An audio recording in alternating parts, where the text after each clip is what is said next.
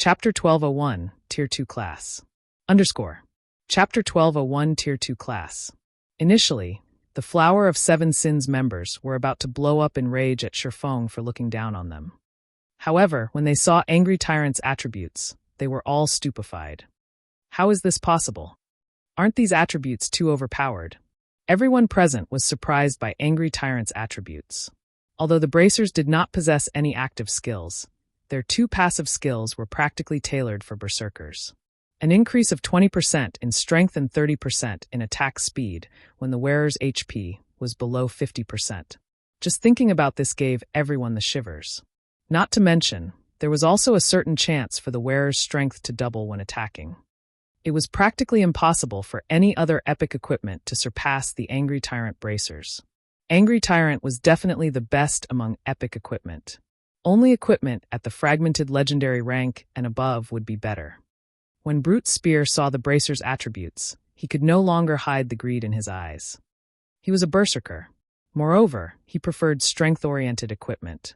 In fact, every piece of equipment below epic rank that he had equipped right now focused on strength. Strength-oriented epic equipment was something he always dreamed of obtaining. However, just being able to obtain epic equipment was already plenty difficult. Wanting to get epic equipment that perfectly suited him was practically a dream. How could such excellent equipment for berserkers possibly fall into the hands of a swordsman? I must obtain it. Unfortunately for Brute Spear, although he wanted Angry Tyrant, just like Shifeng said, he indeed could not produce any top-tier epic equipment that was equal or superior to the bracers. No matter how he thought about it, he had only two items on hand that were worth more than Angry Tyrant. One was an item that the Flower of Seven Sins wanted, while the other was the epic rank tool Soul Orb. Eventually, Brute Spear gnashed his teeth as he said, "Do you think I can't take out something of even higher value? I have an epic tool here. It is definitely more valuable than your Angry Tyrant bracers. If you can defeat me, I wouldn't mind gifting this epic tool to you." Epic tools were generally more valuable than epic weapons and equipment because epic tools did not take up a player's equipment slots. Players could use an epic tool even if it was in their bag space. Hence, the price of epic tools was generally double that of epic equipment, more if it was an epic tool with good attributes. An epic tool? Shifeng feigned hesitation as he said so. Inwardly, however, he was extremely excited. All right, let's sign a contract. He had deliberately exposed Angry Tyrant's attributes precisely to bait Brute Spear. Now he had succeeded. As for whether the tool Brute Spear would wager was the Soul Orb or not, Shifeng was 100% sure that it was. Epic equipment was already quite rare. The chances of Brute Spear obtaining two epic tools at this stage of the game were lower than winning the lottery. Brother Yifeng, is there really a need to do this? Passing Monarch was bewildered as he watched Shifeng sign a contract with Brute Spear. Originally, if their whole group fought against Brute Spear, they'd had over a 70% chance of winning. Now, however, Shifeng was going up against Brute Spear in a one-on-one. Even if Shifeng was very powerful, in Passing Monarch's opinion, Shifeng would be lucky to have even a 30% chance of victory. After all, Shifeng had already used his berserk skill.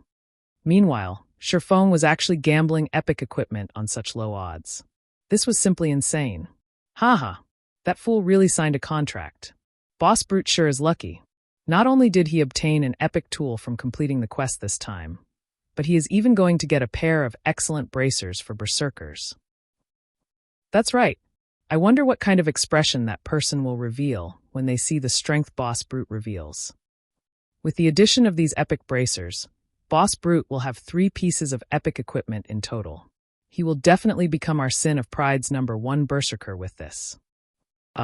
Brute Spear's several companions began a hushed discussion among themselves as they looked at Shifeng. They all considered Shifeng extremely foolish to gift away such excellent equipment. As a peak expert, Shifeng indeed possessed the qualifications to be prideful. However, Brute Spear was similarly a peak expert. In their opinion, if it were before Brute Spear had completed his quest, he would have had roughly a 60% chance of winning. The reason for this bullish evaluation was Brute Spear having been a high demon. After he transformed, both his main attribute and physique would receive a 20% improvement. If both sides were almost equal in attributes and combat standards, A 20% improvement to physique would allow Brute Spear to achieve an overwhelming victory. The only way Sherfong could make up for this difference was through activating a Berserk skill. However, as far as they knew, Sherfong had already used his Berserk skill and wouldn't be able to use it again within a short period. This doomed Sherfong to a lower chance of winning. Meanwhile, now that Brute Spear had completed his quest, his strength had received another considerable improvement. Even if Sherfeng's combat standard was above Brute Spear's, Brute Spear still had a 90% chance of victory. With the contract signed, both sides distanced themselves and provided Sherfong and Brute Spear with sufficient space for a duel. As the duel timer began counting down, Brute Spear retrieved the crimson spear slung on his back and slammed the spears but on the ground, causing an earth tremor. As thanks for gifting me the angry tyrant bracers, I'll let you have the honor of witnessing my full strength, Brute Spear sneered. Originally, I intended to reserve the strength for competing against Bart for the position of number 1 berserker in the group. Saying so, Brute Spear let out a low shout as his entire body began releasing scorching hot, pitch-black smoke. This pitch-black smoke quickly wrapped around Brute Spear's entire body. In the next moment, the berserker began transforming. In the blink of an eye, he had become a demon. However, unlike the black-clad ranger from before, Brute Spear's demon form had 3 sets of wings. The aura he radiated was also much stronger than the black-clad ranger's.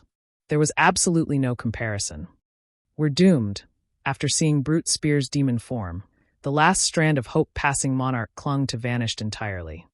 At this moment, Brute Spear's companions likewise had shocked expressions on their faces, having all received a fright from Brute Spear's transformation. This is an ennobled demon. Amazing. High demons simply cannot compare. With this transformation, Boss Brute will no doubt become the number 1 berserker in our Sin of Pride in the future. After demon players transformed into demons, they would still have ranks, which was also the reason why demon players were half a tier stronger than ordinary players. When players first demonized, they would start out as low demons. Afterwards, they could promote to high demons through hunting for a large number of player souls. However, further promotions after reaching the high demon rank depended on more than just harvesting sufficient souls. One also needed to possess the corresponding status, in other words, attaining nobility. Meanwhile, after Brute Spear completed his quest on Demon Island, he had gotten promoted from a high demon directly to a baron. As a result, his strength had also undergone a qualitative improvement. So this is the power of a baron demon? Truly amazing. At this moment, Brute Spear could not help but revel in this newfound power of his. Baron-ranked demon players received a 30% increase to both their attributes and physique when transformed. Currently, both his attributes and his body's physique were already at the Tier 2 standard. The only thing he lacked now was Tier 2 skills. Aside from that, he could already be considered a Tier 2 player.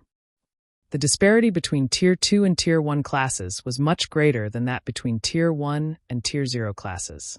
If a Tier 2 class fought against a Tier 1 class, even without using any skills and under a situation where both sides were at the same level, the Tier 1 class would be powerless to resist. After Brute Spear stretched his body a little, his blood-red eyes shifted to the swordsman before him. All right, I'll let you have a taste of despair now. Chapter 1202, Hidden Ability. Chapter 1202, Hidden Ability. When the duel timer came to an end, Brute Spear walked at a measured pace towards Sherfong. It was as if he was strolling casually through a park right now. He did not take this duel seriously whatsoever. As expected of a quest that could prompt the demon god to emerge, it instantly promoted a high demon to the baron rank. Sherfong unsheathed the abyssal blade and killing ray, his expression turning serious as he looked at the approaching berserker. Even after 10 years had passed, demon players that managed to reach the baron rank had still been uncommon, with the majority stuck at the high demon rank. If one wanted to get promoted further, they needed to get the acknowledgement of the demon god or upper-class demons and have them willingly share a portion of their power. However, upper-class demons and the demon god were allowed to bestow their power on only a limited number of people.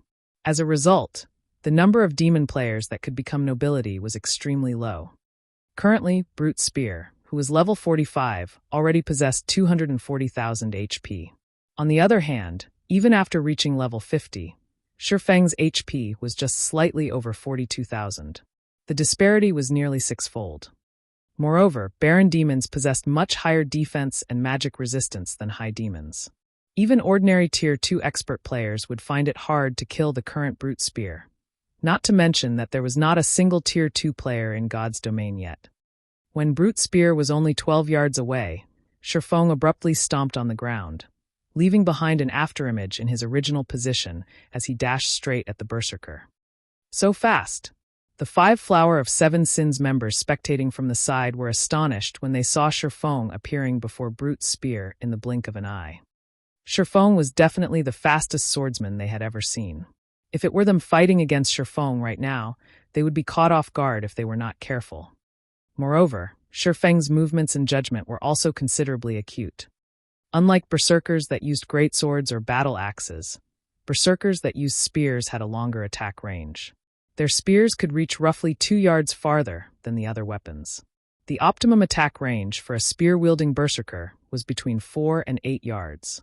Meanwhile, a swordsman that used a longsword had an optimum attack range between 1 and 3 yards.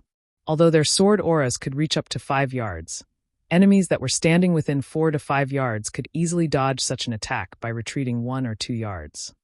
If a longsword-wielding swordsman wanted to suppress a spear-wielding berserker, the best way to do so was to close in and move within 1 to 3 yards of the latter. This way, the berserker could not utilize the spear to its fullest potential. Conversely, if Shifeng allowed Brute's spear to gradually approach him, then before he even reached his attack range, Brute's spear would have already begun attacking. A considerably disadvantageous situation to Shifeng. Hence, taking the initiative to attack to launch a fast attack was an extremely wise decision. You have quick reactions, I'll give you that. Unfortunately, you met me. Brute's spear was indeed surprised by Shifeng's speed and judgment. However, while others might have difficulty keeping up with Shifeng's speed, he could see the swordsman's movements perfectly. Moreover, due to his improved physique, he had a much clearer grasp of his surroundings. Right now, he could perceive everything within a 20-yard radius. In fact, the instant Shifeng prepared to take action, he already knew what Shifeng would do. Whirlwind Slash. Having long since anticipated Shifeng's attack, Brute's spear swept the spear in his hands horizontally, his move capable of dealing a serious blow to all enemies within a 10-yard radius. An explosion rang out in the air as he swung the crimson spear, the spear moving so fast that it became invisible to the naked eye. Meanwhile, Shifeng was currently still 6 yards away from Brute's spear.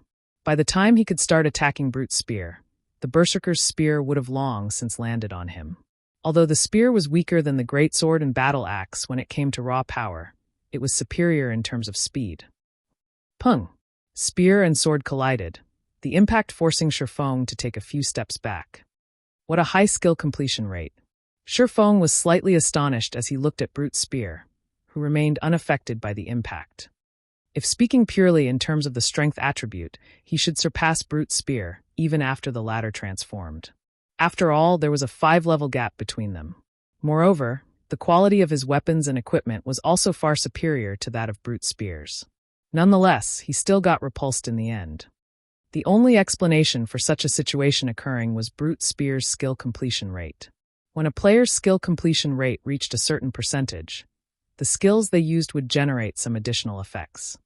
For example, when the Berserker class's Whirlwind Slash achieved a completion rate of 99% or above, aside from having greater destructive power, the skill would also come with a knockback effect. A skill completion rate of 99%. This was a completion rate that Shifeng could only occasionally achieve when both his body and mind were in an excellent state.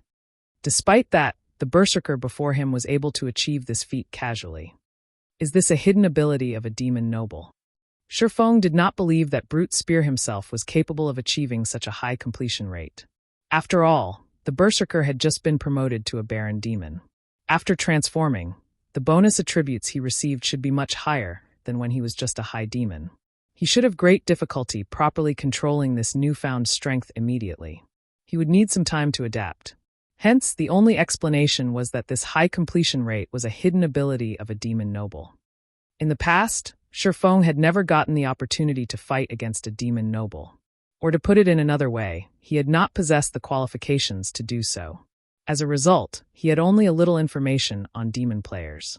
As for the hidden abilities of demon nobles, there hadn't been any fools that revealed such a secret. No wonder Chen Su said that you're powerful. Your strength attribute is actually so high. Looking at his still trembling spear, Brute Spear could not help but turn to look at Shifeng. After this brief exchange, he grew even more fond of the bracers on Shifeng's arms. Even after transforming into a demon, he was still weaker than Shifeng in terms of strength. If he were fighting against any other swordsman right now, such a situation would have been impossible. The only explanation for this was Shifeng's weapons and equipment. After saying so, Brute Spear directly used charge at Shifeng, the spear in his hand stabbing at Shifeng's heart. When Brute Spear used charge, he became like a shooting star. He was not only extremely fast but also exerted powerful pressure on Shifeng. However, this pressure didn't come from Brute Spear himself. Instead, it was a deterrent effect that appeared when charge's completion rate reached 99% or above. This hidden effect reduced his opponent's reaction speed by 20% and movement speed and attack speed by 40% for 1 second. When Brute Spear got to within 6 yards of Shifeng, the crimson spear in his hands suddenly transformed into a streak of red light. Boss Brute is finally using his trademark move, an assassin familiar with Brute Spear said, chuckling. This was a combination technique Brute Spear used to gain fame for himself in the Flower of Seven Sins, merging a combat technique with a system skill to exert even more power. Lightning speed.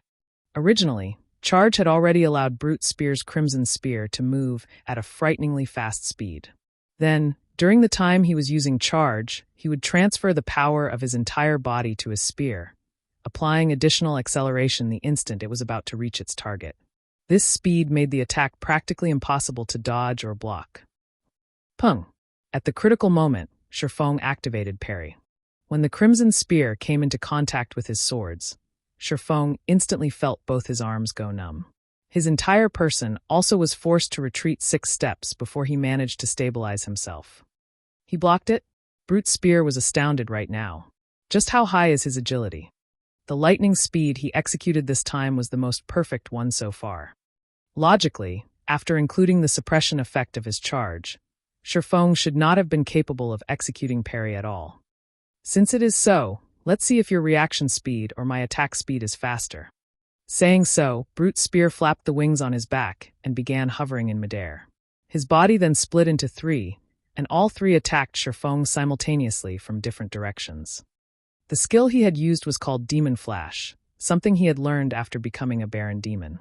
It allowed him to attack his opponent from 3 directions, and each clone mirrored his original body perfectly. There was also no need for him to control his mirror images, as they would carry out the same actions as he did. During the attack, he and his clones would also gain an enormous movement speed boost. Overall, it was a skill many times more powerful than charge. Chapter 1203. Difference between trump cards. Chapter 1203. Difference between trump cards. After Brute Spear used Demon Flash, he and his mirror images moved faster than when he used charge. The surrounding spectators could barely see the 3 berserkers' afterimages, much less their real bodies. Is this his true strength? Passing Monarch was deeply shocked when he saw this scene. It was no wonder Brute Spear was so confident before. With that kind of speed and destructive power, even if all of them went at him together, they would be fortunate to land an attack on him, much less shave away 1/5 of his HP. So fast. Although Shifeng's physique had improved a lot after reaching level 50, in the end, he had yet to obtain his Tier 2 class, which would provide a massive boost to his physique. At this moment, his eyes could no longer keep up with Brute Spear's speed. He could only rely on the changes in his surroundings to determine Brute Spear's movements. You should consider yourself fortunate to fall to this move of mine. Brute Spear executed lightning speed on Shifeng once more. Compared to the time he attacked with charge, the speed of his spear this time had increased by a large margin. Moreover, his 2 clones had also attacked using the same strength and speed. If attacked at such a speed and from 3 different angles, even a Domain Realm Assassin expert would not be able to evade properly. Dang! Dang! Dang! However, just as the 3 crimson spears were about to reach Shifeng, they abruptly stopped in their paths. unable to proceed even an inch farther due to Shifeng activating the swordsman class's strongest life-saving skill, Defensive Blade. Brute Spear was not particularly surprised by this situation. After all, the swordsman class's life-saving skills were only second to the assassin classes. Now that he had forced Shifeng to use both life-saving skills consecutively, he would have a much easier time dealing with the swordsman. So what if you blocked them? Brute Spear sneered. In a single breath, he rapidly jabbed 5 times with his spear, targeting Shifeng's blind spots. Meanwhile, his 2 mirror images had also launched identical attacks. Demon Flash did not just allow him to launch a charging attack on his target. The clones conjured lasted 5 seconds, during which they would carry out the same actions as the main body. Moreover, they also possessed the exact same attributes as the main body. Overall, Demon Flash was a skill meant to counter defensive skills that could block multiple attacks. As a result, a total of 15 spears struck at Shifeng from 3 different directions, and extremely fast. Even Shifeng failed to keep up with all 15 spears. Meanwhile, these 15 spear attacks had already exceeded the number of attacks Defensive Blade could block. Sure enough, a Baron Demon really is difficult to handle.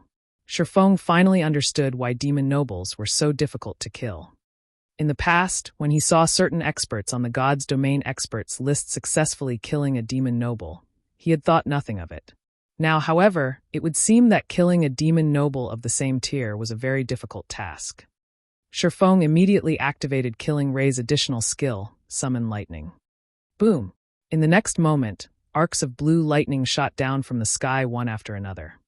Not only did these lightning arcs deal 400% lightning damage to all enemies within a 15-yard radius to Shifeng, but they could also inflict a numb effect for 5 seconds on the target struck. Afterwards, his attack range would even increase by 20 yards for 30 seconds. However, Brute Spear simply sneered at this attack. He did not bother dodging the lightning arcs at all as he abruptly stabbed his spear at Shifeng. He intended to compete and see who could deal more damage. While the 15 spears struck at Shifeng, the lightning arcs also bombarded Brute Spear's body. The block count of Shifeng's defensive blade was instantly exhausted. As for the several spear strikes that got through, Shifeng used his swords to deflect them, so he did not receive any substantial damage. In contrast, Brute Spear had over minus 13,000 damage from the lightning strikes. What high magic resistance! Envy sprouted in Shifeng's heart when he saw this damage. If a normal level 45 player received this move of his, they would either die instantly or have very little HP remaining. However, a Baron Demon's high magic resistance had greatly reduced the damage Brute Spear received. Brute Spear had over 240,000 HP. By relying on battle recovery alone, he could recover over 2,400 HP every 5 seconds. In addition, Summon Lightning's numb effect was ineffective against the Berserker. As Summon Lightning ended, Brute Spear launched 5 spear strikes once more. This time, however, Shifeng no longer possessed Defensive Blade to protect himself. What a pitiful bastard. He actually dared to challenge Boss Brute to a duel. He might have had a fighting chance if he had his Berserk skill. Unfortunately, he's already used it against Chinsu. However, Boss Brute is also amazing. I feel that the skills he used all have very high completion rates. When the 5 Flower of 7 Sins members saw this scene, they all knew that this fight was as good as over. Originally, Brute Spear already possessed a huge advantage in HP and defense. Now, he was even using an attack method that trumped all defenses. If Shifeng wished to deal damage to Brute Spear, he would have no choice but to clash head-on as well. However, Brute Spear still had 2 clones assisting him.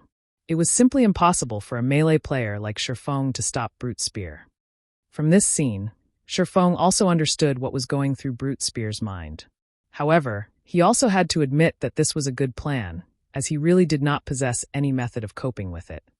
Shifeng used silent steps right away and appeared behind Brute Spear. He then pointed the Abyssal Blade at the Berserker. Abyssal Bind. Immediately, black chains materialized in empty space one after another, every one of them shooting straight at Brute Spear. Seeing this, Brute Spear sneered as he activated a control removal skill without hesitation, causing Abyssal Bind to lose effect. He then charged at Shifeng and launched another barrage of attacks together with his mirror images. You want to compete using HP? Shifeng smiled. Come then. Saying so, Shifeng activated Phantom Kill and 9 Dragon Slash. Although his doppelganger only possessed 80% of his basic attributes, which made it slightly weaker than Brute Spear, it should have no problems holding off one of the Berserker's mirror images. Meanwhile, the 12 Abyssal Blade Phantoms summoned by 9 Dragon Slash could also easily stop the other mirror image. This way, the duel would revert to a one-on-one fight. At this time, Shifeng activated Thunder God's Descent, increasing his movement speed and attack speed by 150%, damage by 50%, and decreasing the damage he received by 50% for 30 seconds. Without hesitation, he charged straight at Brute Spear and executed Sword's Orbit. Starlight suddenly filled Shifeng's surroundings. However, Brute Spear paid no attention to this phenomenon whatsoever as he used all his strength to send out multiple spear strikes.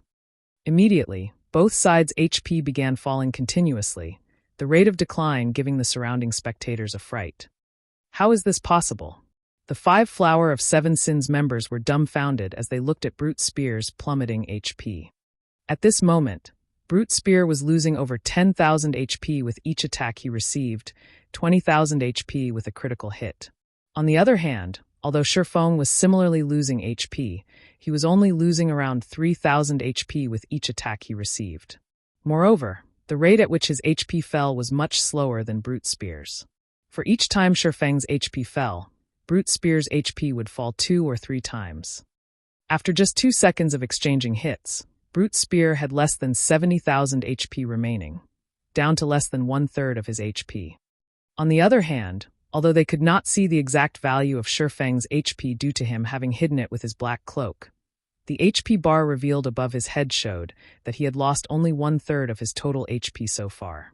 The difference between the two sides was obvious at a glance. However, despite this situation, Brute Spear himself remained unfazed. Just when Brute Spear's HP fell below the 30,000 threshold, a sinister smile appeared on his face. "Backtrack!" Brute Spear roared. Immediately, a blood-red magic array appeared in the air. A red light then shone out of the magic array, enveloping a radius of 30 yards around Brute Spear. This was the strongest skill Brute Spear obtained after becoming a Baron Demon. Blood Backtrack. As long as he was not dead, the skill would allow him to regain the HP he had 6 seconds before. This was the reason why he dared to exchange damage with Shifeng. In the next moment, Brute Spear's HP directly recovered to full. In contrast, Shifeng had less than half of his HP right now. Despicable. He can actually recover his HP. Passing Monarch could not help but curse out loud when he saw this scene. Brute Spear simply sent a contemptuous glance at Passing Monarch. Sure enough, he really does have a trump card hidden. Shifeng was not particularly surprised by this scene. In reality, he also knew about Blood Backtrack. This was a move that all demon nobles knew. Even monsters like great demons had used it frequently since it was a skill specifically used to trap others. Hence, he also held back a trump card. Suddenly, the 2 swords in Shifeng's hands released a blinding light. Flame burst. Sword's Orbit. 1 sword light after another flew at Brute Spear. A sure kill skill? Remaining unfazed, Brute Spear activated the additional skill of his epic equipment, Magic Shield, which reduced the damage he received by 30% for 10 seconds. He promptly brandished his spear to deflect the oncoming sword lights. Although Brute Spear failed to deflect all the attacks, with his body's extraordinary physique, he still managed to deflect the majority of them. In the end, he got struck only 3 times. However, these 3 hits shocked him as each one actually took over 60,000 HP from him. In just 3 blows, he had lost over 180,000 HP. When Flame Burst ended and Brute Spear was preparing to counterattack, Shifeng activated Dragon Breath. Dragon Breath was an AoE skill that was impossible to block. Moreover, it dealt much more damage than even Flame Burst. Instantly, Dragon Breath devoured Brute Spear's remaining HP. At the same time, Shifeng emerged the victor of this duel. Chapter 1204, Treasure Secured. Chapter 1204, Treasure Secured. After the duel was over, Brute Spear had a look of horror on his face as he looked at Shifeng. How could he have such a high explosive power? Brute Spear could not at all believe that he had just lost. He was a Baron Demon. He also had 2 pieces of epic equipment equipped. He himself was a peak expert in God's domain. With his 240,000 plus HP, even if he just stood still and did nothing, it would take a berserker of the same level quite some time to kill him, yet he had been killed almost instantly. How could he possibly accept this loss? Nonetheless, there was no way the duel result announced by the system could be fake. It was also an inescapable fact that he only had 1 HP remaining right now. Unlike the duels in arenas, the system would leave players with 1 HP when they were defeated in a duel held in the fields, preventing them from dying. The match is over. You can hand over that epic item of yours now, Shifeng said as he looked at Brute Spear, who currently had a dazed expression on his face. Although Brute Spear possessed the transformation bonuses of a Baron Demon, the difference in levels and equipment between the two of them was simply too massive. It was not something a single demon transformation could offset. Powerful weapons and equipment not only improved a player's basic attributes, but also strengthened a player's skills. Just who are you? Brute Spear asked after taking a deep breath. Anyone capable of steamrolling right over me can't be someone unknown. In terms of HP and defense, he indeed possessed an absolute advantage. However, Shifeng was leaps and bounds above him in skills and other basic attributes. Meanwhile, needless to say, the reason for Shifeng's advantage in attributes was definitely the swordsman's weapons and equipment. Any player that could surpass a player like himself in terms of weapons and equipment could not be an ordinary expert. Most likely, Shifeng was a peak expert from a superpower.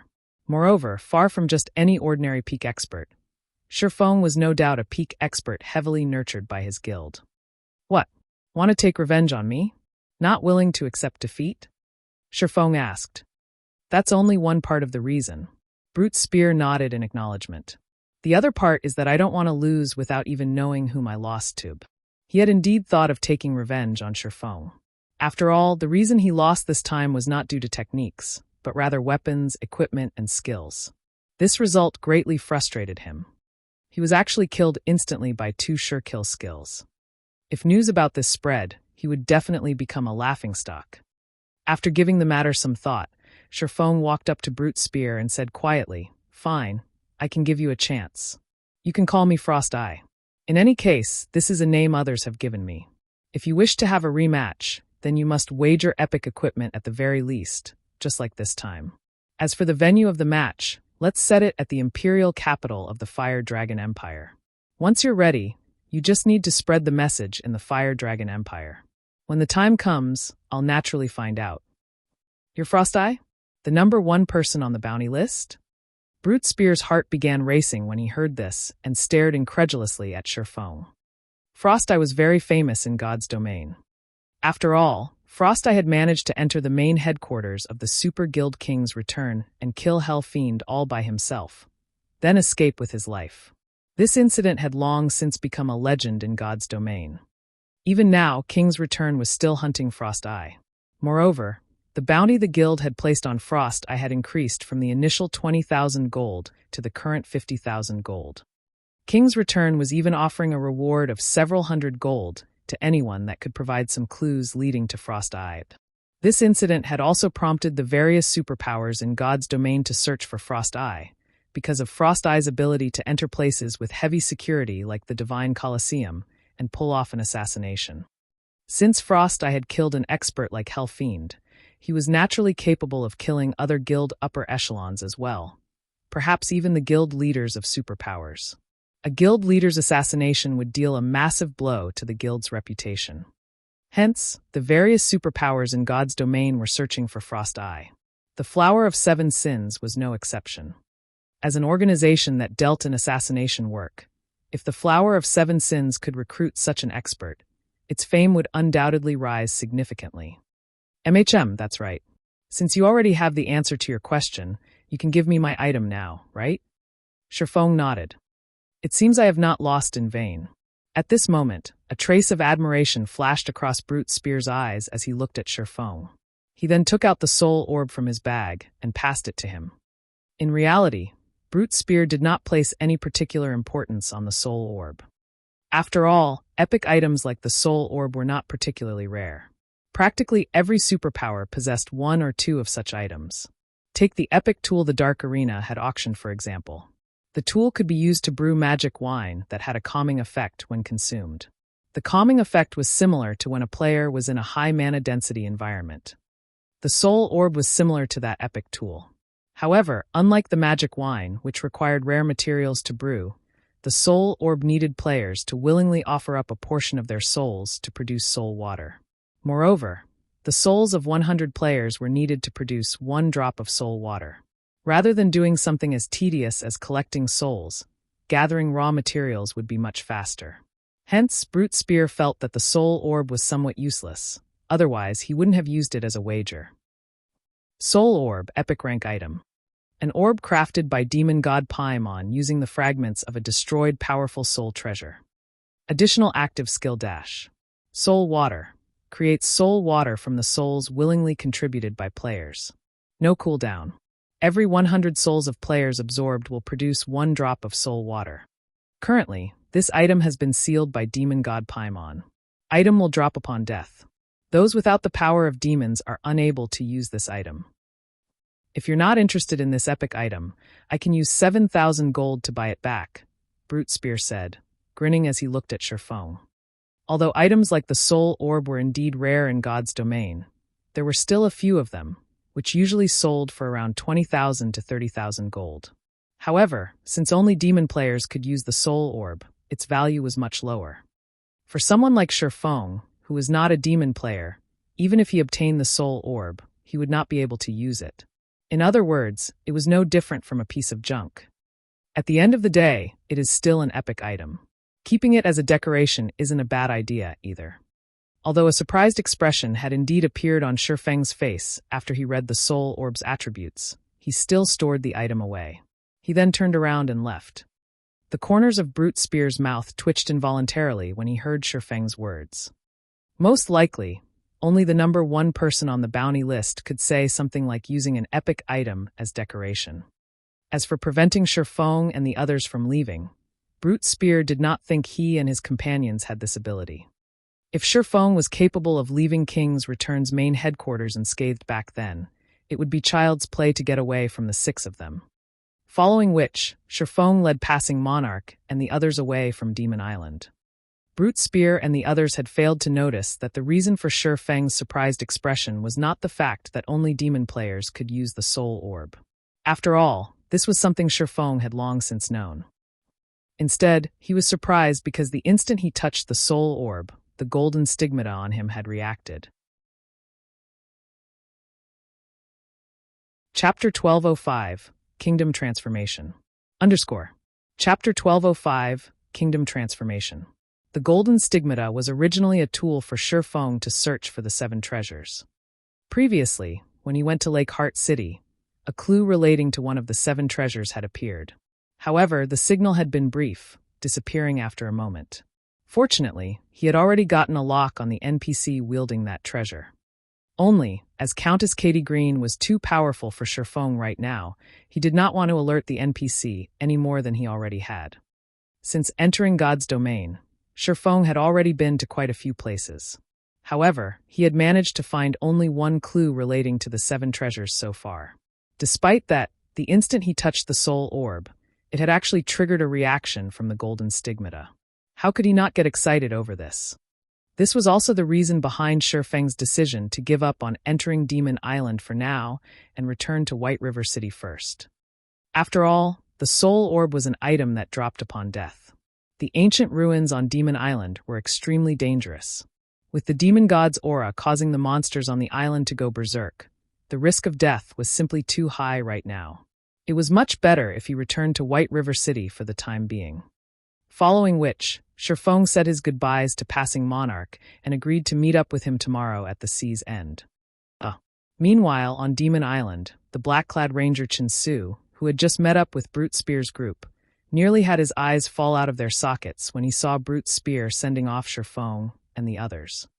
"Boss Brute, are you letting them go, just like that?" Chinsu could not believe this was true.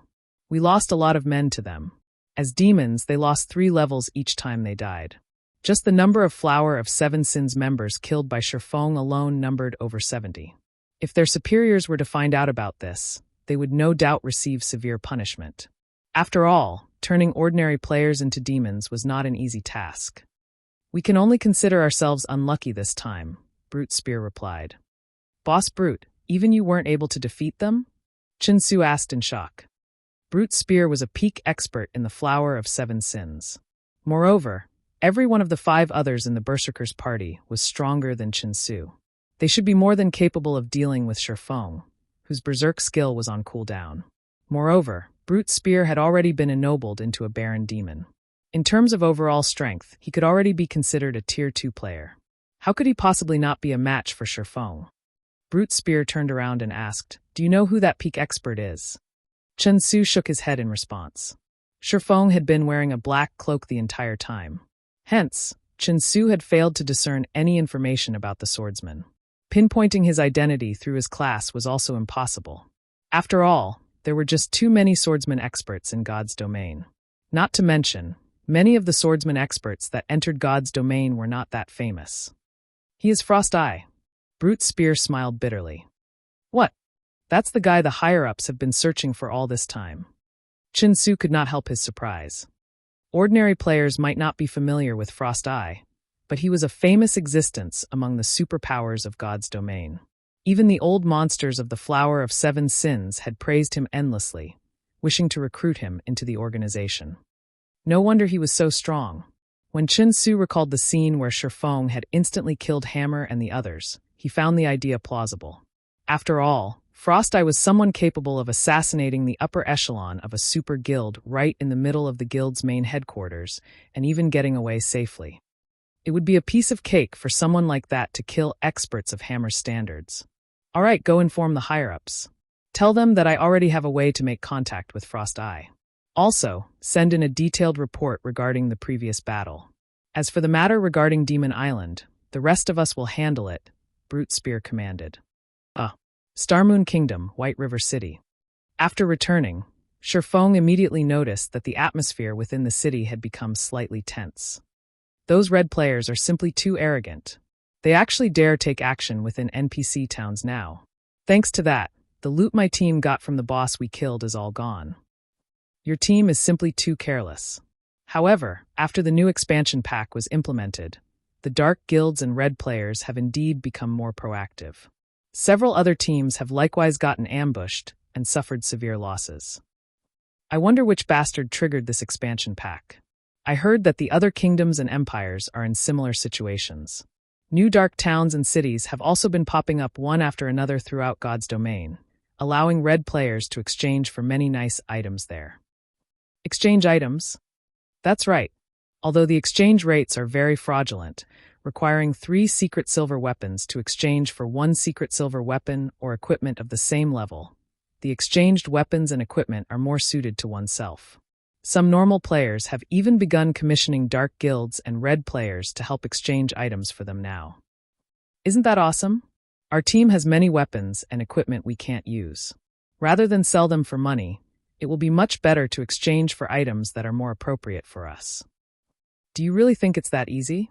So far, the only place that has such an exchange center in Starmoon Kingdom is Evernight City as the only dark NPC city within the kingdom. Those who aren't red or dark players are prohibited entry. Moreover, if you want to exchange for high-ranking weapons and equipment, you'll need to have enough reputation with the city as well as fulfill certain conditions. Ordinary red players can exchange for bronze weapons and equipment at best.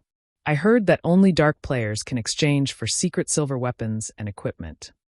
It seems we'll have to be more careful in the future. Now that these dark guilds and red players have such a convenient source for items, they will surely become more proactive in the future. That's right.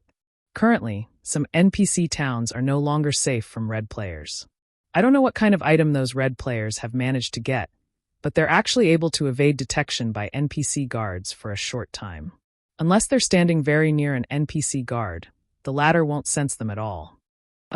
Many independent teams and players were discussing the recent expansion pack and its consequences in the open-air bar of White River City's teleportation hall, and they were unanimous in hating the new expansion pack. Initially, the range of activity of dark players was not particularly large. After the implementation of the new expansion pack, however, new dark towns appeared in the vicinity of the various NPC cities. Moreover, these dark towns were all very powerful. The NPCs ruling them were usually above level 100, existences that current players couldn't go up against.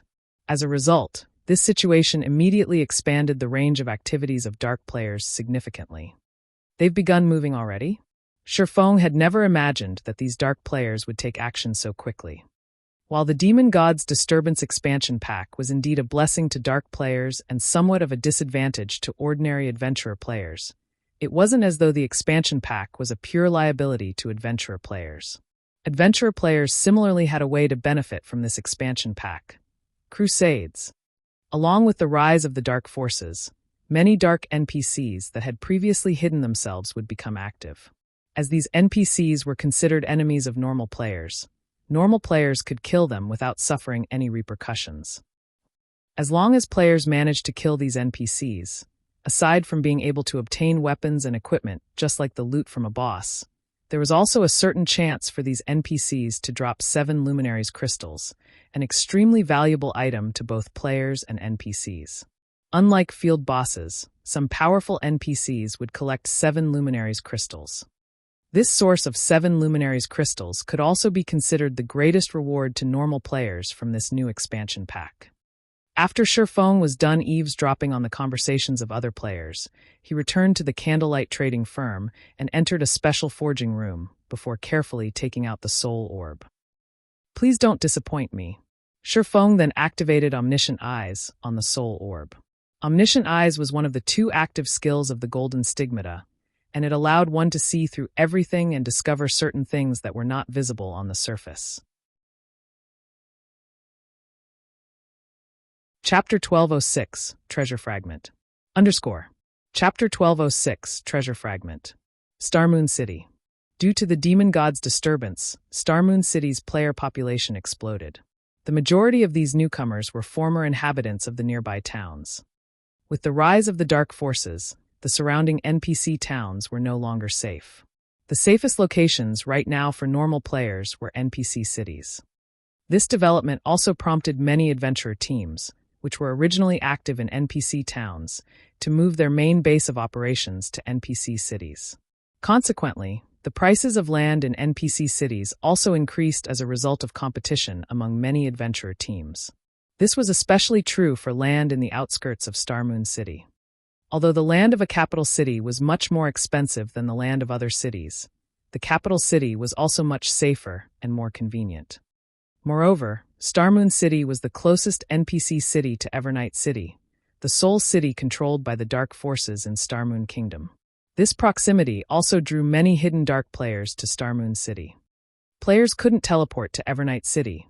Dark players were no exception to this. If players wished to visit the city, they could only do so on foot. Meanwhile, Starmoon City was undeniably the best place to stay for convenience in exchanging for items. For a time, the situation within Starmoon City became very complicated. Meanwhile, inside Heaven's Burial's residence, a meeting of the highest order was currently being held. Fog, how are the contacts on your side? Singular Burial asked as he looked at the female elementalist standing beside him. Those dark guilds have already agreed to our conditions. When the time comes, we just need to exchange some of the weapons and equipment we don't need for those rare tools in Evernight City. At the same time, they've also agreed to secretly kill the players that visit Stone Forest Town, Daybreak Fog said, giggling softly. Although the new expansion pack had driven the rise of the dark forces, only minor powers like small guilds, adventurer teams, and independent players were actually affected. Large guilds like Heaven's Burial were entirely unaffected by this situation. After all, if the various dark guilds wished to thrive in Starmoon City, they would have to gain the permission of Heaven's Burial. Excellent. Now that we have the support of these dark guilds, we'll have a much easier time hindering Stone Forest Town's development. Fog, you'll be responsible for handling our relationship with the dark guilds in the future, Singular Burial said with a nod. He then turned to look at the cleric Flame Blood and asked, how are preparations coming along on Abandoned Wave's side? Guild leader, rest assured, I've already covertly leaked information that a secret land has been discovered over at that place. Many strong adventurer teams and small guilds have already begun taking action. Afterwards, if we release additional fake news about finding treasure there, even more players should head over to their deaths. It won't be long before we hit the number Abandoned Wave needs. Moreover, due to this new expansion pack, the Dark Forces have already killed a large number of players. Thus, we won't attract any suspicions even if many players die, Flame Blood explained. However, if we supply so many players to Abandoned Wave, what if he turns his sword against us, once he is done dealing with Zero Wing? You don't have to worry about this point. We've already signed a contract. He won't dare go back on his word. Besides, the more sacrifices we supply Abandoned Wave, the more returns we'll obtain from Evernight City. As long as we help Abandoned Wave achieve his target requirement, Heaven's Burial will become the first guild to reside in Evernight City. By then, we'll be unstoppable. Singular Burial laughed nonchalantly at Flame Blood's worries. He was helping Abandoned Wave because he stood to kill two birds with one stone. The first was weakening Zero Wing. Once Abandoned Wave was done dealing with Zero Wing, even if Heaven's Burial could not become Starmoon Kingdom's #1 guild, it could still occupy half of the entire kingdom. The second was the position in Evernight City. As the only city belonging to the Dark Forces in Starmoon Kingdom, Evernight City offered simply too many benefits. Heaven's Burial could already make a hefty profit just by reselling the items bought or exchanged for there. Currently, the majority of the players in God's domain were under the impression that only dark players could enter Evernight City. In reality, though, that was not true. As long as one attained a certain status within the city, they could even purchase land to construct a guild residence in Evernight City. Only achieving this status was tough. However, Abandoned Wave just so happened to provide the guild with a good way to do so. Once Heaven's Burial entered Evernight City, they could begin reselling the city's rarities. Meanwhile, although the various dark guilds could also exchange for plenty of rare items, at the end of the day, dark guilds were shady existences that few ordinary people wished to do business with. Not to mention, dark guilds thrived on killing players. If one did not possess a certain degree of strength, who would dare to trade with dark players? As a result, the number of channels they could sell their rare items through was limited. However, Heaven's Burial was different. Needless to say, players would prefer to trade with Heaven's Burial over the various dark guilds.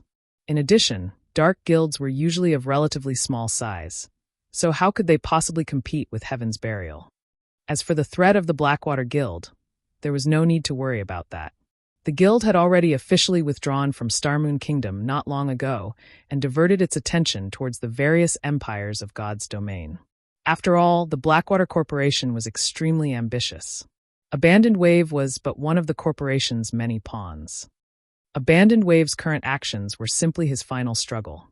If he succeeded, he might regain the Blackwater Corporation's trust and be put to use elsewhere. If he failed, he would definitely be discarded. In either case, the outcome would not affect Heaven's Burial.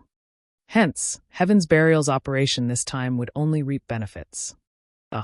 At the same time as Heaven's Burial was holding a meeting, an earth-shattering incident was also taking place in the distant White River City's candlelight trading firm. What a powerful aura! Shifeng had a look of astonishment on his face as he looked at the floating soul orb. Currently, the soul orb was emitting frightening pressure. This aura was similar to what he felt from Demon God Paimon on Demon Island.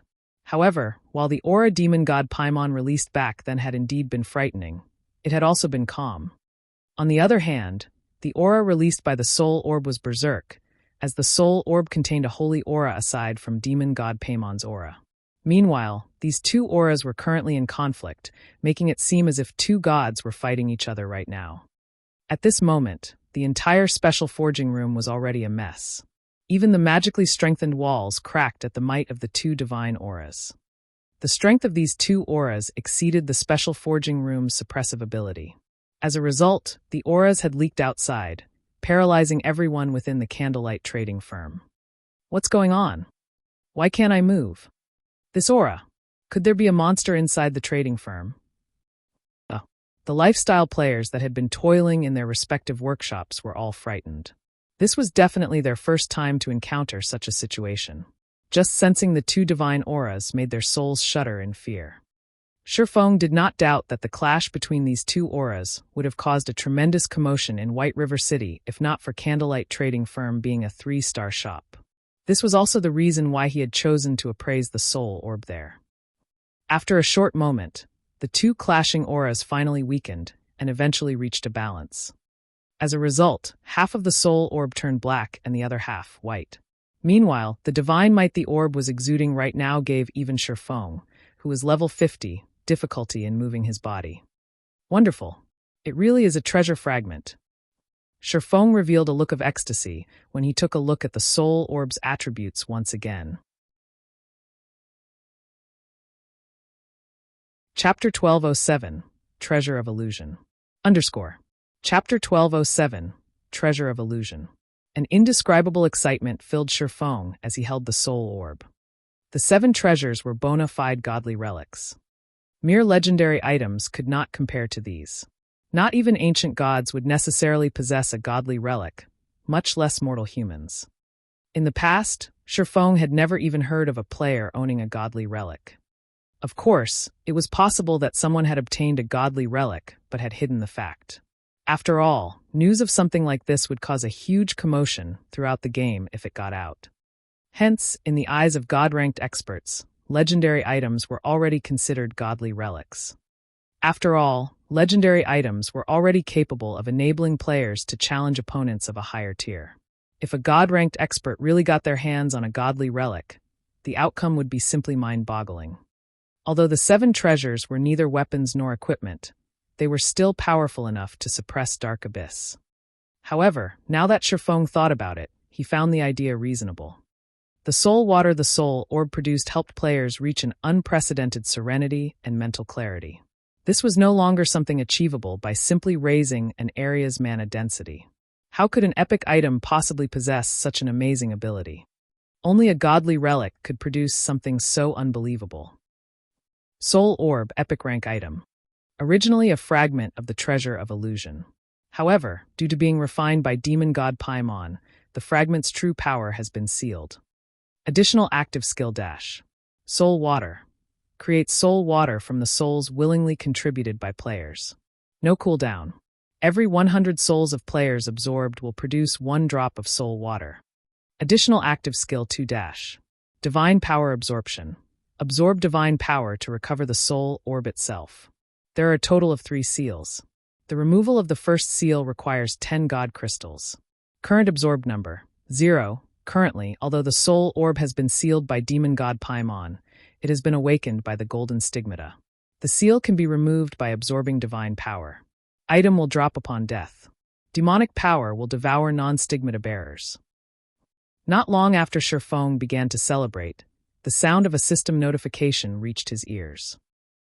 System. Demon god Paimon has discovered the soul orb's awakening and has issued a recovery order to all Dark Force players.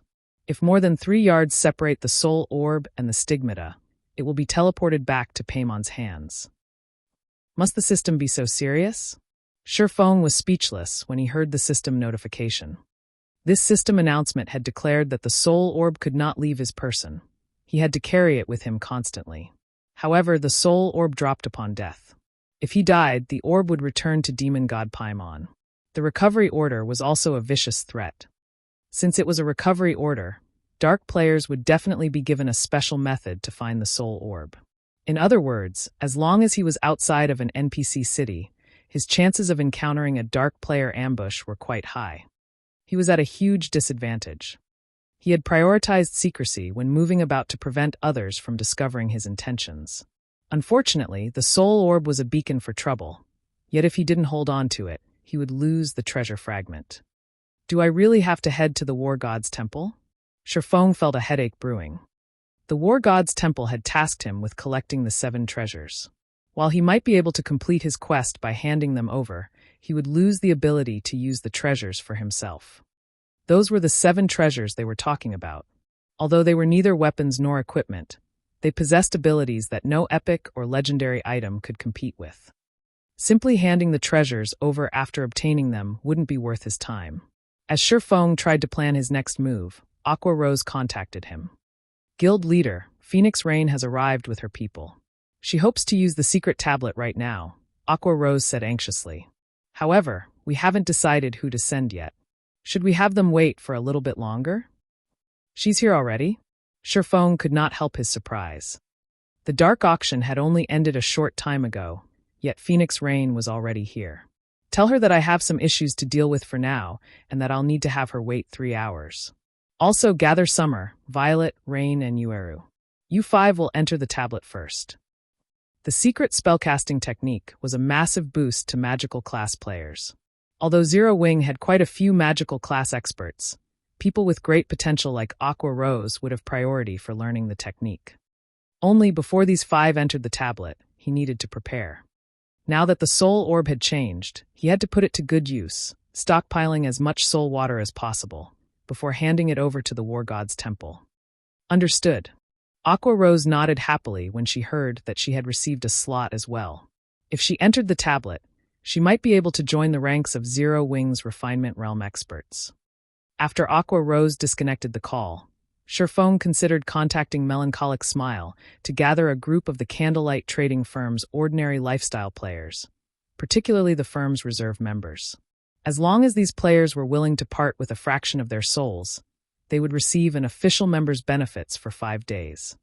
The Candlelight Trading Firm was the #1 trading firm in Starmoon Kingdom. The benefits one could enjoy in Candlelight could not be found in any other trading firm in the kingdom. Hence, a large number of players wanted to join Candlelight every day. However, not everyone could become an official member. Only those with potential could become reserve members. After becoming a reserve member, players still needed to pass Candlelight's test to become an official member. Meanwhile, reserve members did not receive any particularly valuable benefits. They were only slightly better off than certain independent lifestyle players. Even so, droves of lifestyle players wanted to join. Furthermore, EXP was secondary to lifestyle players. Not being able to kill monsters wouldn't affect them in any way, and the weakened state only lasted 4 or 5 days. There should be plenty of reserve members who were willing to accept his offer. How could I have forgotten about Charlene? Sherfone suddenly remembered the Tier 5 red official Charlene.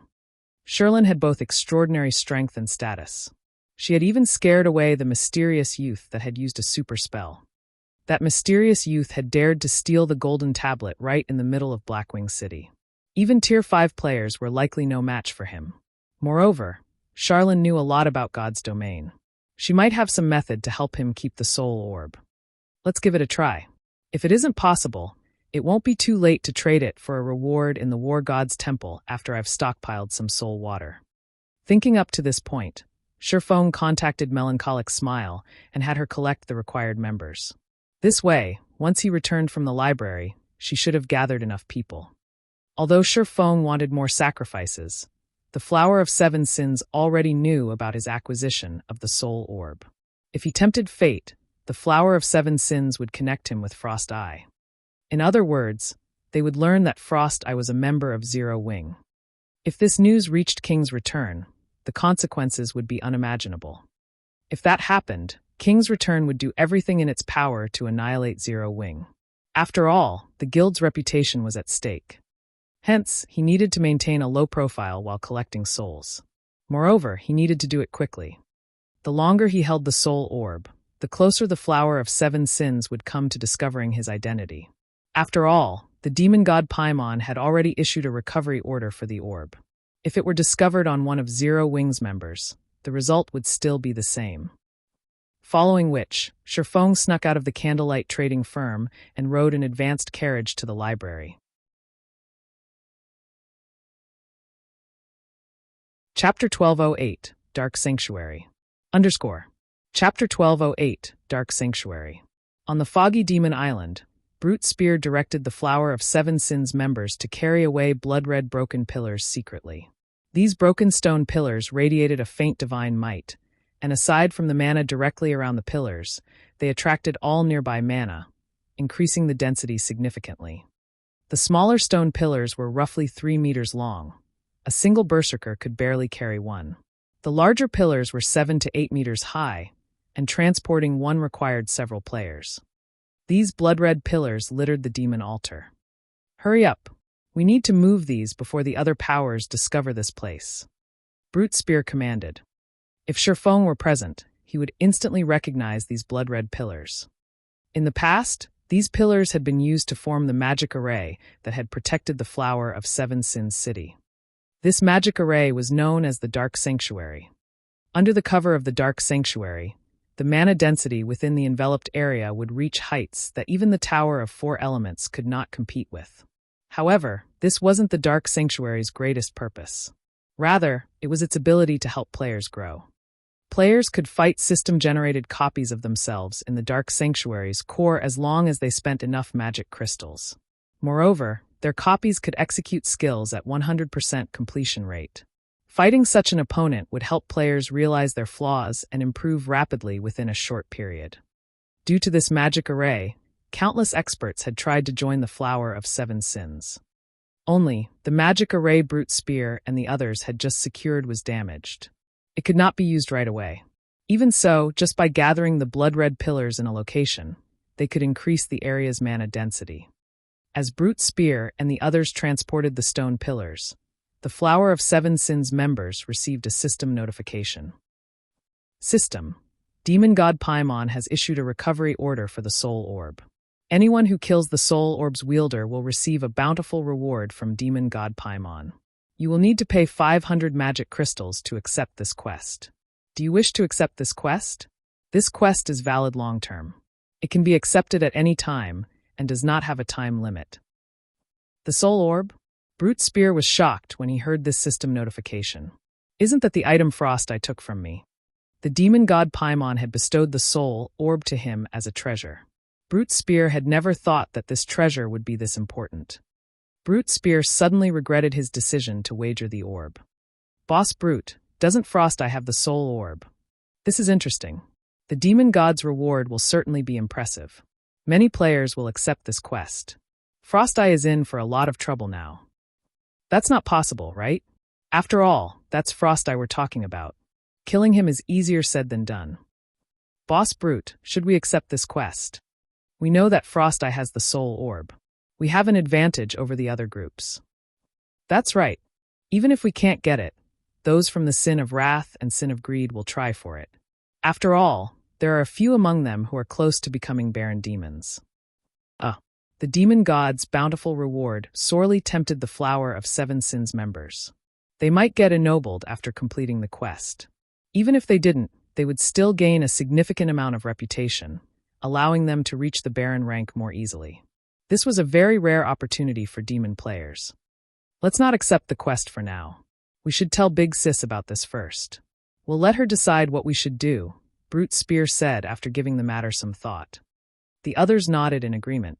At the same time, the various dark forces in God's domain began to take action. A bountiful reward from the demon god. Just who is the unlucky fellow that provoked the demon god? Anyways, this is good news to us. Both the various dark guilds and the independent dark players accepted the demon god Paimon's quest without hesitation. Dark players had access to fewer quests than normal players. As a result, it was extremely difficult for dark players to raise their reputation with the dark forces. They would likely earn a ton of reputation points by completing this quest, let alone the potential reward from the demon god. Elsewhere, Sherfong arrived at the library of White River City.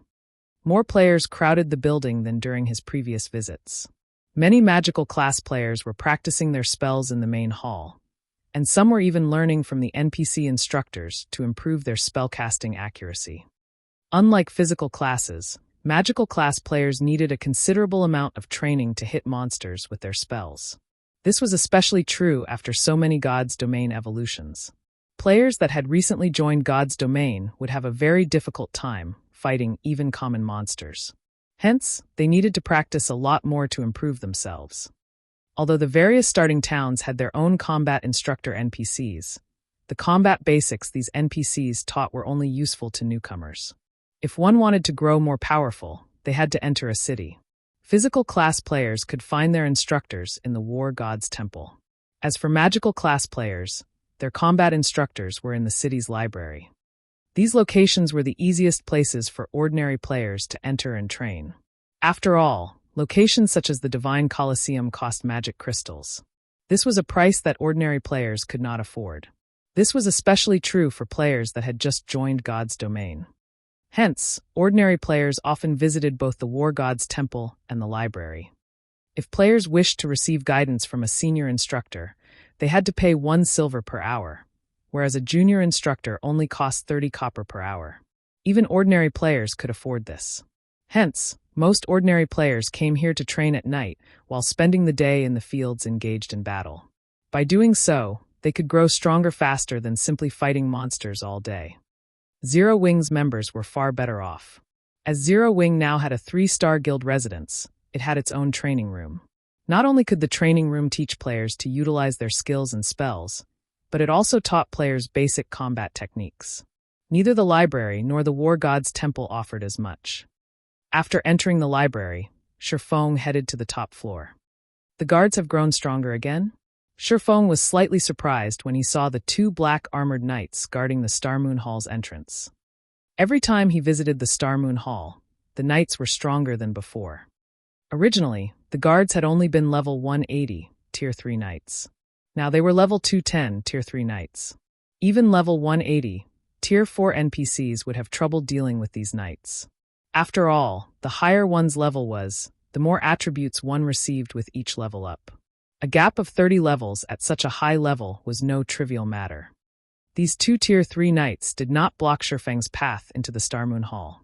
Rather, they opened the doors when Shifeng came within 10 yards, as if they had been instructed to do so. Seated on the throne in the middle of the hall was a golden-haired, saint-like woman. When this saintly woman saw Shifeng, the corners of her lips curled up slightly. After some time apart, you seem to have collected a lot more treasures and coins.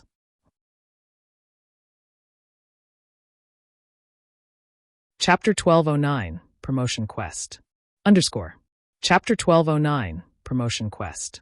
Currently, Charlene wore a set of exquisite red-white robes. Although Shifeng did not know exactly what rank the robes were, they added a hint of divinity and charm to her appearance. They also exuded a fierce divine might. Divine might. Not just any random weapon or piece of equipment possessed this kind of power. It needed to be an item once worn by a god. Moreover, the item must have absorbed some of said god's power to radiate divine might. Legendary mage robes? Shifeng guessed. Take the 7 treasures, for example. As gods had created these items personally, they exuded divine might.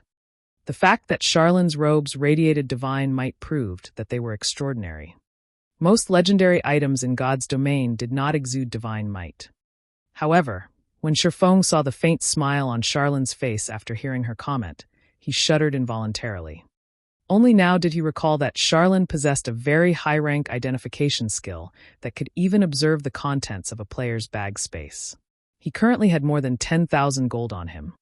Why are you giving me that look? Do you think I covet your 15,739 gold coins? Contempt laced Charlene's words as she spoke. After so much time, you sure have a lot more secrets. You've even gotten your hands on a treasure fragment. I wonder how angry demon god Paimon is right now. After all, he spent hundreds of years to seal that orb. Shifeng's heart began to pound. The War God's Temple had been searching for the 7 treasures constantly, yet based on Charlene's tone, it seemed as if she had known the treasure of illusion's whereabouts all along. Do you think I'm working for the War God's Temple? Charlene said as if she had read Shifeng's thoughts. Chuckling, she said, You've sought me out to find a way to prevent Paimon from taking the treasure fragment back, right? Unfortunately, I have no way of shielding the fragment from Paimon's detection. Is there really no way? Shifeng sighed dejectedly. If he couldn't hide the soul orb from demon god Paimon, then he would have no choice but to hand the item over to the War God's Temple. Even a demon god couldn't reach the orb inside the War God's Temple. However, simply handing the orb over would be a huge waste. I never said there wasn't a way. If the treasure absorbs a sufficient amount of divine power, you can remove Paimon's seal. Even Paimon won't be able to do anything about it. If you wish to keep the treasure fragment, you should find more god crystals quickly. There is nothing else anyone can do to help you. After all, we are only mortal. We have no hope of resisting gods, Charlene explained. God crystals? Shifeng smiled bitterly. He wanted to obtain a lot of god crystals. After all, he had many items that needed divine power to evolve. However, god crystals were extremely rare, even rarer epic items. Obtaining a single god crystal was extremely difficult, yet removing the first seal on the soul orb required 10 crystals. Where was he supposed to find so many god crystals? As if she had predicted Shifeng's concerns, Charlene giggled and said, Others might have a hard time finding God crystals, but for you, it shouldn't be a difficult task. Not difficult for me? Why? Sherfong asked curiously. 5,000 gold consultation fee, Charlene demanded, smiling as she stretched out her hand. Sherfong rolled his eyes at the woman, inwardly cursing her for being black-hearted.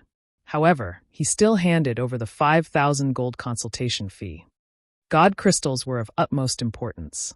Unfortunately, he had yet to discover any clues about their whereabouts. After receiving the 5,000 gold, Charlene's smile became all the more charming. It's very simple, actually. Don't you have that ancient document on you? As long as you ask the ancient document, you'll find clues regarding God crystals. Charlene waved her hand, and in the next instant, the ancient document in Sherfeng's bag appeared before him. Of course, this is only one of the clues you can use to find God crystals. The other one is the most important. Now that you've reached level 50, you can consider your Tier 2 promotion quest. I suggest you complete it as soon as possible as you don't have much time left. Initially, Sherfong wanted to curse at the woman. Of course, he knew that the ancient document possessed such an ability. After all, he had bought it from the dark auction. However, the ancient document would only provide a clue to one God crystal. He needed 10 for the soul orb. Moreover, he had a greater purpose for the ancient document. It would be wasteful to use it to find God crystals. What does my Tier 2 promotion have to do with God crystals? Sherfong asked. He simply needed to complete a quest for his Tier 2 promotion. Meanwhile, the gods themselves had used God crystals. The two were not related in the least. Have you forgotten that you own of one of the 10 great saint legacies? Charlene smiled as she took out an ancient book. She then explained, this ancient book contains records of the 10 great saint legacies. Every time you complete a promotion quest, you'll be sent into a different space. The ancient gods had left these spaces behind. Gods would have certainly stored items there. Hence, for you, it isn't a particularly difficult task to obtain God crystals. Hearing Charlene saying so, Sherfong thought back to the eternal courtyard he had visited in the Origin Sword domain. An ancient god had indeed once lived there. Moreover, he had discovered the Holy Grail in that space. However, as his strength had been limited then, he had been restricted to certain areas. Just surviving and completing his quest had been extremely difficult. He had only obtained the God crystal due to luck. As Charlene had said, the sooner he completed his Tier 2 promotion, the better. This way, he would have more time to focus on other things. Once he had his Tier 2 class, he could explore new areas and find new treasures. Lady Charlene, may I know how I should go about completing my promotion? Sherfong asked.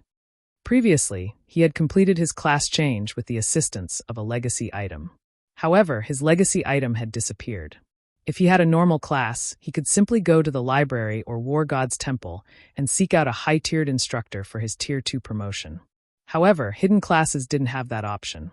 They needed legacy items to show the way. I can send you there. I charged you a friendship price the last time. This time, it will cost you 10,000 gold and an additional 188 mana stones, Charlene said, stretching out her hand as she revealed an expression that stated, "You should be thankful I am offering such a low price." When Sherfong heard this, he very much wished to say, "Why don't you go rob a bank or something?" Others only needed to pay 50 gold for their Tier 2 promotion, yet his required 10,000 gold and 188 mana stones. Even if he had the Philosopher's Stone, he still needed 9,400 magic crystals to synthesize that many mana stones. If an independent player stood in his place, they wouldn't even be able to afford their Tier 2 promotion after reaching level 100. I am giving you a great deal here.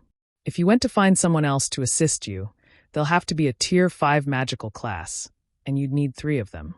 Hiring 3 such existences will cost you a fortune. On the other hand, I'm only charging 10,000 gold, Charlene explained. All right then.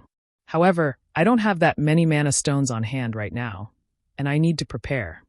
When Sherfong heard that he needed 3 Tier 5 magical class NPCs to help him, he understood that this promotion quest of his was nothing ordinary. Most likely, only an NPC like Charlene could help him. Any other NPC with the required strength would be incredibly rare. Following which, Sherfong left the library, rushing back to the candlelight trading firm. On his way, melancholic smile contacted him, an excited expression on her face as she said, "Guild leader, good news." Abyss has successfully constructed the first advanced transport carriage.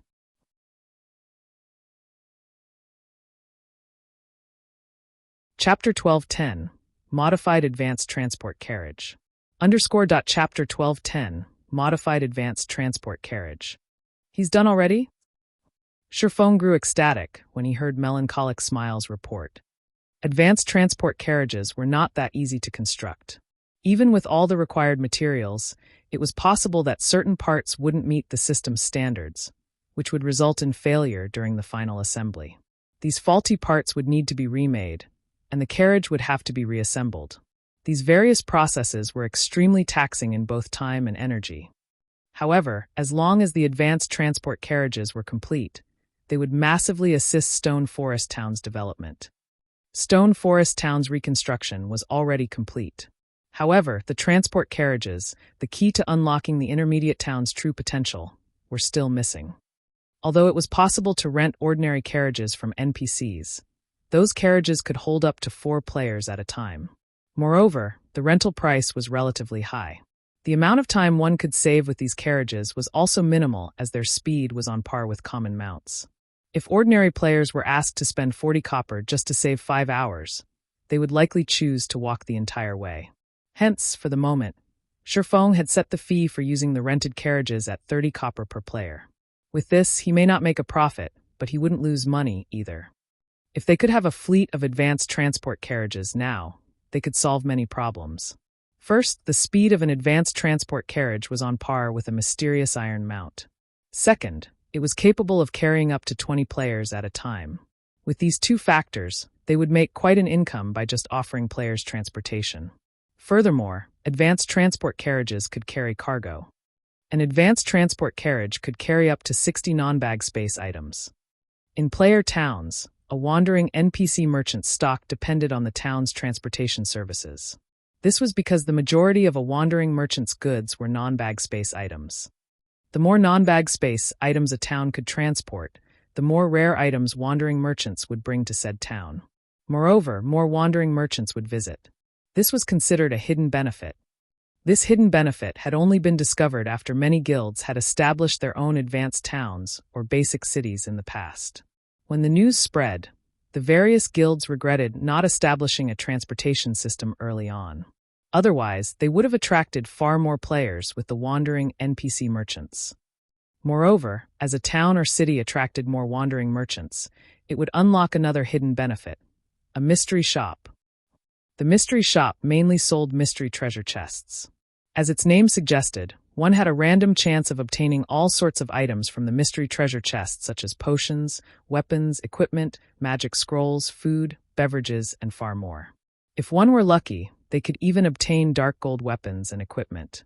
It had been very popular among players. However, while the mystery shop had an unlimited number of mystery treasure chests in stock, players could only purchase 5 mystery treasure chests per day at most. Each treasure chest sold for 2 silver coins. After players purchased a certain number of mystery treasure chests from the mystery shop, they could become members of the shop. By then, players could enter the shop's second floor, competing for a limited number of up-to-date and rare weapons, equipment, and tools. Even the most inferior among these items was secret silver rank, and players had often found fine gold items. While very rare, dark gold items would also appear from time to time. After reaching level 50, it would become very difficult to obtain high-quality weapons and equipment. Obtaining level 50 plus secret silver equipment would be as challenging as finding current dark gold equipment. Hence, getting to compete for up-to-date fine gold weapons and equipment every day was a huge opportunity for most players. This opportunity did not require players to have superb combat techniques. As long as one had enough coins, they could purchase the items they desired. Players had swarmed to any town or city with mystery shop. Back then, even merchant players had used these mystery shops to make a fortune, traveling to the various towns and cities to compete for these items, then reselling them elsewhere for a profit.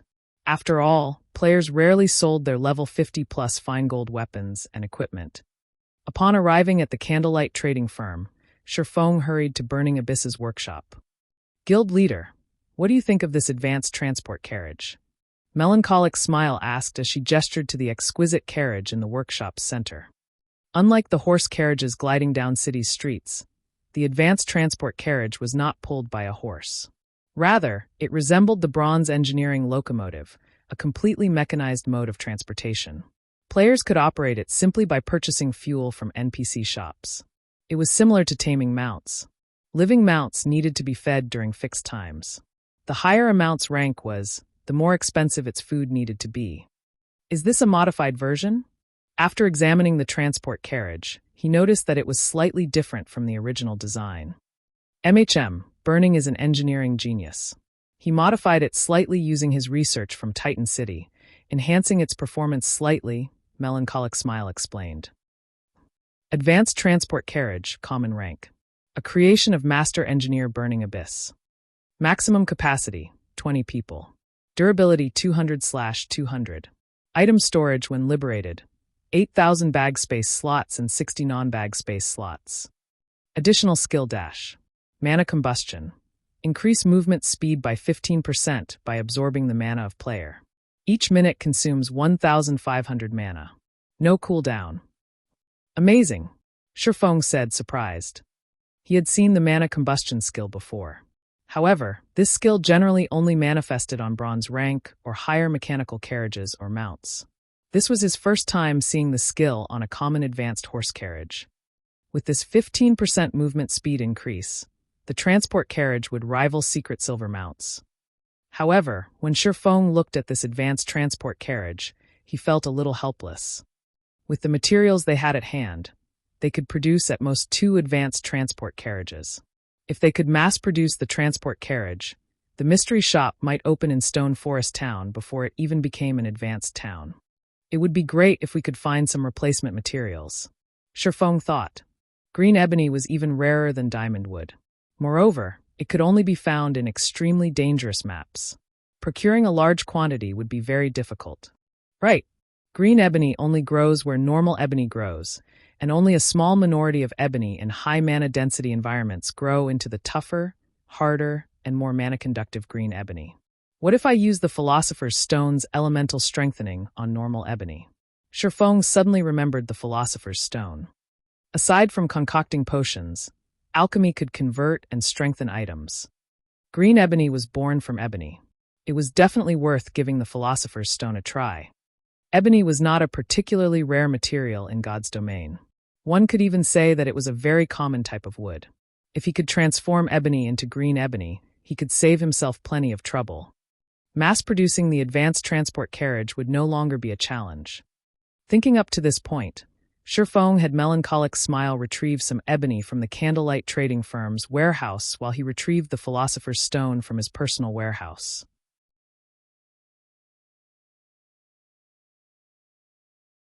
Chapter 1211, Soul Water. Chapter 1211, Soul Water. In the first floor hall of the candlelight trading firm. Due to the exotic stamina potion's recent launch, not only had the candlelight trading firm become the most popular place in White River City, but it had also become a holy land for lifestyle players. Every day, a large number of lifestyle players visited the candlelight trading firm to take its entry test. Among the kingdom's trading firms, the candlelight trading firm employed the most lifestyle players. In addition, it was the only place that had the basic meditation room. Everyone had thought little of the basic meditation room when it had first appeared. However, shortly after, a large group of advanced lifestyle players had suddenly emerged in the candlelight trading firm.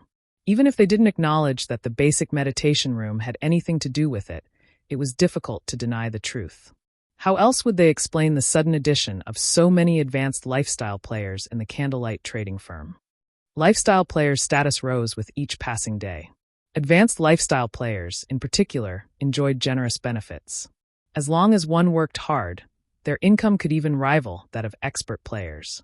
They could easily live without having to worry about food and clothing.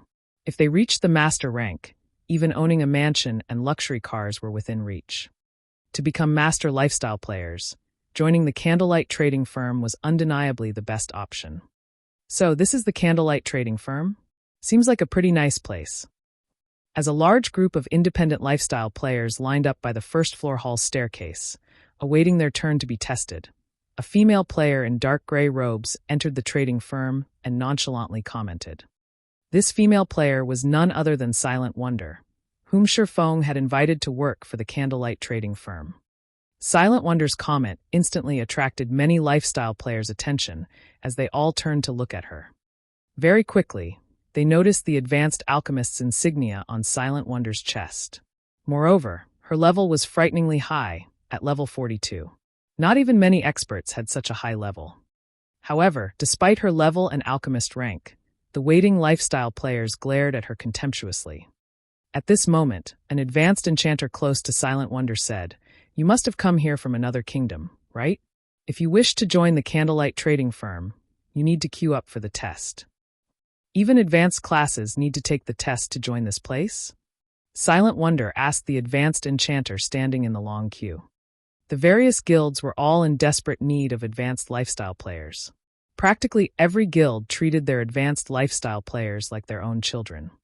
If an advanced lifestyle player stated their intention to join a guild, plenty of guilds would welcome them with open arms, not force them to take a test.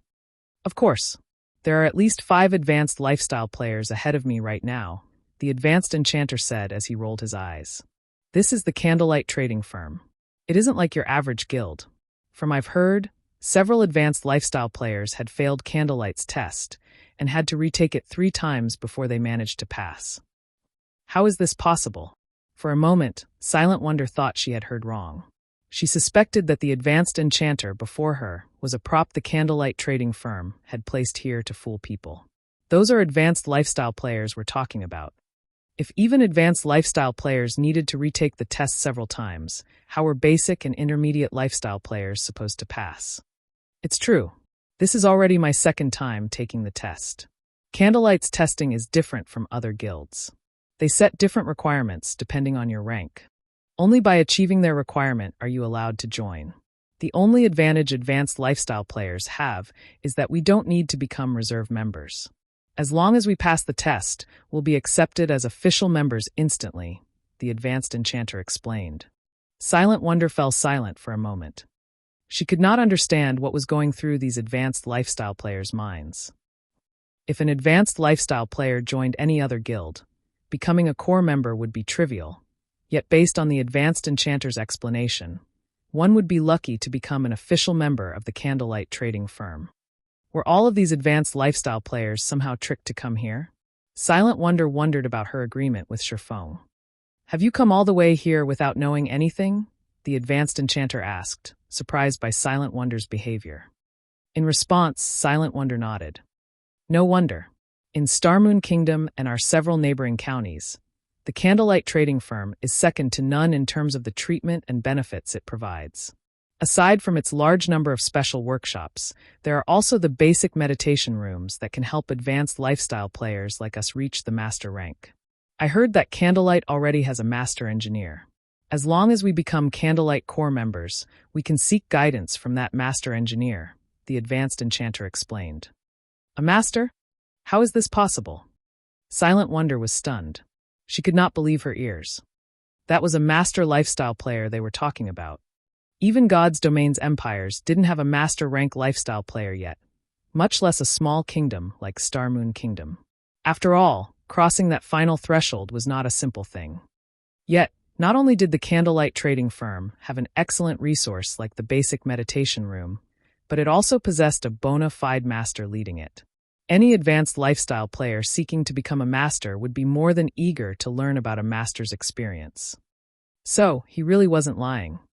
Silent Wonder suddenly thought back to Shifeng's words mentioning how her stay in the candlelight trading firm after fulfilling her contract was an unknown. She had assumed that Shifeng wanted to provoke her. Now, however, it would seem that he had told the truth. After all, with the presence of a master lifestyle player and so many advanced lifestyle players seeking said master's guidance, the competition within the trading firm would be intense. Humph. So what? I refuse to submit. At the end of the month, you'll be begging me to stay. Silent Wonder's fighting spirit flared. She had relied on herself to grow from an apprentice into an advanced alchemist. She believed that, as long as she remained in Candlelight Trading Firm, it would be a trivial task to become the trading firm's chief alchemist. As Silent Wonder joined the queue to take the test, a large number of reserve members gathered in the fourth-floor hall. There were over 600 players present. Among these people, even the weakest were advanced apprentices, with the majority of them being basic or intermediate lifestyle players. In any other large guild, they would be official members at the very least. In the Candlelight trading firm, however, they were only reserve members. However, these reserve members were all very excited. As long as they signed a contract, they would become official members for 5 days. During these 5 days, not only could they receive guidance, but they could also utilize the trading firm's special workshops. Guild leader, due to time constraints, I have only gathered this many people for now. It will take some more time to gather the remaining players, Melancholic Smile said. This should be barely enough. If you have the time, try to expand the firm a little more. In any case, Candlelight will have to expand later on. Doing it a little early would be just as beneficial, Shifeng said as he glanced at the reserve members in the hall. The number of people here barely met his requirement. Currently, there wasn't enough ebony in White River City's Candlelight trading firm's warehouse. There were only 30 logs or so. It was hardly enough for his needs. They still needed to transfer their stockpile from the other shops. It just so happened that he could use this time to obtain some soul water. After all, Phoenix Rain was in quite a hurry, and it would not help him to delay them. Following which, Shifeng began absorbing the reserve members' souls. The absorption process was very simple. He didn't even need to take out the soul orb itself. A simple handshake and an agreement from the contributing party would do. One reserve member after another clicked agree when a window appeared, asking them to contribute a fraction of their souls. When the soul orb eventually gathered 100 souls, a drop of dazzling, red water formed within. After a short moment, the soul orb absorbed 624 souls and formed 6 drops of soul water. All right, it's about time I meet Phoenix Rain. Shifeng smiled in satisfaction as he stored the 6 drops of soul water in 6 small bottles.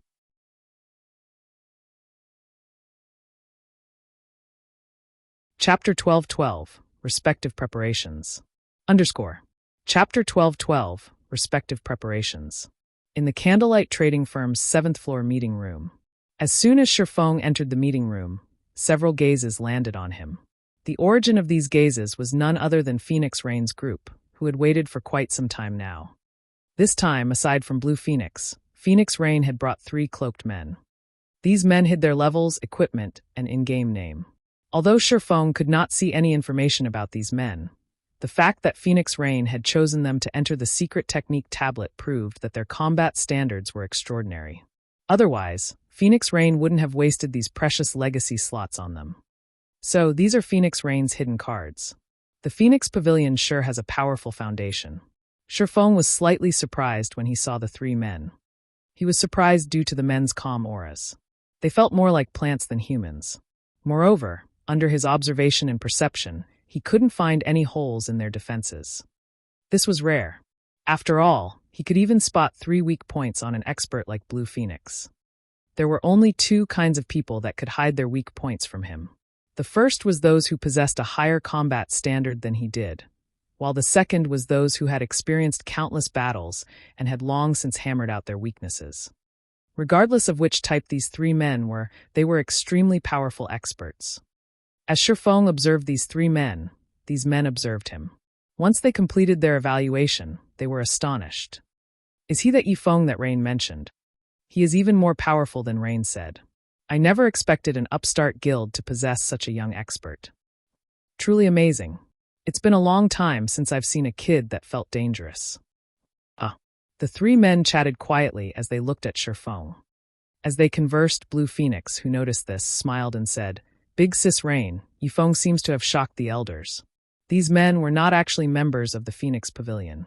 Instead, they were elders on the Dragon Phoenix Pavilion's Board of Elders. Normally, they only listened to the Great Pavilion Master. Aside from extensive contributions to the guild, the Dragon Phoenix Pavilion required sufficient strength to join the Board of Elders. Otherwise, their subordinates wouldn't submit. However, although the guild elders only listened to the Great Pavilion Master, the Great Pavilion Master didn't have any right to manage their free time. Phoenix Rain had secured these 3 men's help for Thunder Island. Of course, the condition for their help was a slot to the secret spellcasting technique. Phoenix Rain simply smiled in response to the elders' reactions to Sherfong. While part of the reason she had brought these 3 elders here was to learn the secret spellcasting technique, another part was to rope them into her faction. After all, the contest over Thunder Island wasn't limited to a single event. The contest would repeat in the future, yet these men had only agreed to help once. In terms of overall strength, the Phoenix Pavilion and Heavenly Dragon Pavilion were about equal. Hence, both sides' chances of becoming the Great Pavilion Master were 50-50. As a result, the elders, who maintained a neutral stance in the guild, became prime recruitment targets. Not only did they possess great individual strength, but they also had significant influence within the guild. Every elder would massively boost their respective factions. Naturally, these elders understood that the future Great Pavilion Master would be one of the 2 current Pavilion Masters. However, while it was important to pick a side as soon as possible, it was also important that they chose the strongest. Strength came in many forms. For starters, there was the strength of collaborators. The stronger collaborators a side possessed, the more help these collaborators could be. Many elders had criticized Phoenix Rain for partnering with Zero Wing. However, after Blackwater's defeat and the Evil Dragon Battle Team's annihilation, some of these elders had begun to see her in a new light. Sorry for making you wait. I had some preparations to see to. Now that we're here, let's begin, Sherfong said as he approached the meeting table. He then took the bronze tablet from his bag.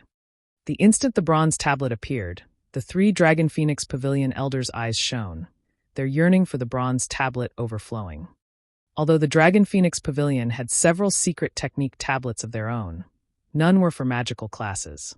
While they could not deny the usefulness of those secret techniques, in terms of benefits to magical class players such as themselves, those techniques paled in comparison to the secret spellcasting technique. Team Leader Yifeng, I believe you know about the secret technique tablets. If you want the best effect from the legacy, it is best if you prepare tools that can assist players in increasing their focus. This way, you can earn twice the reward with half the effort, Phoenix Rain suggested. If your side hasn't prepared, I have a few bottles of magic wine that I can share. When consumed, one experiences similar effects to being in the trial tower, and each bottle has a duration of 30 minutes. As Phoenix Rain said so, she removed several bottles from her bag. She had produced these bottles of magic wine with the epic tool she had won in the dark auction. I didn't expect Rain to be so generous. The materials needed to brew the magic wine are very rare, and she has only brewed a small number. If she gives away some of her own share, she'll miss plenty of opportunities later inside the secret technique space. This can't be helped. Tools capable of increasing a player's focus are simply too rare. At the end of the day, Zero Wing is still an upstart guild with weak foundations. I have heard that Zero Wing intends to participate in the contest for Thunder Island. Now that Rain is helping them, they will be more useful on Thunder Island. Previously, I heard that Pantheon's people had sought Rain out to discuss a partnership. If that child had agreed, she wouldn't have to sacrifice her own resources like this. The 3 elders discussed Phoenix Rain's actions. The secret spellcasting technique was the only reason they had agreed to help Phoenix Rain on Thunder Island. Otherwise, they wouldn't have poked their noses into such a troublesome matter. Phoenix Rain and 9 Dragons Emperor were equally powerful. However, the difference between their collaborators was obvious at a glance. While they did not mean to belittle Zero Wing, 9 Dragons Emperor had partnered with the Super Guild King's return. Moreover, recently, Miracle had also agreed to a non-aggression pact with 9 Dragons Emperor for the contest on Thunder Island. 9 Dragons Emperor's advantages far outstripped Phoenix Rain's. Just as Phoenix Rain was about to reveal another bottle of magic wine, Sherfong shook his head and said, "Thank you for your goodwill, but we have come prepared." "You already have them?" Phoenix Rain could not help her astonishment. She hadn't expected Zero Wing to have such a foundation. Before she had won the epic tool that produced magic wine, the Phoenix Pavilion had only had a few tools that improved a player's concentration. Meanwhile, Aqua Rose and the others, who stood by the side, weren't surprised in the least. If one wanted to discuss tools that improved focus, nothing throughout Starmoon Kingdom and its several neighboring kingdoms and empires could compare to the 100-berry wine. The 100-berry wine's effects were simply wondrous. Unfortunately, the supply was limited. To improve their efficiency with learning the secret spellcasting technique, Shifeng had given each of them 5 bottles. Aqua, you guys take these. Each person only gets 1 bottle, Shifeng said before revealing 5 bottles of soul water. The crimson droplet within the glass bottles immediately attracted everyone's attention. The instant Shifeng took out these glass bottles, everyone present thirsted for the soul water. Even a fool could tell how amazing the soul water was. When Aqua Rose and the others held the soul water, they could not help but take a deep gulp, their minds practically shouting at them to consume the soul water. How could such a frightening tool actually exist? The 3 elders were dumbfounded as they stared at the soul water in wonder.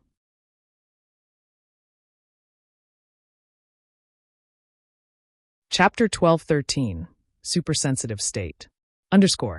Chapter 12:13, Supersensitive State. Phoenix Rain was similarly shocked when she saw the soul water. There were plenty of delicacies in God's domain. However, those were only attractive in terms of taste and smell. However, the soul water was different. It emanated a powerfully attractive aura.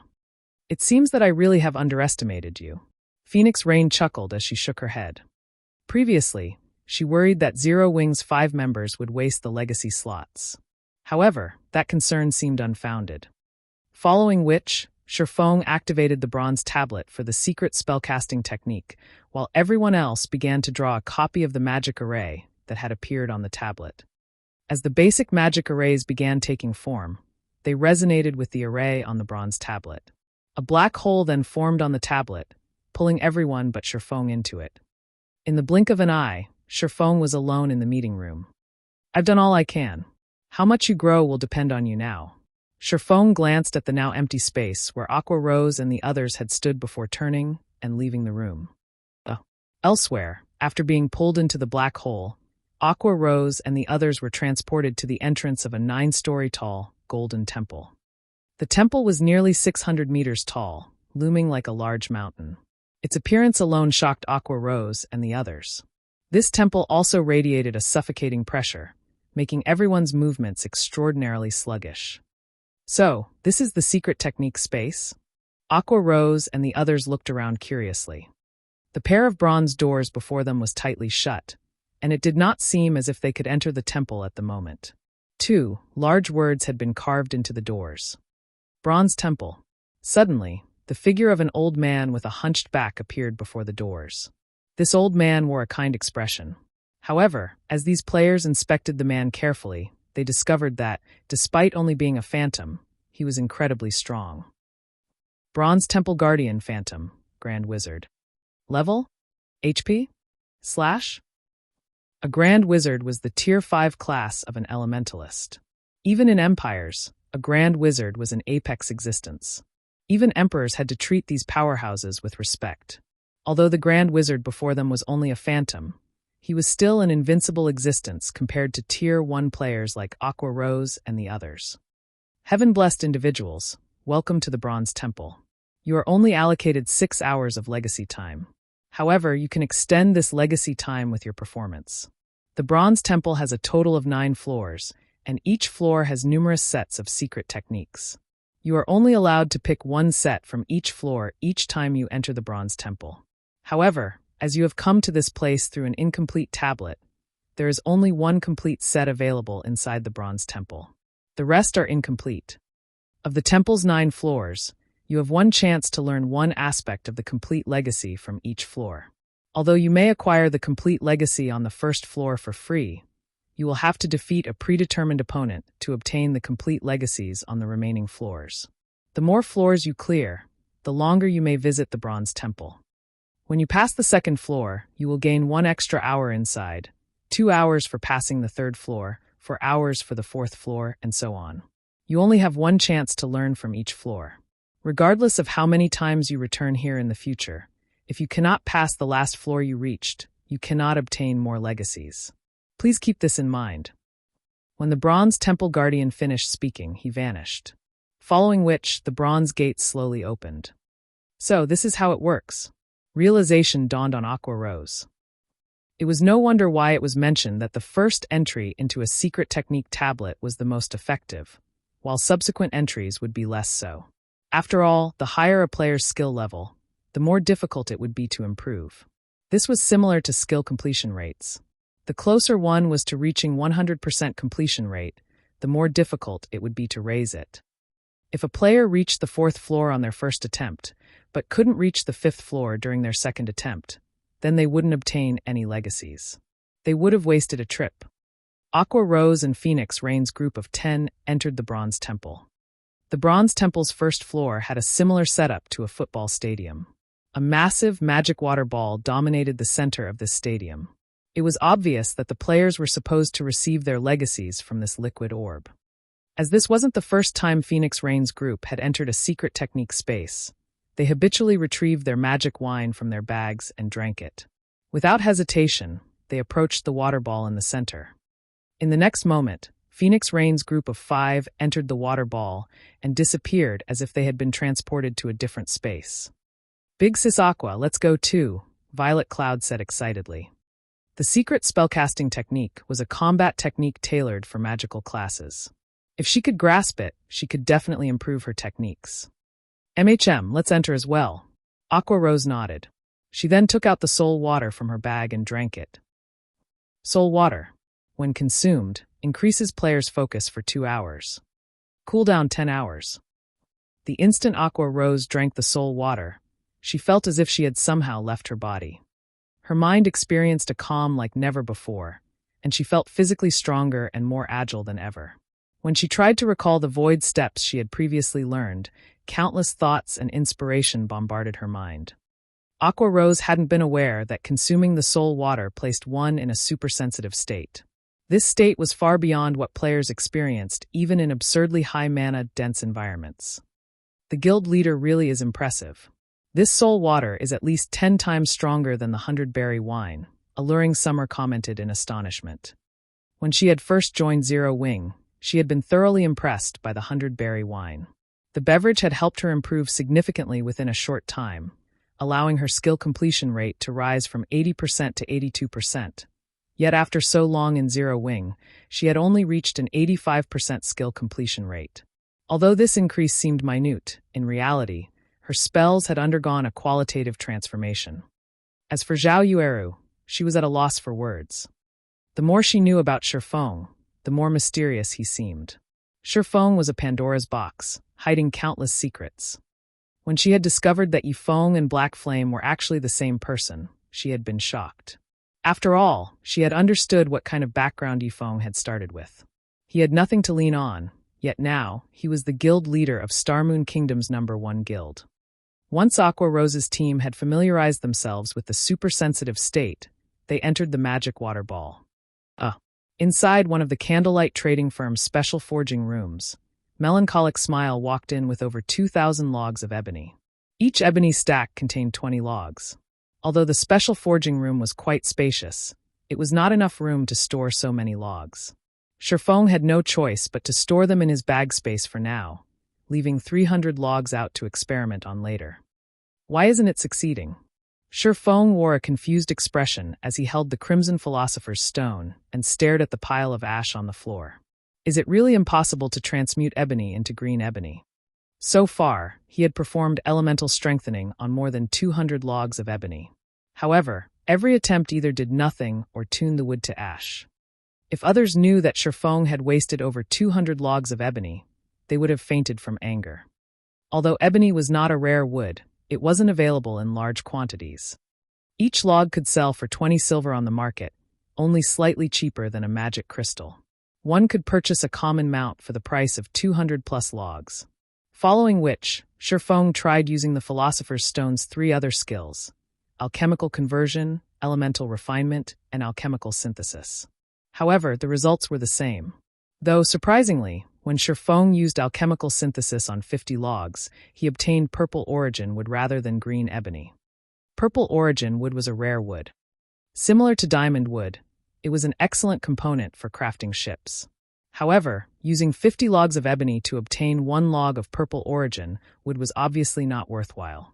Each log was only worth 6 to 7 gold, yet synthesizing it from ebony would cost 10 gold per log. No, it must be that my approach is wrong. Shifeng suddenly thought of something after seeing his repeated failures.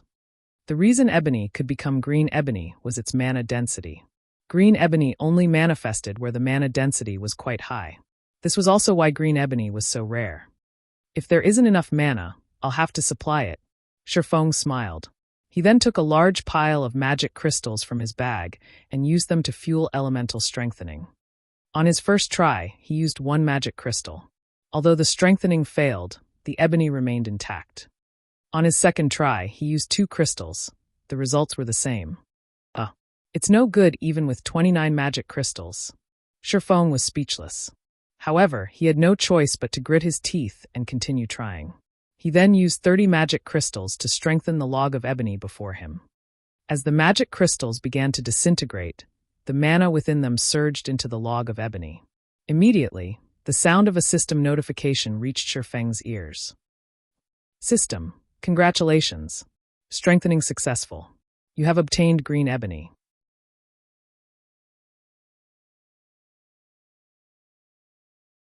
Chapter 1214, Raising Fame. Chapter 1214, Raising Fame. Finally, Shifeng released a sigh of relief when he saw the green ebony log on the stone table before him, a hint of excitement flashing across his eyes. Although the magic crystal cost had been high, strengthening ebony into green ebony would save him a lot of time. His only other option would be harvesting green ebony, and he had no idea where to find the large quantity he needed. A single advanced transport carriage required 15 logs of green ebony. Even if he sent Blackie and the others to grind trolls in the Crying Ghost Ridge, they'd be lucky to obtain 8 or 9 logs per day. Furthermore, the Crying Ghost Ridge was currently home to the ancient abyssal monsters. The risk was simply too high. A single mistake could claim Blackie and the others' lives. In Shifeng's opinion, trading 30 magic crystals and 1 log of normal ebony for a log of green ebony was worthwhile. However, magic crystals are going to be a problem. I can't mass-produce green ebony just yet. Shifeng looked at the magic crystals in his bag and felt a headache brewing. Currently, with the 40,000-plus magic crystals left in his bag, he could create plenty of green ebony. However, if a guild wished to develop, it needed to invest resources in various aspects. If he wanted Zero Wing to advance by leaps and bounds within a short time, he needed to invest even more. This was especially true for the guild's elite members. Their training in the Divine Colosseum could not be forsaken. Considering this, Shifeng somewhat lacked magic crystals. Although he had made a fortune in the Dark Arena, he had already spent his earnings. Moreover, he owed Phoenix Rain a monstrous debt of 250,000 magic crystals, which he needed to pay off within the next 5 days. The majority of his earnings from the Dark Arena consisted of weapons and equipment. If he traded these excellent items for coins and magic crystals, he could pay back the magic crystals he owed Phoenix Rain with a sizable stock to spare, enough to begin his city's construction. However, Zero Wing was expanding rapidly and in urgent need of excellent weapons and equipment. Unless he had truly run out of options, Shifeng wanted to avoid selling those items. It seems that I'll have to increase Stone Forest Town's fame, Shifeng pondered. Currently, Stone Forest Town was an intermediate town. Not only did it occupy a massive area, but it also had 3 magic towers, increasing the town's mana density significantly. Although the town had only reopened shortly after the war, far more players now occupied the town. However, if he wanted to earn a fortune from Stone Forest Town, attracting Starmoon Kingdom's players wasn't enough. After all, there was a limit to how many players in Starmoon Kingdom could afford a membership for the battle arena. However, there were plenty of players available in the neighboring kingdoms and empires. Unfortunately, these players either didn't know about Stone Forest Town, or it wasn't an attractive enough reason to make the journey. Considering his options, Shifeng began to strengthen the ebony he had. If he wanted Stone Forest Town's fame to reach more players, he needed a convenient transportation system. Mass-producing Burning Abyss's modified advanced transport carriage would solve that problem. The nearest teleportation point to Stone Forest Town was roughly 10 hours away on foot. If one used a common mount, they could reach the town in half the time. Even so, 5 hours was still a very long time. The advanced transport carriage increased a player's movement speed by 150%. It was similar to a mysterious iron mount. However, with mana combustion, the transport carriage's movement speed could be increased by another 15%. Moreover, this 15% increase was based on the 150% base movement speed.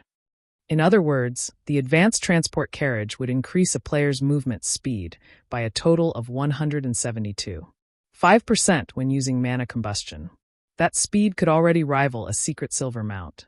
A journey that originally took 10 hours on foot would now be complete in a little over 3 hours. To high-level players, who frequently traveled for 5 or 6 hours to reach their grinding spots, 3 hours of travel was acceptable. Moreover, Shifeng intended to offer even more bountiful rewards for the battle arena. Top-tier weapons and equipment were not particularly attractive to powerful independent experts. Hence, if he wished to attract more people, he needed to offer items that those independent experts wanted. He might not have previously had such items, but now he did. As long as independent experts wanted them, they were fully capable of obtaining top-tier weapons and equipment. However, combat techniques were a different story. Originally, Shifeng had thought of offering the secret sword technique slots as a reward. However, now that he had the secret spellcasting technique, he could offer those. Although he would lose 2 slots as a result, this reward would definitely drive God's domain's independent experts crazy. Time passed quickly. Before Shifeng had realized it, he had spent the entire night creating green ebony. After the long night of work, he had produced 600 logs of green ebony. Unfortunately, elemental strengthening's success rate wasn't 100%. He had spent over 20,000 magic crystals to obtain these 600 logs. Fortunately, with 600 logs of green ebony, they could manufacture 40 advanced transport carriages for transporting goods and players to and from Stone Forest Town. With a large number of rental carriages as well, they would have more than enough carriages to meet the town's needs. Now, he just needed to manufacture the advanced transport carriages. Manufacturing the advanced transport carriage was incredibly tedious. Fortunately, he had employed the help of the NPC master engineer Rodney. With Burning Abyss and Rodney working together, they could craft the advanced transport carriage relatively quickly. As for the advanced speedboats, he would have to set that aside for now. After all, they hadn't even dealt with the Diamondwood issue yet. How could they possibly begin building ships? Shifeng had also produced plenty of magic array scrolls and advanced mana armor kits. Shifeng now had 2 more sets of double protection barrier magic array scrolls and 2 sets of Divine Beast's Descent magic array scrolls. If not for his limited materials, he could have produced even more. As for the advanced mana armor kit, Shifeng had forged over 600. Aside from a fraction reserved for guild members, he intended to use the remainder to lure customers to the Candlelight Trading Firm and as daily rewards for the Battle Arenas tournament. Time sure flies by. However, these advanced mana armor kits should last us for quite some time. Now, I just need to inform players in other countries, Shifeng said as he smiled in satisfaction. The advanced mana armor kit was exclusive to Zero Wing and the Candlelight Trading Firm. It was also one of the best available armor kits currently.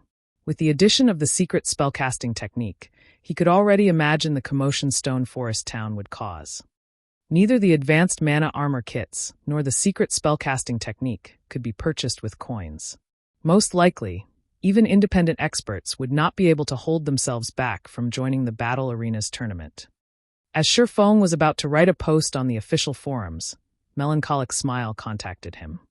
Guild leader, the Phoenix Pavilion Master has emerged from the secret technique space and said she wishes to discuss something with you. She is waiting in the top floor meeting room. She's out already? Shifeng could not help his surprise. From what she had heard from Phoenix Rain, even a powerful expert could easily remain in a bronze secret technique space for over 12 hours, much less an expert like Phoenix Rain, yet only 10 hours had passed. Logically, she should not be out so soon.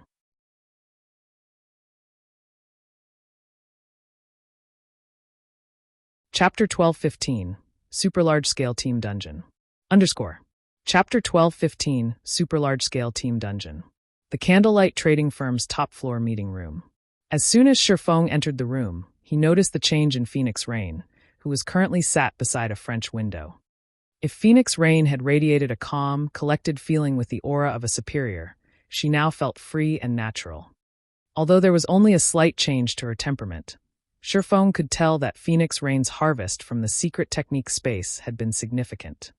No wonder why the various superpowers are desperate for secret technique tablets. Their effects are truly extraordinary. Shifeng was inwardly surprised. If a bronze tablet was already so effective, Shifeng found it hard to imagine what kind of effects the golden tablet, which the mysterious NPC youth had stolen, would have. Phoenix Pavilion Master, you sure are early. I had assumed you would be in there for at least 30 hours, Shifeng said as he sat down. May I know what urgent matter you wish to discuss? Although this might sound a little blunt, I need to know. Do you have any of that soul water left? Phoenix Rain asked, her expression stern as she looked at Shifeng. A faint hint of anticipation glittered in her eyes. If you still have some, I am willing to purchase it for 50 gold per bottle or magic crystals of equivalent value. Shifeng was, more or less, surprised to hear Phoenix Rain's question. Even the most expensive consumable item that could improve a player's focus did not exceed 20 gold. In Zero Wing, guild members could purchase the 100-berry wine from the Dark Den for around 8 or 9 gold. Yet, Phoenix Rain had offered to buy soul water for 50 gold per bottle without hesitation. Phoenix Pavilion Master, why are you suddenly so interested in the soul water? Shifeng asked curiously. It was impossible to determine the soul water's effects based on its description. Only by testing it personally would one understand its benefits. He had obtained a total of 6 drops of soul water and had stored them in 6 separate glass bottles, 5 of which he had already given to Aqua Rose and the others. He had saved the last bottle for himself in case he needed its effects. Logically, Phoenix Rain shouldn't have any way of knowing the soul water's true value. It's difficult not to notice the soul water's effects even if I don't want to. Team leader Yifeng, you've never entered a secret technique space, so you might not fully understand the situation. Inside a bronze rank secret technique space, anybody capable of reaching the 4th floor in 6 hours on their first attempt should be able to comprehend the legacy they chose easily. Those with talent might even be able to reach the 4th floor in less than 6 hours. As for reaching the 6th floor in 6 hours, extremely few geniuses have ever managed the feat, revealing a bitter smile. Phoenix Rain continued. However, among Aqua Rose's group, even the weakest one among them reached the 6th floor within 6 hours, while the other 4 reached the 7th floor. Although she acknowledged that Aqua Rose and the others were quite talented, the fact that the weakest among them had reached the 6th floor within 6 hours was something she could not accept. Throughout the Dragon Phoenix Pavilion, the number of people that had managed to reach the 6th floor in a bronze secret technique space in 6 hours could be counted on one hand. Every one of these people was a monster that had already reached the domain realm. But what of Aqua Rose and the others? Even the strongest among them had only reached the refinement realm and wasn't even close to the flowing water realm, much less grasping a domain. Yet, Aqua Rose and the others' performance was astonishing. She would never believe that someone could rely on their own abilities to achieve such a result. The only possibility Phoenix Rain could think of was the soul water Shifeng had given the girls before they entered. So, that's the issue. Realization dawned on Shifeng. I do still have some soul water. However, it's far too valuable. I don't have a lot on hand right now. If you would like some, I can trade them to you, but I want neither coins nor magic crystals. Rather, I would like to borrow the Dragon Phoenix Pavilion's strength to help me with something. Once the task had been completed, I'll give you 10 bottles of soul water. Selling the soul water was the most foolish thing he could do. He wouldn't even sell the liquid if someone offered him 300 gold per bottle, not to mention 50 gold. 100 souls were required to make a single drop of soul water. This limited the soul water's production. He didn't even have enough for his own guild members, not to mention selling it to others. Moreover, if he mass-produced the soul water, the soul orb would be exposed. 10 bottles. Phoenix Rain pondered. 10 bottles of soul water wasn't nearly enough. She wouldn't even be able to supply her direct subordinates. However, after giving the matter some thought, she found it reasonable. The soul water could enhance a player's comprehension and allow them to reach the 7th floor of a bronze temple within 6 hours. How could such a treasure be available in large quantities? Although a bronze secret technique was the easiest secret technique to learn, it was still extremely difficult to complete all 9 floors. Not one player throughout the Dragon Phoenix Pavilion had comprehended an entire set of bronze-rank combat techniques. If she could get her hands on the soul water, however, someone in the guild might. Comprehending a combat technique to the 7th floor would already massive boost one's combat power. If one fully comprehended a complete bronze combat technique, their combat power would soar. May I know what you wish to use the Dragon Phoenix Pavilion's strength for? Phoenix Rain asked. It's very simple. You just need to help me raid a dungeon, Shifeng said, chuckling. Raid a dungeon? Phoenix Rain asked, confused. Zero Wing already has so many experts. Are they not enough? Zero Wing indeed had a vast collection of experts. Raiding a level 45, 100-man team dungeon shouldn't be an issue.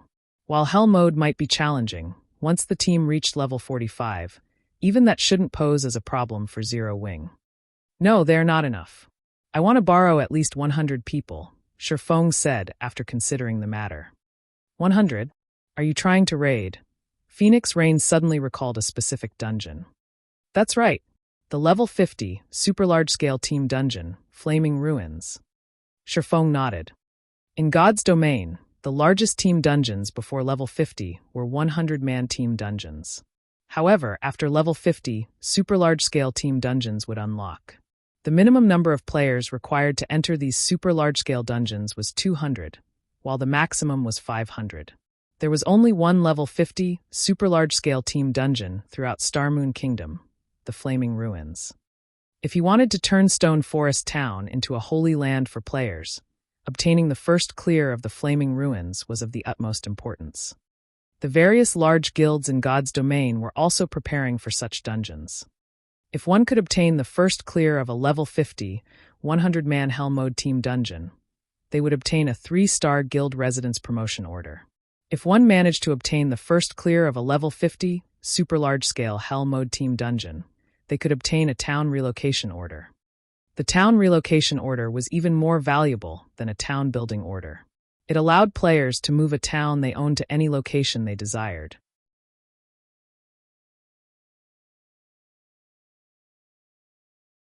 Chapter 12:16. Stone Forest Town's Shocking Transformation. Chapter 12:16. Stone Forest Town's Shocking Transformation. The Flaming Ruins? Phoenix Rain fell into deep thought as she looked at Shifeng.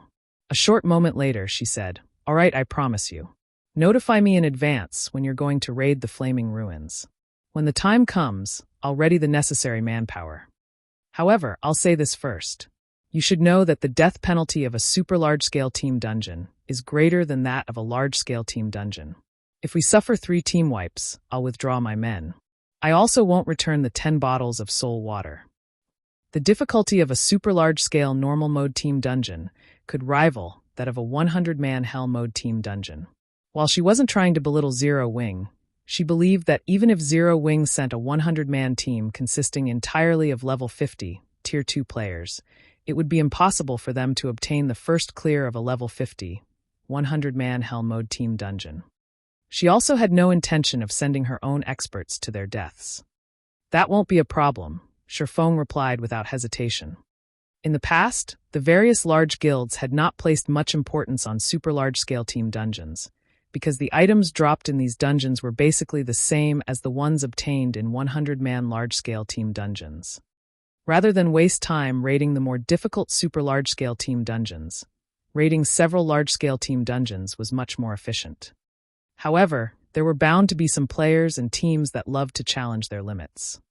Eventually, after continuous efforts, a team had managed to obtain the first clear of a super large-scale team dungeon. Back then, many people had expressed their contempt for these people. After all, while these people were busy suppressing their levels and raiding a level 50 super large-scale team dungeon, mainstream players had long since exceeded them by over 20 levels. Even if they managed to obtain top-tier equipment from the dungeon, such an enormous gap in levels would render the advantage of having such equipment meaningless. Only epic items would be of any value, yet epic items rarely dropped even in super large-scale team dungeons. Hence, raiding such a dungeon was simply not worth the effort. However, nobody could have ever imagined that one could actually obtain a town relocation order from these seemingly worthless super large-scale team dungeons. It was common knowledge that the NPC towns players captured had their locations fixed. Meanwhile, if one wished to upgrade a basic town into an actual city, they would have to invest an astronomical amount of resources as well as plenty of time and effort. If developing even one town was already so tedious, one could just imagine how troublesome it would be to develop multiple towns. Not to mention, the NPC towns captured would eventually become outdated. Take Stone Forest Town, for example. Due to the town's location next to a regional dungeon like the Stoneclaw Mountains, it became a travel destination for both players and guilds. However, once mainstream players went past level 50, they would no longer be able to enter the regional dungeon. One could just imagine the outcome of such a situation. At that time, the town would definitely lose its popularity and its development would stagnate. Even with the support of the battle arena, it would be very difficult to keep the town alive. After all, the Magic Tower wasn't something unique. As players reached higher levels, the various large guilds would also be able to obtain its design. By then, Stone Forest Town's high mana density would no longer stand out. Moreover, after their NPC towns became outdated, guilds would also have to capture a new NPC town and start the development cycle all over again, investing another considerable chunk of manpower, resources, time, money, and so on. Hence, the advantage of a town relocation order immediately became apparent. With a town relocation order, players could transfer a town to anywhere within the same country, allowing guilds to retain their hard work and pool all their resources into developing a few select towns.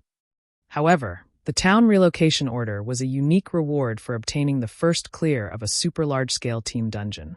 Once a super large-scale team dungeon was cleared, no matter how many times it got raided later on, it would no longer drop a town relocation order.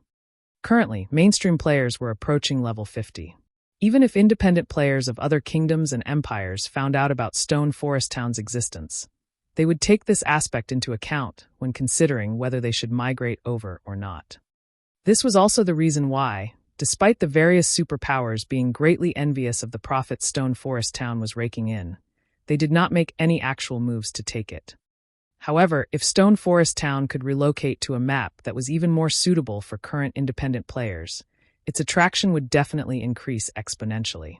Moreover, once players found out that Stone Forest Town was capable of continuously relocating according to players' level, this aspect would become a fatal attraction for many independent experts.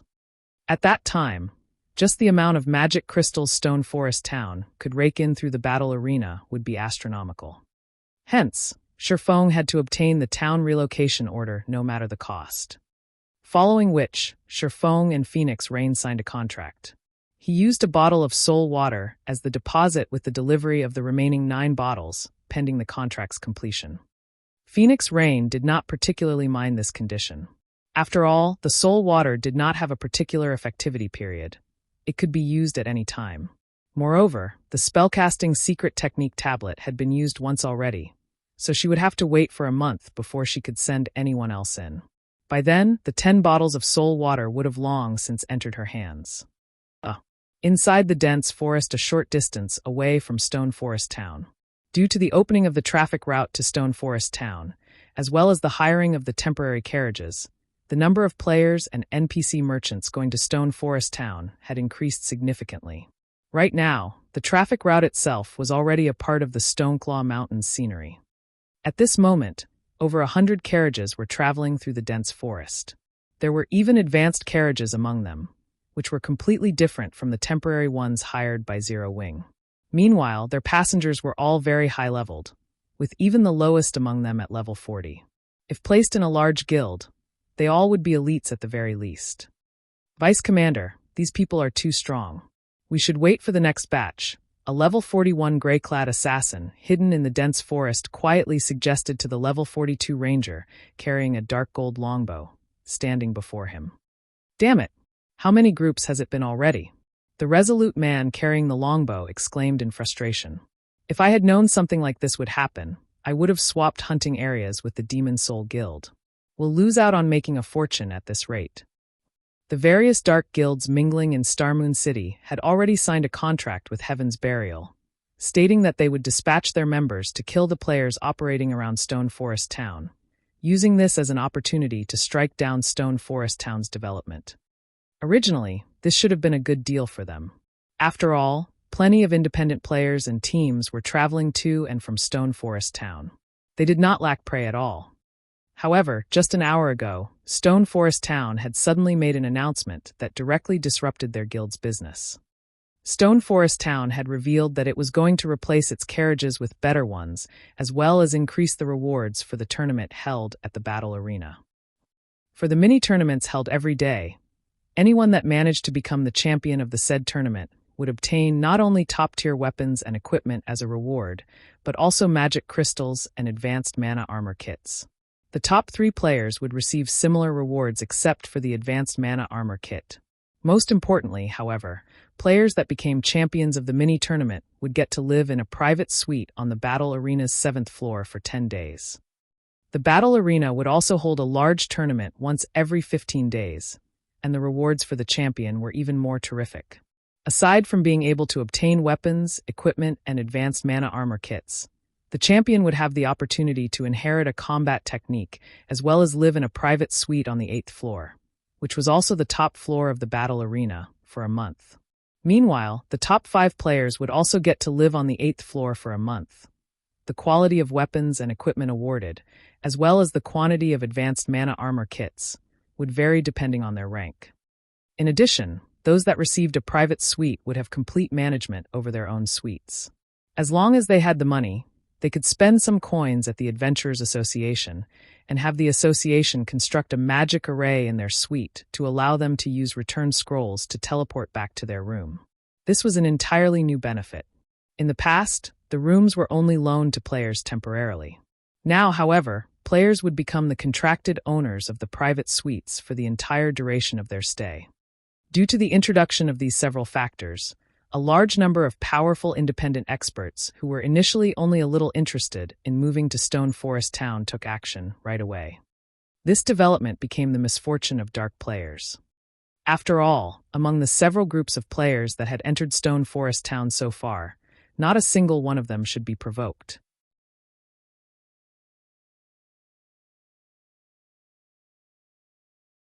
Chapter 12:17, Naval State. Starmoon City. Due to the appearance of Evernight City, Starmoon City had been undergoing transformations practically every day for the past few days. The capital had become so prosperous that one could easily spot level 40+ players roaming its main streets. Now, however, the city bustled even more than before. Only, the players coming to Starmoon City now were not here for Evernight City, but for Stone Forest Town. While excellent weapons and equipment were indeed tempting, the allure of combat techniques was much greater. The God's Domain Experts list had no lack of experts that possessed combat techniques. The list even had introductions on the combat techniques of certain experts.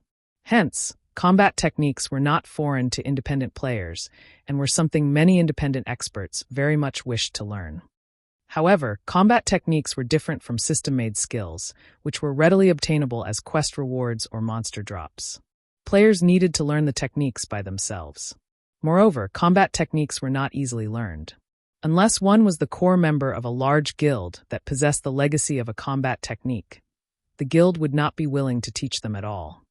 Although one could also mimic the combat techniques of true experts from watching the latter's combat videos, ultimately, it was just a poor imitation.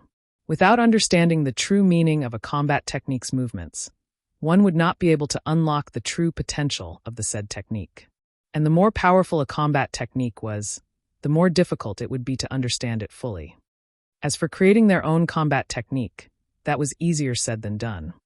Even if a person had someone teaching them the legacy of a combat technique, learning it completely was not guaranteed.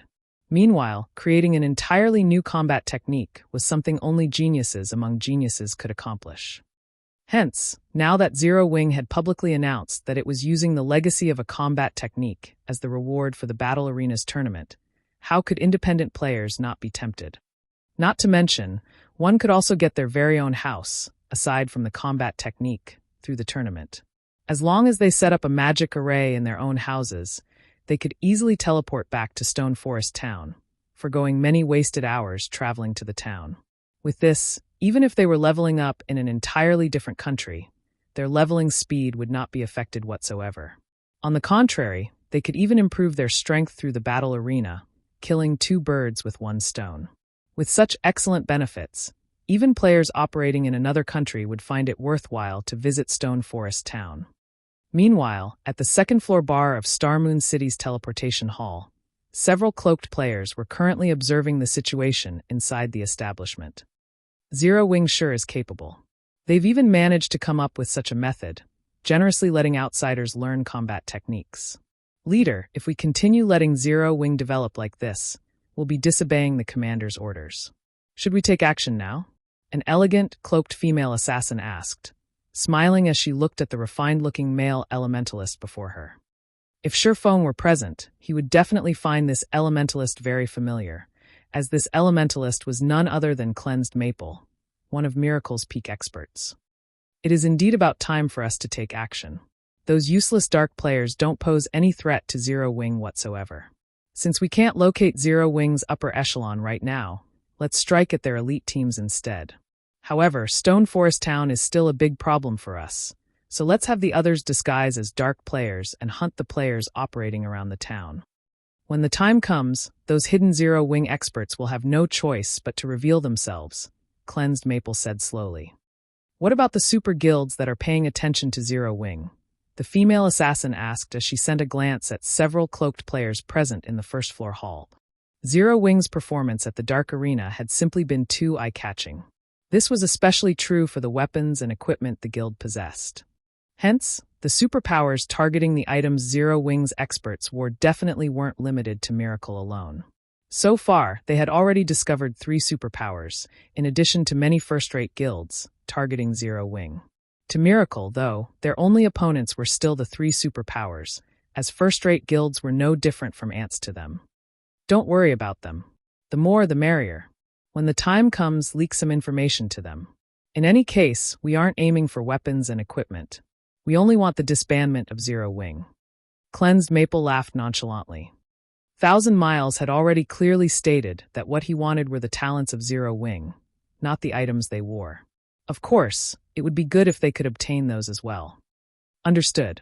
I'll have the others take action right away. The female assassin nodded before activating stealth and disappearing from the bar. What a pity. An upstart guild that has managed to climb up to this point will have to disappear just like that. However, if you have to blame someone, blame yourselves for being too conspicuous. A hint of pity flashed across Cleansed Maple's eyes as he studied the reports on Zero Wing in his hands. The various superpowers in God's domain never really had any interest in small guilds. They rarely even paid attention to first-rate guilds. After all, these guilds were negligible existences to them. It was also nearly unheard of for a superpower to use assassination tactics to deal with such guilds. Normally, they reserved such methods for other superpowers. However, Zero Wing had truly angered Miracle this time. Since Zero Wing had ignored their goodwill, they had no choice but to eliminate it from God's domain. Just as the matter regarding Stone Forest Town was causing a commotion in Star Moon Kingdom as well as its neighbors, Shifeng himself had stealthily arrived at the sea's end. The sea's end was like an independent empire. It had very little contact with the kingdoms and empires on the main continent. The first reason for this situation was the long distance separating them. Just teleporting from the mainland to the sea's end cost 5 gold, 20 silver per person. Hence, Shifeng was surprised when he encountered the Freedom Alliance at the Sea of Death. Of course, there was another travel method that was cheaper, but more time-consuming than teleportation, which was riding a flying ship. One would pay only 5 silver per person to get from the sea's end to the NPC island closest to the Sea of Death in a little over 30 hours. However, many people disliked wasting so much time on travel. The second reason was the different attitude each region had towards the various forces in God's domain. On land, the various kingdoms and empires were absolutely hostile towards the dark forces. The sea's end, on the other hand, maintained a neutral stance in this regard. Hence, dark players and ordinary players were treated equally in the NPC cities located in the sea's end. Red players and dark players would not be barred entry into NPC cities or captured by NPCs, so long as they did not cause trouble within the cities. One could say that the sea's end was a paradise for dark players. The third reason was the different lifestyles players adopted. Players that were born at the sea's end had fought naval battles ever since they started out in the game. If they were abruptly sent to fight land-based monsters, they would have great difficulty adapting. Likewise, the opposite was also true for land-based players. Hence, players of both sides rarely associated with each other. Only after mainstream players reached level 100 would interaction between these two sides of players begin to increase. Meanwhile, the city Sherfong had teleported to this time was called Blue Jade City, one of the 12 major cities located within the sea's end. It was also one of the cities under the rule of the Freedom Alliance. The management style at the sea's end was different from that of the main continent. There was no concept of a country here, or rather it leaned more towards city-states. Every city was its own kingdom, and every kingdom managed a large sea zone. Moreover, unlike on the main continent, where players could not take control of an NPC city, no matter how much effort they put in, players could take over an NPC city here at the sea's end. In other words, players could become a city lord at the sea's end, far more convenient than on the mainland, where players had to establish their own towns and cities if they wished to become a lord.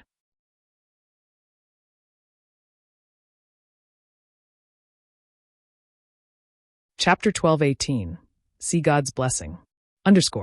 Chapter 12:18, Sea God's Blessing.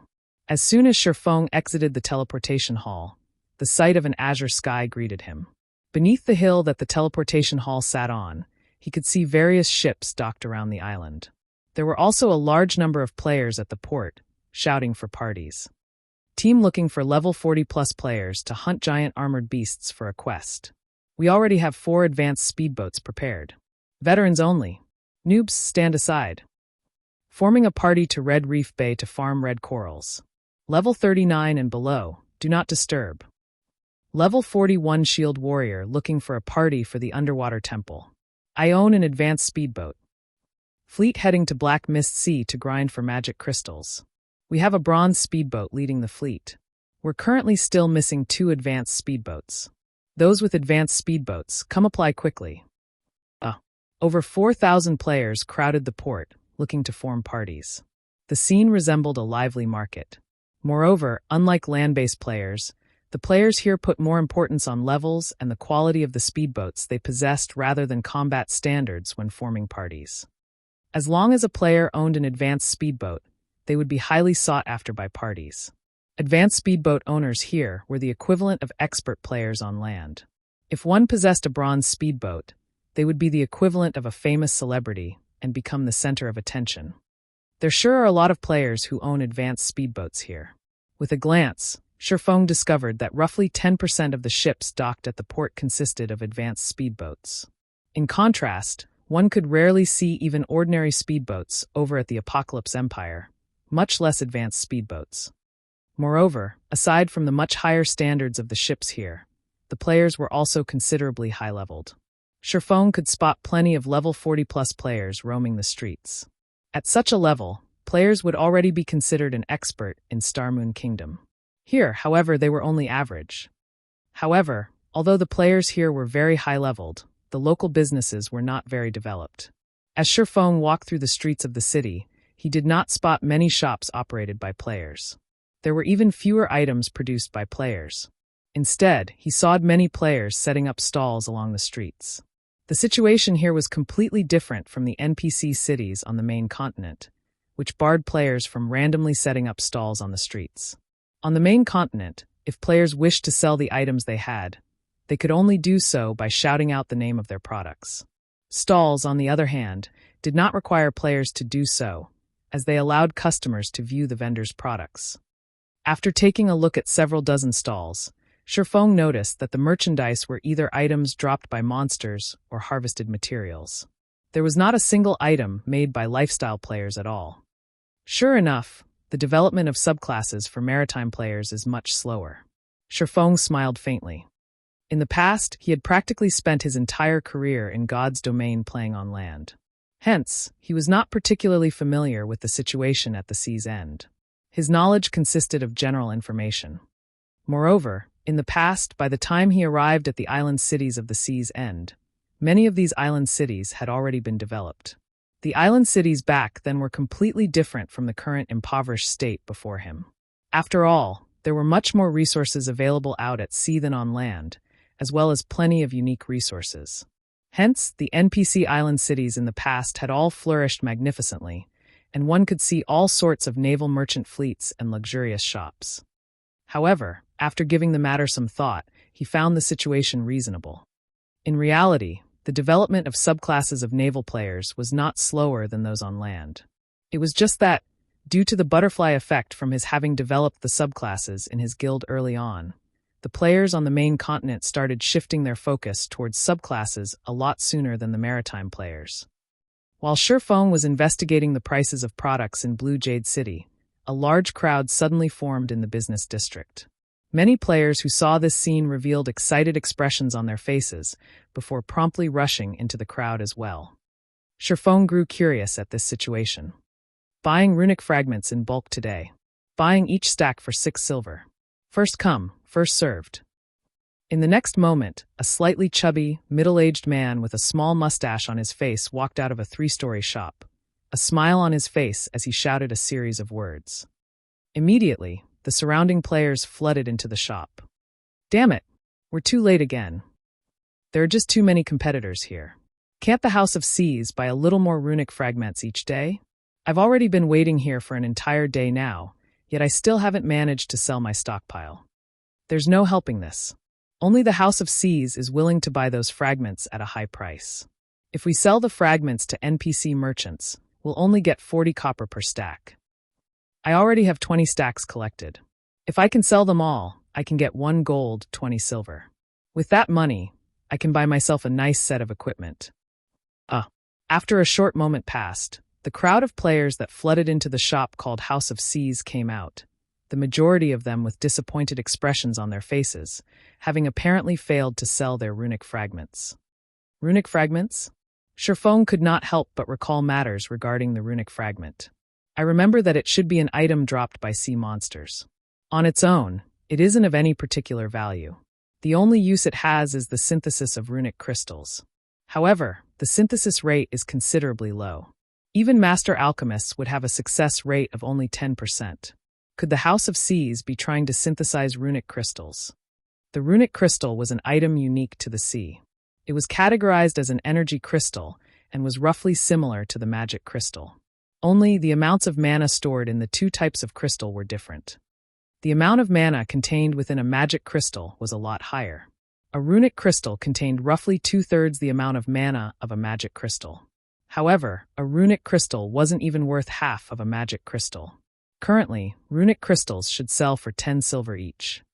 The reason for this was the runic crystals' much fewer uses. For example, runic crystals could not be used in the Divine Colosseum. If one had to point out its utility, then it would have to be in exchanges and the production of items. Out at sea, runic crystals could be used to exchange for many items at the Sea God's Temple. However, as the Sea God's Temple restocked only once a week, the number of items one could get using runic crystals was limited. Even so, what was available for exchange in the Sea God's Temple was of high quality. Occasionally, there would even be epic items up for exchange, although it was currently too early in the game for epic items to appear in the temple. Aside from epic items, the next best thing up for exchange in the Sea God's Temple was a potion named Sea God's Blessing. 5 runic crystals were needed to exchange for 1 bottle, which put the potion's price at 50 silver. In the past, not to mention naval players, even land-based players were very fond of the Sea God's Blessing. The reason for this was because consumption of the potion increased not only all of a player's basic attributes by 10%, but also all resistances by 100 points for 12 hours. Moreover, the potion did not have a cooldown, and its effects could be stacked once. When a player consumed 2 Sea God's Blessings, all their basic attributes would increase by 15% and resistances by 150 points for 15 hours. The further one progressed into the game, the more important environmental factors would become. Certain maps required players to possess a specific resistance for survival. The system would prevent players with insufficient resistances from visiting many special leveling maps. A potion that was capable of increasing all resistances by 100 points could allow players to visit the majority of the locations in God's domain freely without having to worry about environmental factors. However, as only a limited amount of Sea God's Blessing was put up for exchange each week, its actual value on the market was a lot higher. In the past, each bottle had sold for roughly 2 gold. Moreover, this was only the price at sea. On land, each bottle had easily sold for 3 gold. That's right. Why didn't I think of this? I can use this opportunity to make a fortune. Shifeng suddenly thought of the Philosopher's Stone. Others might need to waste a lot of effort into synthesizing runic crystals, but he had the Philosopher's Stone. His synthesis success rate was much higher than even that of Grandmaster alchemists.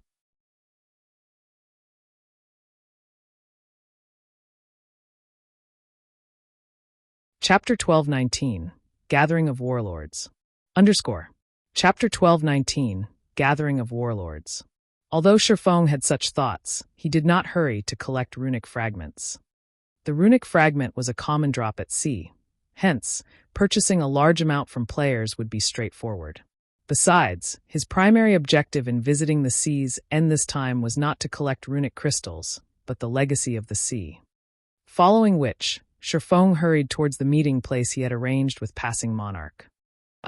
At this moment, hundreds of players geared in fine gold weapons and equipment stood guard in front of the most luxurious high-class restaurant in Blue Jade City. These players were all at least level 42, and just by standing there, they put extremely heavy pressure on others.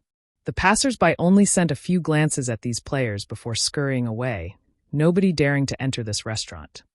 These players standing guard at the entrance were none other than the members of the Freedom Alliance, the absolute overlord of Blue Jade City. In this city, nobody dared oppose the members of the Freedom Alliance. After all, if they provoked the Freedom Alliance, they would no longer be able to stay in Blue Jade City. Meanwhile, on the 22nd floor, which was also the top floor, of Blue Jade Restaurant, every member of the Freedom Alliance's upper echelon was present. Even the commanders of the Alliance's 11 fleets were here today.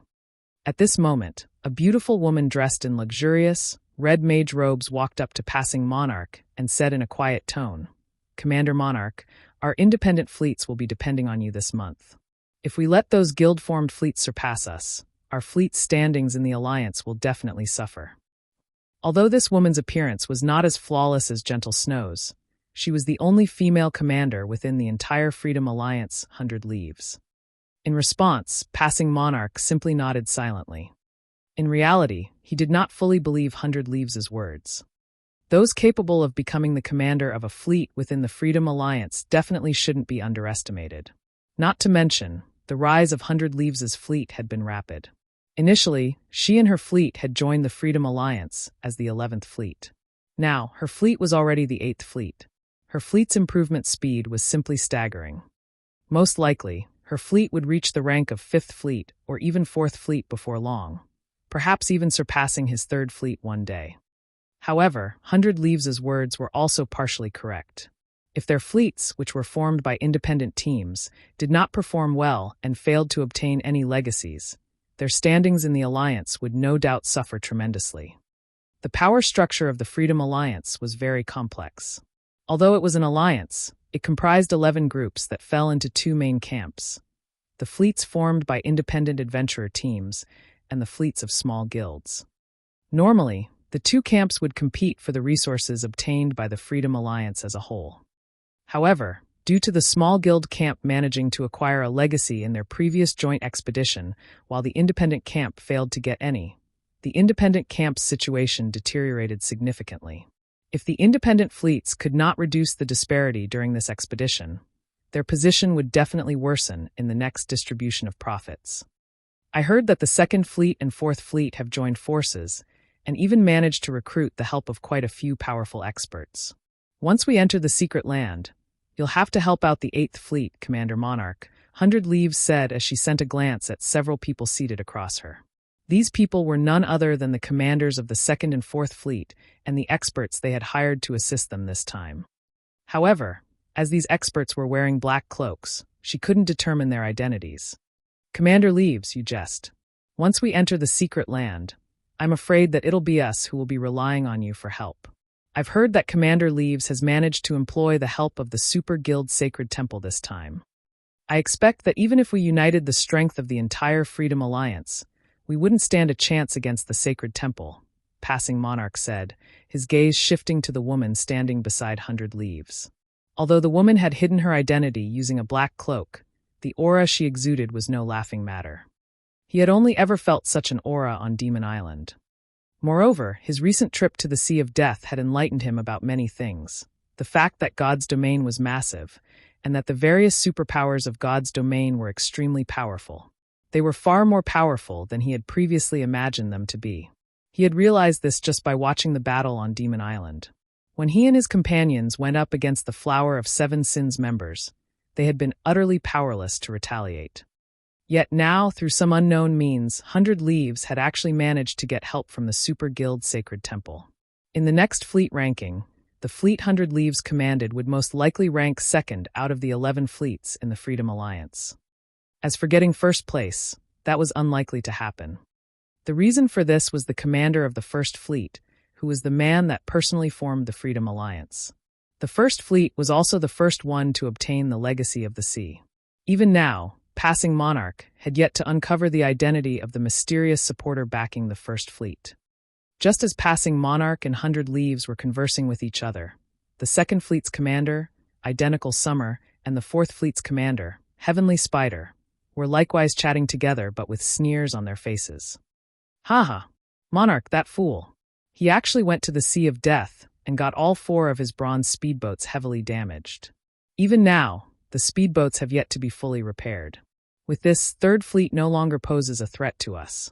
The only problem left is First Fleet and Eighth Fleet. Identical Summer laughed as he looked at Passing Monarch. The Sacred Temple will be a troublesome foe. Not only is it a super guild, but unlike the other super guilds, the Sacred Temple also began developing its naval forces very early on. When it comes to the guild's naval strength, even our entire Freedom Alliance added together won't be a match, Heavenly Spider said, shaking his head. In response, Identical Summer sent a glance at the woman seated beside 100 Leaves and said dismissively, "What are you afraid of?" Although 100 Leaves has managed to recruit the help of the Sacred Temple, it is impossible for the Sacred Temple to lend her all of its strength. At most, she'll get only a small portion. With the cards we have prepared, we'll be able to deal with 8th Fleet easily. Afterwards, our 2 fleets will definitely secure the position of 1st and 2nd Fleet and rule Heavenly Ocean City. The Freedom Alliance occupied a total of 3 major NPC cities in the sea's end: Blue Jade City, White Howl City, and Heavenly Ocean City. As for Sea Dragon City, it was not considered a major city, only a minor city located on a certain island. It was valuable merely because it provided access to a secret land that contained legacies. In terms of overall value, Sea Dragon City was worth much less than the 3 major cities. Moreover, every one of the 3 major cities had a player population of over 8 million. Among them, Heavenly Ocean City's population was the highest, with over 12 million players based there. It could already rival the capital of an ordinary empire. If their 2 fleets could obtain Heavenly Ocean City, the wealth they could amass would greatly surpass that of the large guilds occupying empires on land. After all, unlike the guilds on land, which only got to live in NPC cities, naval players like them got to control their cities completely.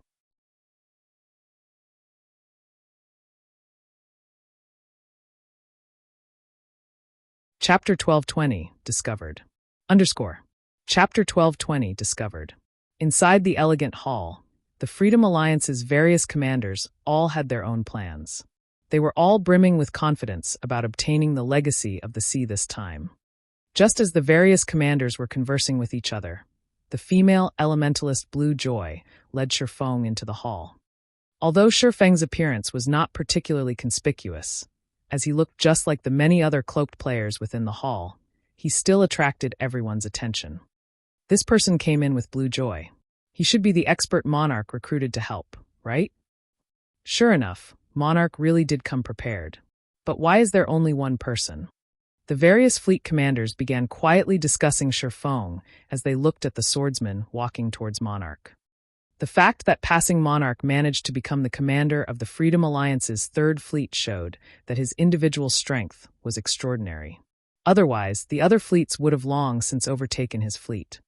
However, seeing that Passing Monarch had invited only one helper confused everyone. It seems Monarch has really miscalculated this time. Unlike the previous time, when the various fleet commanders had not invited even a single outsider to help out, They had all recruited plenty of helpers for the expedition this time.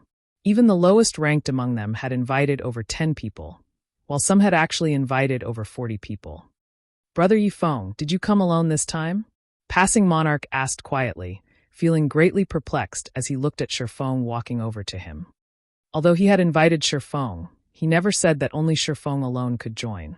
After all, the more people taking control of a speedboat, the more power it could display. A speedboat's ability to endure attacks from monsters would also improve with more players on board. Hence, in God's domain, the more players a ship could accommodate, the stronger it would be. In fact, he had even reserved 30 slots specifically for Shifeng. Despite that, Shifeng had come by himself. "The others are all busy, so I didn't bother bringing them over," Shifeng explained. Currently, the majority of Zero Wings experts were still stuck in combat inside the inferior legendary treasure chest. Only a portion of them had come out so far, and those who had were busy leading expert teams to grind for weapons and equipment. After all, Zero Wing was currently mass recruiting new members and was in dire need of weapons and equipment. Meanwhile, Aqua Rose and the others were inside the secret technique space and would not be coming out anytime soon. Rather than bring a group of elite members with him, it was much better to let Passing Monarch's other companions, who were much more accustomed to naval warfare, enter the ruins. Passing Monarch could not help falling speechless at Shifeng's words. He felt that Shifeng was underestimating the legacy competition. Although he could have his own subordinates take up the missing slots, their coordination with Shifeng would not be particularly good since neither side had a great understanding of each other. Meanwhile, at the same time as Passing Monarch was conversing with Shifeng, 100 Leaves, who sat a short distance away, had her gaze fixed on Shifeng, shock surfacing on her flawless, white face. However, 100 Leaves very quickly hid this reaction of hers. "Leaves, is there something strange about that person?" the cloaked woman seated beside 100 Leaves asked quietly. "He is the person I'm looking for," 100 Leaves said, a hint of excitement surfacing in her eyes as her lips curled up slightly. At 100 Leaves' words, the cloaked woman turned to look at Shifeng despite herself and exclaimed in surprise, "How can this be? The demon god sent the recovery order to every dark player in God's domain. How could the person holding the soul orb possibly appear before us so easily? I can't believe it either. However, the detection crystal I spent 3,000 magic crystals to buy cannot be mistaken. As long as the soul orb is within 30 yards of me, the detection crystal will automatically sense it. Moreover, I've already used detection on him and have already confirmed that the soul orb is indeed on that person's body." 100 Leaves chuckled. "I never thought that I would be able to encounter the person holding the soul orb so quickly. My luck really is too good." "Then, when are we going to make a move?" the cloaked woman asked. "No need to rush. We'll have plenty of opportunities once we enter the secret land," 100 Leaves said as she waved her hand. "Have Scorpions secretly keep an eye on them. Once players entered the secret land, they would not be able to leave for a certain period. At that time, there would be no escape for Shifeng." "All right, I'll notify Scorpion right away." The cloaked woman nodded.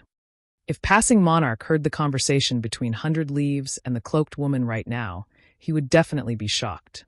After all, based on the way the two were speaking with each other, the cloaked woman from the sacred temple seemed more like 100 Leaves' subordinate rather than a collaborator.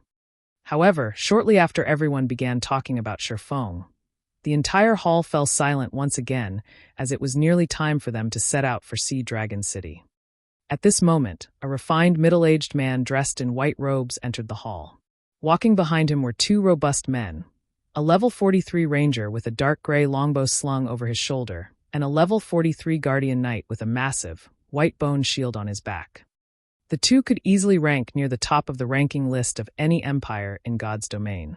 Not to mention, both the bow and the shield these two men carried were currently radiating the epic glow effect. The two men looked extremely conspicuous as they entered the hall. "Since everyone is already gathered, let us begin then," the refined middle-aged man said unhurriedly after taking a glance at everyone in the hall. "As is traditional, my first fleet will dispatch 100 members while the other fleets will dispatch 90 members, each for a total of 1,000 members. If there are no objections, we'll start right away." Although the man's voice sounded mild, nobody present dared to look down on him. After all, this refined man was none other than the founder of the Freedom Alliance. He was also the commander of the current First Fleet, Silent Entropy. None of the commanders present said anything in response. Instead, they each took out a tablet fragment, while Silent Entropy took out 2 tablet fragments. When everyone present combined their tablet fragments, the fragments formed a complete circular tablet with an ancient magic array carved on it, and the instant the tablet was assembled, a spatial portal gradually appeared in midair. When Silent Entropy saw that the spatial portal had stabilized, he took back his 2 fragments and said, "All right, everyone, enter according to fleet ranks now." Following which, the other commanders also stored their tablet fragments and entered the spatial portal together with their own fleets in an orderly procession. The first ones to enter were the First Fleet's 100 members, followed by the Second Fleet's 90 members, and so on. After the 1000th player walked into the spatial portal, the portal vanished from the hall.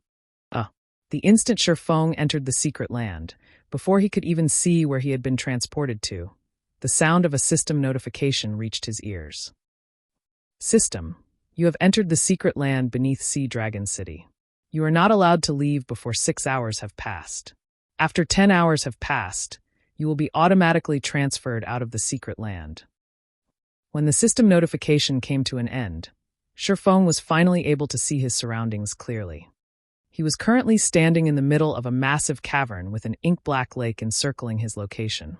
Moreover, fog hovered above the lake. He could barely make out passages at the far end of the cavern. While Sherfong was busy observing his surroundings, the members of the Freedom Alliance began releasing their ships onto the lake in an orderly manner. Even the weakest ship released was an advanced speedboat. There were also plenty of bronze speedboats, which were originally very rare in the outside world. It was an amazing sight to behold. The secret land did not place any restriction on the number of ships that could be brought in. However, the appearance of over 120 ships on the lake would immediately trigger a massive monster attack. Only after these monsters had destroyed the excess ships would they leave. Hence, the various fleets of the Freedom Alliance had agreed that each fleet could bring a maximum of 10 ships each. Any fleet caught bringing more than the agreed number of ships would have their right to enter the secret land in the future taken away. Moreover, as everyone had signed a contract agreeing to this point, there was no escaping the penalty if they broke their word. At this moment, the cloaked woman, who stood beside 100 Leaves, covertly observed the distant Sherfong as she quietly asked, "Leaves, should we take action now?"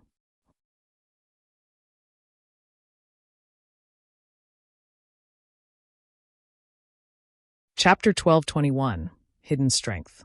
Chapter 1221, Hidden Strength. Scorpion, take the party with you and find an opportunity to strike. Don't attack unless you're absolutely confident of succeeding. 100 Leaves nodded.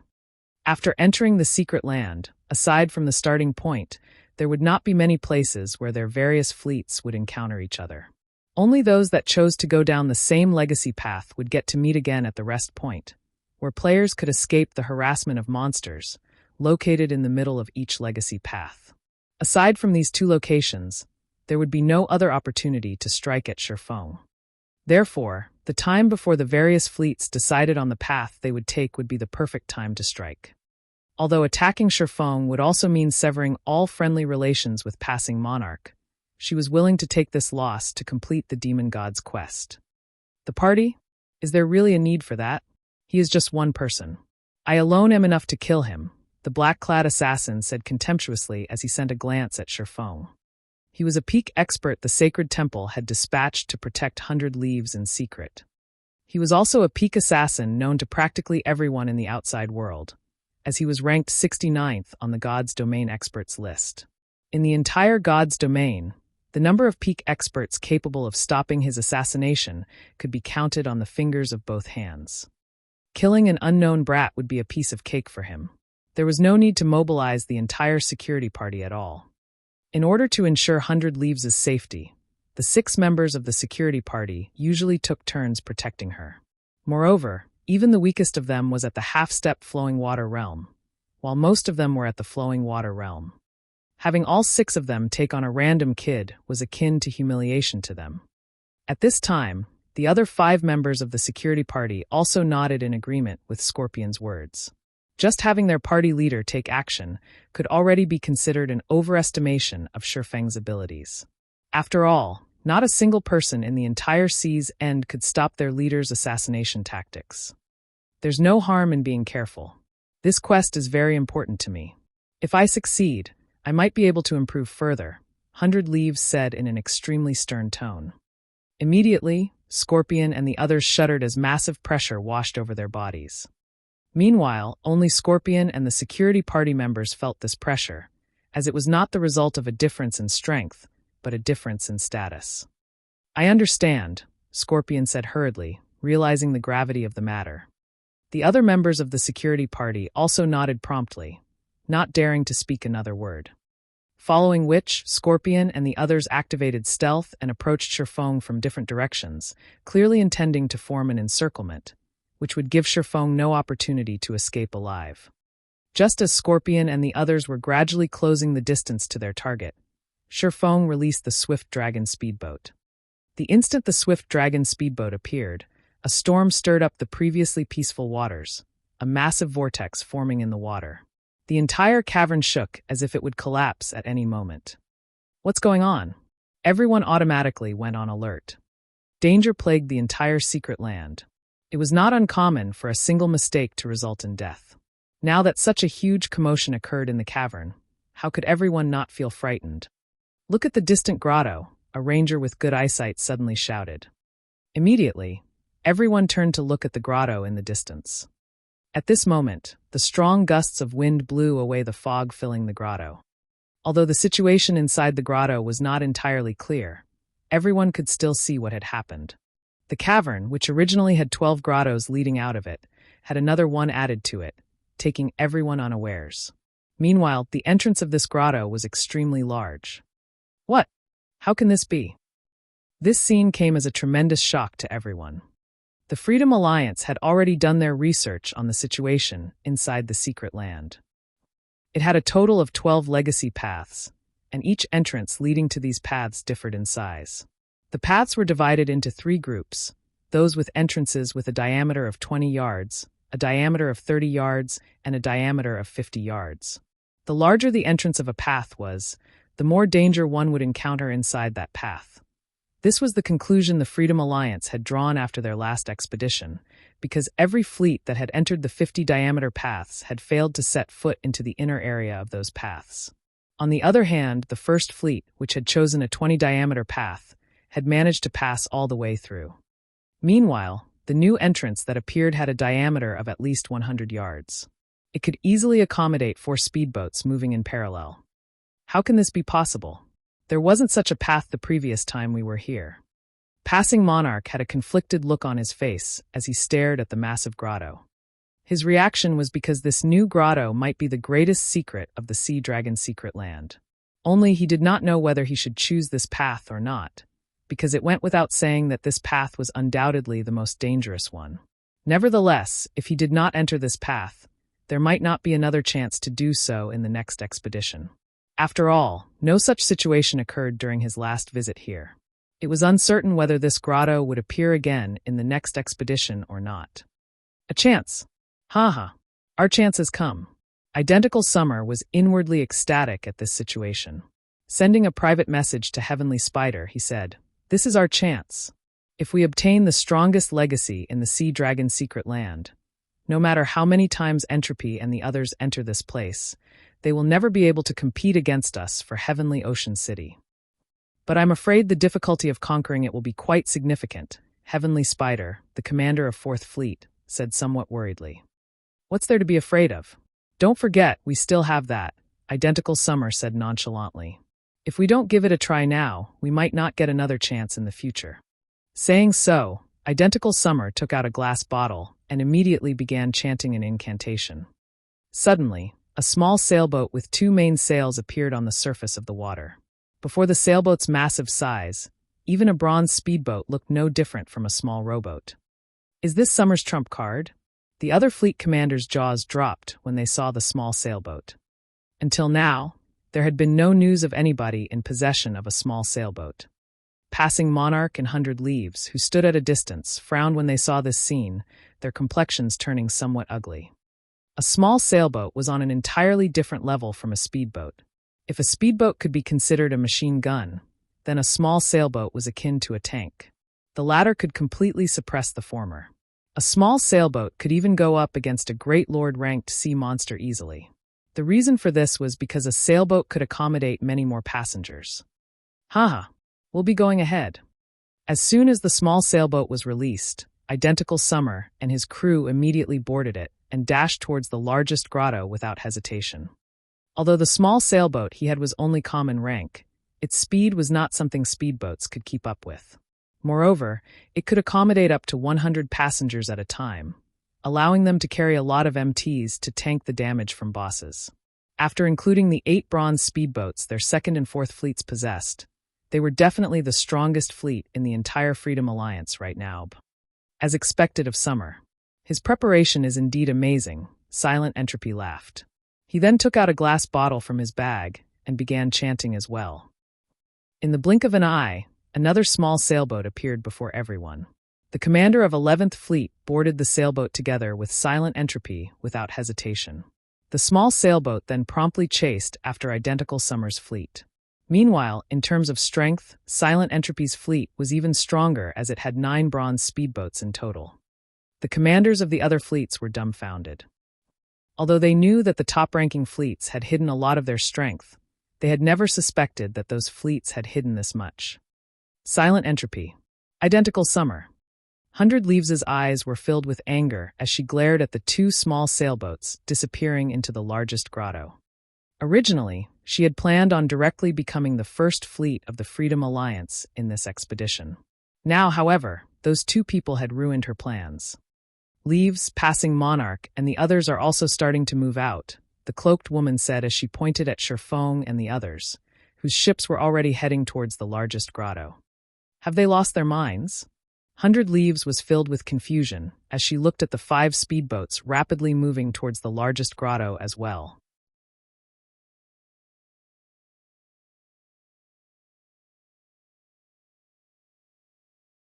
Chapter 1222, Sea God's Legacy.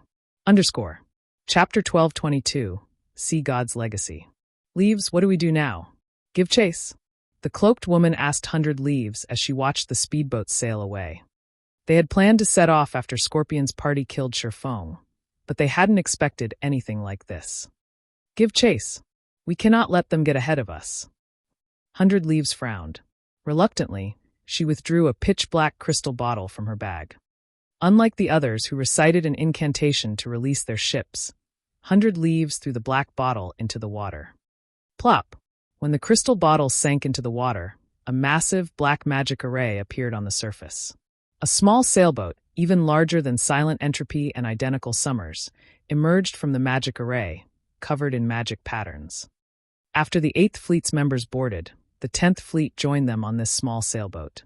It was clear that the 8th Fleet and 10th Fleet had agreed to cooperate. The remaining fleet commanders revealed bitter smiles when they saw this. There's no way we can compete with them. The gap is simply too vast. The various fleets had intended to compete for the 3rd rank in the Freedom Alliance. However, after seeing one small sailboat after another, they had lost the heart to do so. Even obtaining the legacy of the sea from the other grottos wouldn't change the outcome. A magic bottle? Sherfong was somewhat surprised to see the small sailboat emerge from the massive magic array. The Sacred Temple's foundations are truly impressive. A magic bottle could contain a myriad of items. The bottle's value changed based on the items contained within. For example, if a magic bottle stored a small sailboat, it could easily be worth several thousand gold. This was because magic bottles did not drop from monsters. Rather, they were treasures that could only be obtained by raiding ancient ruins. However, magic bottles had one fatal flaw: they were one-time use items. 100 Leaves cannot be underestimated. She actually obtained a small sailboat without anyone knowing. Brother Yifeng, let's choose another grotto. We cannot compete with them. As Passing Monarch watched 100 Leaves' approaching fleet, he questioned the idea of competing for the greatest legacy in the Sea Dragon's secret land. Even if they had Sherfeng's secret silver speedboat, it would be a waste of time.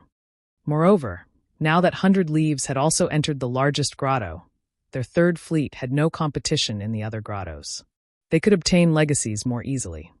Glancing at Silent Entropy and the others, who had already entered the largest grotto, Sherfong nodded and said, "That's fine. According to our previous agreement, the first legacy we obtain belongs to you, while the second belongs to me. Which grotto should we choose?" This, Passing Monarch hesitated. If given the choice, he would never willingly forsake the greatest legacy of the Sea Dragon's secret land. However, with so much powerful competition in a single grotto, it was unknown whether or not he could even obtain the legacy. He was wrought with indecision. Why don't we give it a try? If we think that it's impossible, we can give up on the largest grotto, Passing Monarch decided after considering the matter further. That won't do. If you waste too much time before heading to another grotto, what will happen to my legacy? Why don't we do this? We'll split the time in half. We'll each take command of the fleet for 5 hours. We'll keep the harvest we obtain during our command. If we do so, I don't mind if you want to join the competition in the largest grotto, Sherfong said as he shook his head. He was not here as free labor.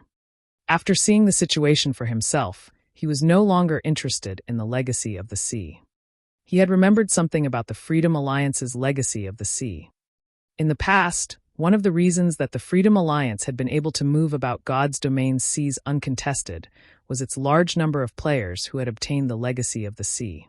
Even the various super guilds had avoided provoking the Alliance for no good reason. Another reason was Silent Entropy's Ancient Weather Book. The player that wielded the Ancient Weather Book could manipulate the weather in an area. When used in naval combat, one could offer their side an absolute environmental advantage. Rumors had it that Silent Entropy had obtained the Ancient Weather Book when he had obtained the Sea God's legacy. The Freedom Alliance obtained their legacies of the sea from the Sea Dragon's secret land. After taking into account the information Passing Monarch had given him about the secret land, it was not difficult to determine that Silent Entropy had obtained the Sea God's legacy here. In the past, the Sea God's legacy had been known as one of the 4 great legacies at sea. Now that the strongest legacy in the secret land had appeared, the Ancient Weather Book would be available as well. While he could ignore the Sea God's legacy, the Ancient Weather Book was an extremely important item. When used in naval combat, it was a strategic weapon. That's fine. However, we'll split our time 4 to 6. I get 6 hours. Later, I'll use 1 hour to test the waters. If it really isn't possible, we'll switch to other grottos. This will also give you the chance to learn the largest grotto's difficulty, Passing Monarch said. All right, let's do that then, Sherfong smiled before taking out a contract. Following which, the two renewed their contract. Passing Monarch released a sigh of relief as he quickly directed the fleet into the largest grotto. In reality, the secret land's grottos were portals that would transport players to another space. As the Third Fleet's ships entered the largest grotto, after a few minutes of drifting along a heavy current, the fleet left the grotto and appeared before a massive island. The island had a white, sandy beach and an azure blue sky above it. It looked like paradise.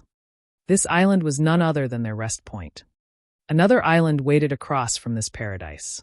Unlike the first island, dark, thundering clouds covered the sky above the second. One could also see plenty of massive sea monsters roaming the island. This was where the legacies hid. Silent Entropy and Identical Summer's fleets had already engaged these sea monsters in battle. Why are there so many sea monsters? Passing Monarch was shocked when he saw the creatures. Both Silent Entropy and Identical Summer's fleets stood against more than 20 sea monsters. These sea monsters looked like sea turtles, but unlike normal sea turtles, a long horn grew from the heads of these monsters. Their bodies also emitted arcs of blue electricity, and all of their attacks used lightning. Not only were their attacks very fast, but they also contained massive destructive power.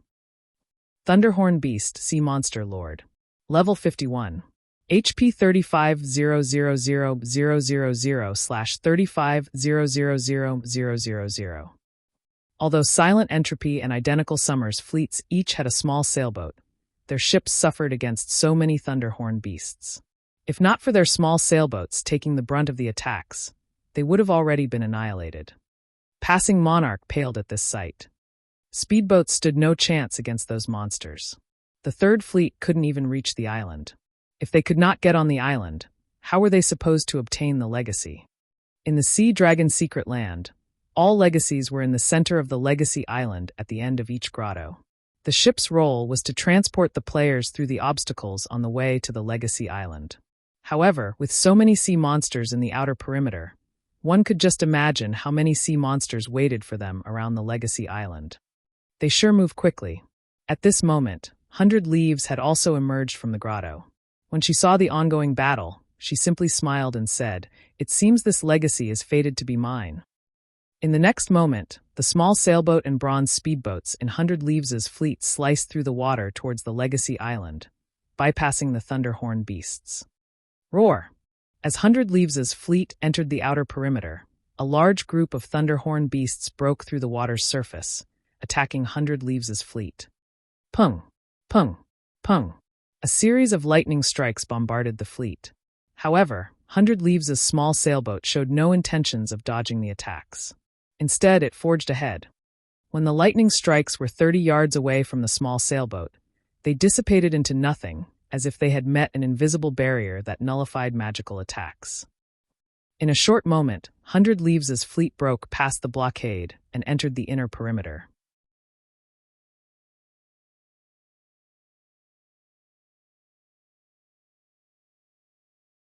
Chapter 1223. Who says we don't have a sailboat? Chapter 1223. Who says we don't have a sailboat? They made it through so easily. Passing Monarch's mouth gaped as he looked at 100 Leaves' fleet getting past the outer perimeter. Although the outer perimeter was not large, there were still roughly 5,000 yards to cross to reach the inner perimeter. Crossing such a distance while weathering the attacks of over 20 Thunderhorn beasts was easier said than done. Even Silent Entropy's fleet had yet to cross half the distance and had already lost 4 players.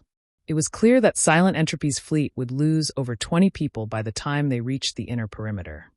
Of course, Silent Entropy's fleet could use another method that would incur fewer losses, gradually killing off the Thunderhorn beasts. However, killing the sea monsters would take a lot of time. Meanwhile, they only had 10 hours inside the Sea Dragon's secret land.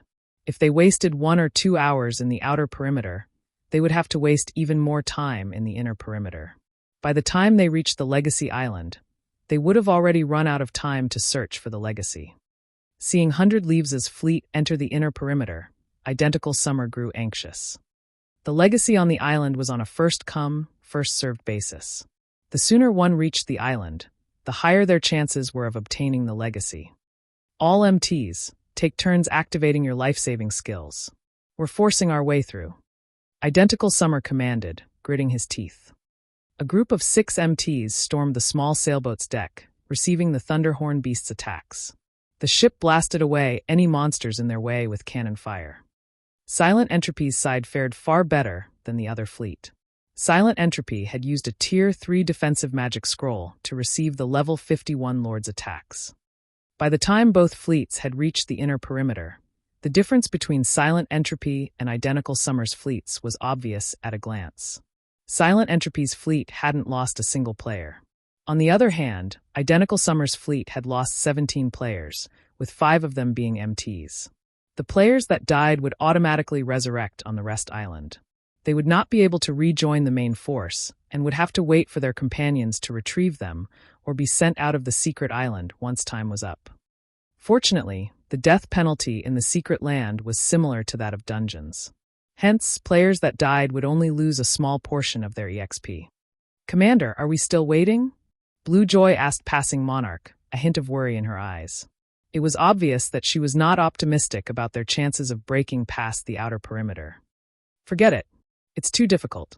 There's no need for us to waste our speedboat's durability here," Passing Monarch said, sighing deeply.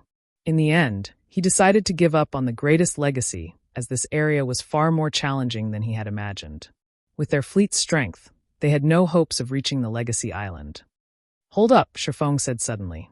"If you really want to reach the island, we're not entirely out of options." While the Thunderhorn beasts were terrifying, after watching them for some time, Shifeng could tell that the majority of the Lord's attacks were magical. Others might find it difficult to defend against magical attacks, but to Shifeng, it was a simple task. "Brother Yifeng, you have a plan?" Passing Monarch asked curiously. These Thunderhorn beasts was extremely fast. Even bronze speedboats could not outrun them. If they were surrounded, they would be utterly helpless. They would need a small sailboat to force open a path. I'll attract these sea monsters' attention while your speedboats use the opportunity to get past them, Shifeng explained. Passing Monarch was surprised by Shifeng's words. He had never thought that Shifeng would willingly sacrifice his speedboat as bait. However, since Shifeng was willing to do so, he would not object. Meanwhile, 100 Leaves and the others, who were currently resting at the edge of the inner perimeter, noticed Passing Monarch's fleet speeding towards the outer perimeter. They're overestimating themselves, Identical Summer sneered. Do they really expect to get past those thunderhorn beasts without a small sailboat to open a path? Do they really need to waste time here? 100 Leaves rolled her eyes as she watched Passing Monarch. There was no way to repair one's ship inside the Sea Dragon's secret land. If the thunderhorn beasts bombarded Passing Monarch's fleet, even with players splitting the damage, the speedboat's durability would deplete rapidly. Once a ship's durability reached 0, it would be useless. Even if Passing Monarch's fleet escaped with their speedboats intact and proceeded to the other grottos, their chances of obtaining a legacy would decrease due to the lost durability. Though, looking at it from another perspective, the fact that Passing Monarch and the others were willing to attempt reaching this legacy island benefited 100 Leaves. This way, she would have an opportunity to kill Shifeng and complete the demon god's quest. At this time, Shifeng steered the swift dragon speedboat into the outer perimeter. Thunderhorn beasts immediately emerged from the water, one after another, rapidly encircling the swift dragon speedboat. At the same time, electricity gathered at their horns as they prepared to attack. However, Shifeng paid no attention to these monsters as he continued towards the group of sea monsters before him. Seeing the numerous arcs of lightning arcing towards him, Shifeng activated Magic Barrier, making the swift dragon speedboat immune to magic damage and reducing the physical damage it received by 60% for 10 seconds.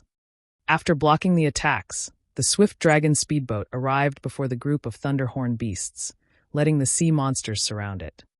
It's over. Passing Monarch could not help but sigh. If the massive thunderhorn beasts surrounded a speedboat, there was no hope of escape. What a fool. He sacrificed a speedboat for nothing. Identical Summer laughed. In the past, he had always seen Passing Monarch as his rival. After all, the two had fought for a long time, and the man had caused him plenty of trouble. Now, however, Passing Monarch was no longer a threat. His only competition now was Silent Entropy and 100 Leaves. As more thunderhorn beats gathered around the swift dragon speedboat, the likelihood of Shifeng breaking through the encirclement grew smaller and smaller. Rather than worrying, however, a smile appeared on Shifeng's face. It's about time to make a move. Shifeng observed his surroundings and noticed that practically 80% of the thunderhorn beasts had gathered around him. Energy Pulse. Dragon Cannon. Suddenly, a blue ripple spread out from the swift dragon speedboat, paralyzing the surrounding thunderhorn beasts. At the same time, a black-white beam shot out from the swift dragon speedboat's bow. In the next moment, 3 thunderhorn beasts that blocked the secret silver speedboat's way had been blasted back. At the same time, the 3 lords lost over 2 million HP each. The surface of the water caved in at the might of the black beam. Suddenly, an empty path opened up before the swift dragon speedboat. Shifeng activated Accelerate, increasing the swift dragon speedboat's movement speed by 100%. Before the thunderhorn beasts could react, the swift dragon speedboat had already sped away from the encirclement and made its way to the inner perimeter. Meanwhile, Passing Monarch and the others tore across the water to the inner perimeter from another direction. As only 5 thunderhorn beasts chased after Passing Monarch's group of 4 bronze speedboats, they were able to get away with minimal damage, their speedboat's durability decreasing only slightly. As for the remaining sea monsters chasing the swift dragon speedboat, due to the paralyzation, their movement speeds had reduced to less than half of their original. As a result, the distance between them and the secret silver speedboat rapidly increased. By the time the paralysis effect wore off, the swift dragon speedboat was over 300 yards away. By then, all the thunderhorn beasts could do was watch as the swift dragon speedboat entered the inner perimeter. What rank is that speedboat? 100 Leaves blinked in astonishment as her gaze followed the unharmed swift dragon speedboat. So, this is the expert Passing Monarch recruited? Not bad. The swift dragon speedboat's performance had also surprised Identical Summer. The speedboat's main cannon was strong enough to throw 3 thunderhorn beasts. Even his small sailboat wasn't capable of such a feat, however. They won't get much further. They'll never reach the island. Identical Summer's words earned the agreement of those around him. The difference between the inner and outer perimeter's difficulty was like the difference between heaven and earth. Although one had to face fewer sea monsters in the inner perimeter, these monsters were obviously stronger. Moreover, the condition to cross the inner perimeter was different. After entering the inner perimeter, they noticed a magic barrier around the Legacy Island. It was obvious that they were required to kill the guardian sea monsters before they could dock. However, the sea monsters guarding the inner perimeter included 1 level 55 king-class sea monster and 2 great lords. Without a small sailboat, it was simply impossible to defeat such a powerful force. What a pity, Brother Monarch. Even if you make it here, it's all for nothing. Without a small sailboat, you are doomed to remain in the inner perimeter, Identical Summer laughed. However, rest assured, you'll at least rank 7th. Only you will no longer be able to use the large shipyard. When Passing Monarch noticed Silent Entropy's fleets fighting a level 55 king-class sea monster, his jaw dropped as he lost heart. The king-class sea monster guarding the inner perimeter was far stronger than the one they had previously fought. That had only been a great lord, while this was a grand lord. Moreover, the current one was an even higher level. Shifeng's secret silver-ranked Swift Dragon speedboat could never tank it. Furthermore, the king-class sea monster was accompanied by 2 great lord-ranked sea monsters. Who says we don't have a small sailboat? Shifeng suddenly asked.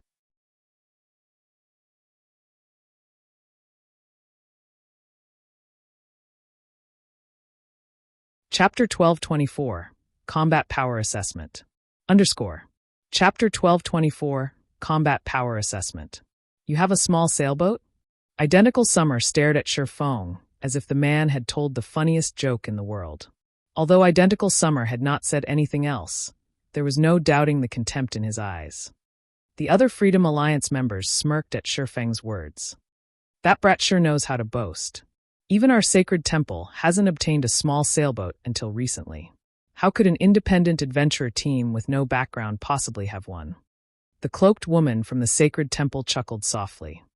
The sacred temple was one of the super guilds that had begun to develop its naval strength early in the game. Yet even now, it had only found a magic bottle containing a small sailboat, not an actual small sailboat. They had obtained this magic bottle from an ancient ruin in the sea's end. For this magic bottle, the sacred temple had sacrificed dozens of experts and thousands of elites. As for Silent Entropy and Identical Summer, while both had only acquired a small sailboat due to luck, they also had the support of powerful backers.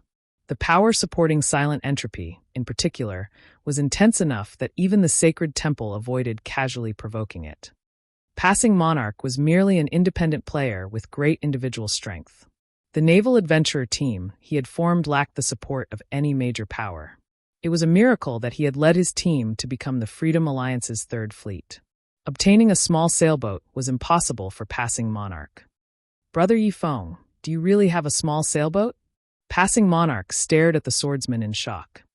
He had already investigated Zero Wing and learned that the guild didn't possess any particular naval power. The guild hadn't even begun to develop its naval forces. Zero Wing had focused on competing with the various large guilds on land all this time. Just the fact that Zero Wing possessed a secret silver speedboat was astounding. Even now, no one throughout the Freedom Alliance possessed a secret silver speedboat. Blue Joy, who stood by his side, blinked in astonishment. She wondered if Shifeng had simply made the claim to save the 3rd fleet from humiliation. You'll know once you see it, Shifeng said as he looked around him. He could clearly feel the doubt and contempt everyone aimed his way. Following which, he took a delicate crystal bottle from his bag and began to chant an incantation. With each verse Shifeng chanted, black mist emerged from the crystal bottle, shrouding a large section of the sea water before the Swift Dragon speedboat. Suddenly, a silver sailboat appeared before these players. This silver sailboat was no smaller than the sailboat 100 Leaves had summoned with the magic bottle. Moreover, magic runes decorated every inch of the silver sailboat. At first glance, it was obvious that the silver sailboat was a higher rank than the common sailboats Silent Entropy and Identical Summer had summoned. This small sailboat was none other than the bronze-ranked one-horned sailboat he had obtained from the king-class sea monster he previously killed. Impossible! When did small sailboats become so common? Everyone was stupefied. None of them could believe their eyes. Just who is that man? 100 Leaves shifted her gaze to Sherfong when she saw the one-horned sailboat. First, the man had earned himself a bounty from the demon god. Then he revealed a very high-rank speedboat. Now he revealed a small sailboat. If someone claimed that this man wasn't supported by a major power, she wouldn't believe it. I have really underestimated you, Monarch. I never thought you would recruit such an expert. However, you'll never get to the island. At the end of the day, passing the inner perimeter's test depends on one's strength, Identical Summer snorted. He then steered his sailboat towards the Legacy Island to challenge the inner perimeter's sea monsters. Passing Monarch's fleet might have crossed the outer perimeter with some trick, but the inner perimeter required them to face the joint attacks of a Grand Lord-ranked King-class sea monster and 2 Great Lords. Without defeating these monsters, they would not be allowed to dock on the island. Although Passing Monarch's fleet now had a small sailboat, the fleet's disadvantage was still obvious. The fleet lacked manpower. The Third Fleet was only allowed to bring 90 members to the secret land, while Identical Summer, Silent Entropy, and 100 Leaves' fleets each had over 100 people. Not only could they employ their small sailboats, which could accommodate 100 passengers, to their fullest potential, but they also had extra men to control multiple bronze speedboats. On the other hand, Passing Monarch's fleet did not even have enough players to exert its small sailboat to its full potential. How could Passing Monarch's fleet possibly defeat a king-class sea monster? At the same time, the members of Third Fleet gazed at Sherfong with admiration. Brother Yifeng, thank you truly. However, I still intend to give up on this grotto. Passing Monarch was extremely grateful to Sherfong. In reality, Sherfong could have easily decided not to help him. After all, both had already agreed that they would determine each other's harvest based on time. However, when Passing Monarch had seen the distant king-class sea monster, he had decided to relent. Magic Whale, Marine King Creature, King-class Sea Monster, Grand Lord. Level 55. HP 200,000/200,000,000. Razor Shark, Marine King Creature, Sea Monster, Great Lord. Level 55. HP 80,000/80,000,000. Seeing these sea monster statistics, even a naval expert like Passing Monarch felt powerless. Just 1 Great Lord-ranked Razor Shark was already a difficult foe, not to mention 2 and the Magic Whale. Without dozens of speedboats attacking at the same time, it was practically impossible to defeat all 3 sea monsters. Meanwhile, the fleet's Silent Entropy, Identical Summer, and 100 Leaves commanded had some hope of victory, as they each had around 7 or 8 bronze speedboats to assist them. For example, Silent Entropy's small sailboat was currently tanking the Magic Whale, while 2 other bronze speedboats dealt with the Razor Sharks. As for the remaining speedboats, they focused their fire on the Razor Sharks. Although each bronze speedboat only inflicted around -200,000 damage, the total damage from 6 or 7 bronze speedboats still surpassed the sea monster's battle recovery.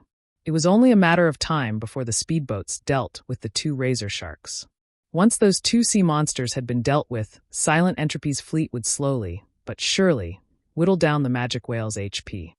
On the other hand, they couldn't even exert the maximum combat power of their small sailboat. How were they going to whittle away the sea monster's HP? Hence, rather than waste time here, exploring the other grottos would be more beneficial. With their fleet's strength, they wouldn't have any issues obtaining 2 legacies. Brother Monarch, since you wish to give up, why don't you let me command the fleet for the first 4 hours? Sherfong asked. Passing Monarch's decision hadn't particularly surprised him. After all, assessing an opponent's combat power was the basics of being an expert. If Passing Monarch couldn't even do that much, he would not have become an expert at all. Only, Passing Monarch's assessment was slightly different from his. Brother Yifeng, is there really a reason to waste time here? Passing Monarch could not figure out what was going through Sherfeng's mind. It was already clear that they had no hope of victory, yet this swordsman insisted on jumping into the jaws of death. However, when Passing Monarch saw the determination in Sherfeng's eyes, he had no choice but to nod, saying, "All right then. We'll follow your command for the next 4 hours." Once these 4 hours are up, we'll leave immediately. Following which, both sides renewed their contract yet again. From the next 4 hours, the Third Fleet would be under Shifeng's command. After finding nothing wrong with the contract, Shifeng stored it away in satisfaction. Let's go. Shifeng smiled at the distant magic whale. Others might not know the one-horned sailboat's might, but he did. While King-class sea monsters were quite powerful, a bronze sailboat could not be underestimated either. Following which, Shifeng allocated tasks to the Third Fleet's members. The Swift Dragon speedboat and one of the bronze speedboats had a 20-man crew each, while each of the remaining 3 bronze speedboats had a party of 6. The remaining fleet members would board the one-horned sailboat and deal with the magic whale. This is nuts. We'll only have 32 people on our strongest ship? How are we going to hold back the magic whale? When passing Monarch and the others saw Shifeng's distribution, they were confused.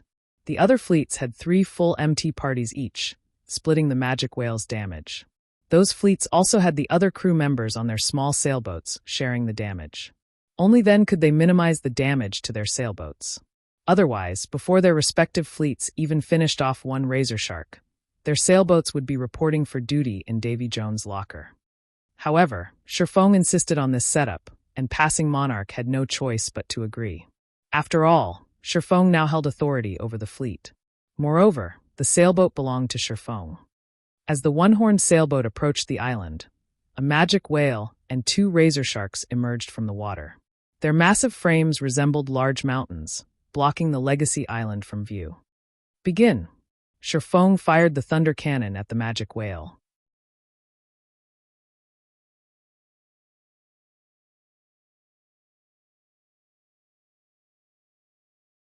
Chapter 1225.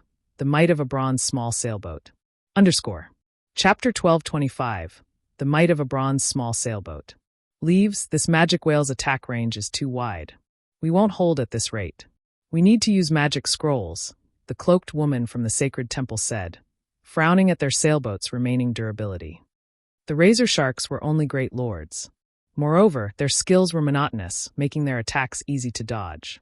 Bronze speedboats were more than enough to cope with the razor sharks. The problem was the magic whale. Although the Grand Lord was clumsy and slow, and its attack patterns were not particularly complex, it was still a powerful foe. Aside from ruthless headbutts, the magic whale's main attacks were Ice Meteor and Icicle Rain. When casting Ice Meteor, the magic whale would call down a massive globe of ice. Even with 6 MTs sharing the attack's damage, all 6 would lose over 2/3 of their HPs. Furthermore, the Grand Lord used Ice Meteor frequently. Only when all 18 MTs took turns blocking could they keep up with the attacks. The burden on the healers was also massive, as one mistake could spell the end for a party of MTs. However, this was not the team's greatest challenge. The magic whale's Icicle Rain was what left everyone speechless. When the magic whale cast Icicle Rain, countless icicles would rain down from the sky.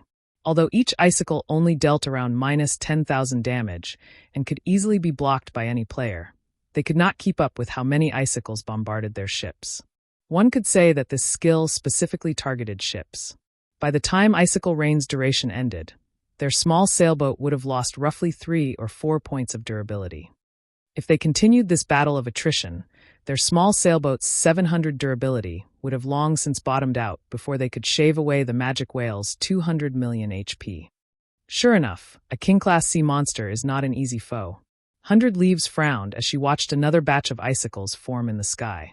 She then said to the cloaked woman, "Use the Tier 3 summoning scroll. Have the summoned creature share part of Icicle Rain's damage." The cloaked woman nodded before retrieving a Tier 3 summoning scroll and chanting the incantation. With a Tier 3 summoned creature sharing the damage, the small sailboat only lost 1 point of durability by the time the skill ended.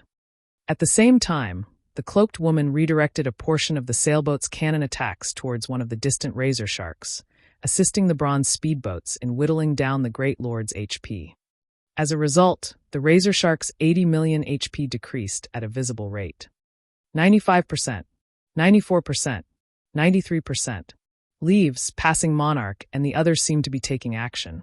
As the cloaked woman controlled the summoned creature, she noticed the one-horned sailboat moving deeper into the inner perimeter, and an odd feeling rose in her chest. Passing Monarch's fleet only had 90 members. Even with a small sailboat, such a small team was not enough to defeat the magic whale.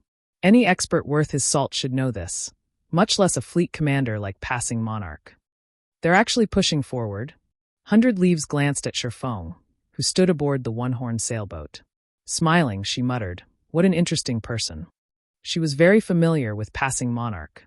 While Passing Monarch's individual combat standards were not particularly high, his leadership abilities and assessment for monsters' strengths were first class. He would never take such a risk. The only possibility was that Sherfong had persuaded him to do so. Silent Entropy and Identical Summer had also noticed the one-horned sailboat's approach. "They're not giving up?" Identical Summer asked contemptuously. "I want to see just how long they can last." Currently, his fleet barely held its ground against the 3 guardian monsters. He still didn't know if his team could kill the magic whale. In the case of Passing Monarch's fleet, however, just killing the 2 razor sharks would be a huge challenge. As such thoughts ran through the various commanders' minds, a golden beam exploded from the one-horned sailboat's bow, slamming into the magic whale's thick hide. Boom! As it struck, the golden beam carved out a small wound from the magic whale's side, blue blood spilling into the water. How can it possess such power? 100 Leaves was shocked. No matter how many times her small sailboat attacked the magic whale, they had only taken a fraction of the Grand Lord's HP. The sailboat's attacks could not cause any substantial injuries to the Grand Lord. How can this sailboat possess such a high-rank cannon? Could it have been modified?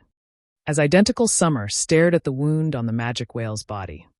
In God's domain, no ship was static. They could all be modified. Only, there was a limit to how much a ship could be modified and strengthened, as the ship's construction materials were a limiting factor. Furthermore, it was very difficult to modify and strengthen a ship.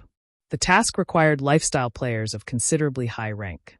To modify a ship, one also had to risk reducing the ship's quality or destroying it altogether. Hence, even now, nobody actually dared to modify their precious ships.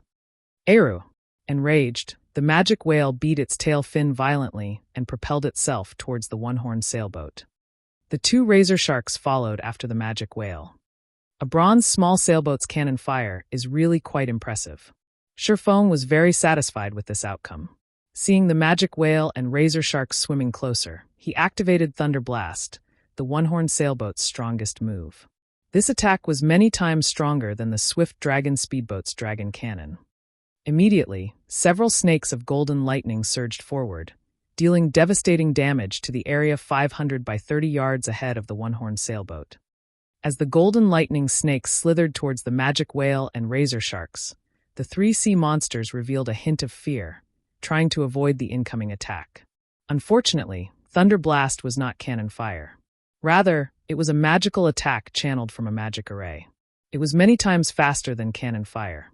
The arcs of golden lightning had crossed several hundred yards in the blink of an eye. Boom, boom, boom. When the golden lightning streaked past the magic whale and razor sharks, all 3 sea monsters screamed in agonizing unity.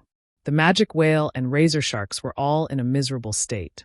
The magic whale was covered with wounds with fresh, blue blood coloring the water. A damage of over -900,000 had appeared above its head. As for the razor sharks, many areas of their bodies had scorched black.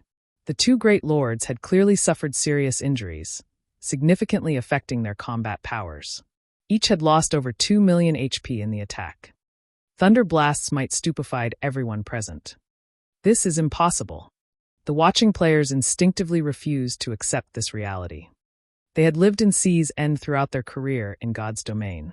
They had lost count of how many times they had fought sea monsters. Hence, their naval understanding ranked at the peak of God's domain. However, the one-horned sailboat's attacks were unbelievable. "Brother Yifeng, just what rank is your sailboat?" Passing Monarch gulped audibly as he looked at the heavily injured razor sharks. Only now did he understand why Sherfong was so confident. With such firepower, it was no wonder why Sherfong wasn't worried about killing the magic whale. "What do you think?" Sherfong smiled mysteriously, not offering a concrete answer. Players still assumed that small sailboats were similar to speedboats, which had only a small gap in power between each rank. They had not yet realized how vast the divide was between a common-ranked small sailboat and a bronze rank. In terms of firepower, a bronze small sailboat could rival a fine gold speedboat. This was the reason that Passing Monarch's assessment of each side's combat power was incorrect. Brother Monarch, you guys deal with the razor sharks. Make sure you lure them away from each other. Leave the magic whale to me, Sherfong instructed after noticing the magic whale and razor shark's approach.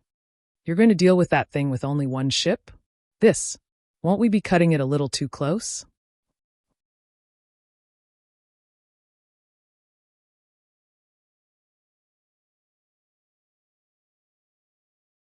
Chapter 1226, Hidden Effect of the Bronze Small Sailboat.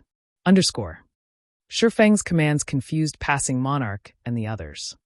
The one-horned sailboat might possess frightening killing power, but when all was said and done, the magic whale was still a king-class sea monster. It was still a terrifying foe. Although Silent Entropy and the other fleets relied on their small sailboats to tank the magic whale, they constantly had 2 or 3 bronze sailboats assisting from the side. The speedboats occasionally shared some of the magic whale's damage, giving the small sailboats a break. Furthermore, the one-horned sailboat only had a 32-man crew on board. In terms of endurance, it was far weaker than Silent Entropy and the other small sailboats. Without a doubt, sending the one-horned sailboat to deal with the magic whale alone was mad. If it were up to Passing Monarch and the others, they would have refused the idea. After all, it was nothing more than gambling with a small sailboat.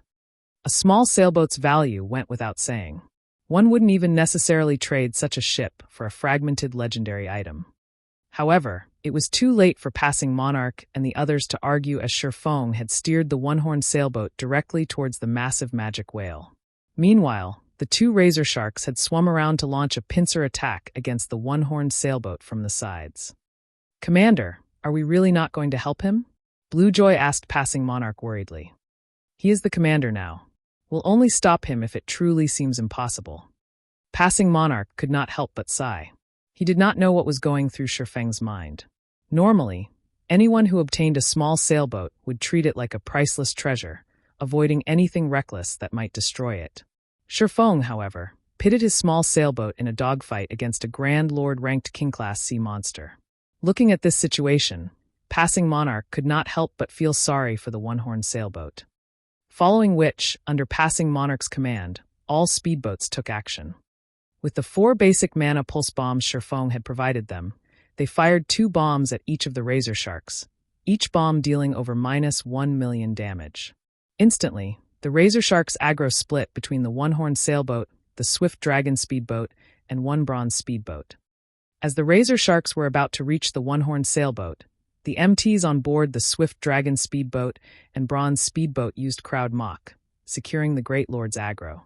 Immediately, the 2 speedboats split up and moved away from the magic whale, the razor sharks following closely after them. The timing of Passing Monarch's commands was extremely accurate. Meanwhile, the magic whale bellowed when it noticed the one-horned sailboat approaching. 3 ice meteors then appeared in the air. Haha, now you've done it. I want to see how you intend to clean up this mess." Identical Summer smirked when he saw the 3 ice meteors. When his and the other fleet's magic whales used Ice Meteor, they only summoned 2 attacks. Thunder Blast has surprised him. He was even somewhat jealous. However, it was obvious that this frightening firepower had angered the magic whale. Even his fleet would suffer against 3 ice meteors at the once, not to mention the one-horned sailboat, which faced the magic whale one-on-one. Leaves, look at the small sailboat in Passing Monarch's fleet. The cloaked woman from the sacred temple called out in surprise and pointed at the one-horned sailboat. There are less than 50 people on board. Less than 50? 100 Leaves, who commanded her own battle, turned to look at the one-horned sailboat upon hearing this, her brows rising in surprise. They actually did something like that. This was ludicrous. She had a 100-man crew aboard her sailboat to deal with the magic whale's attacks, yet her sailboat still lost a significant amount of durability. If the one-horned sailboat had less than 50 players on board, its durability would fall several times faster. The sailboat would likely sink to the bottom of the ocean before the 2 razor sharks were dealt with. Ayaru, the magic whale bellowed as it controlled the ice meteors, aiming for the one-horned sailboat's blind spots and making its attacks difficult to dodge. In terms of speed and angle of attack, This magic whale used faster and more accurate ice meteors than the others.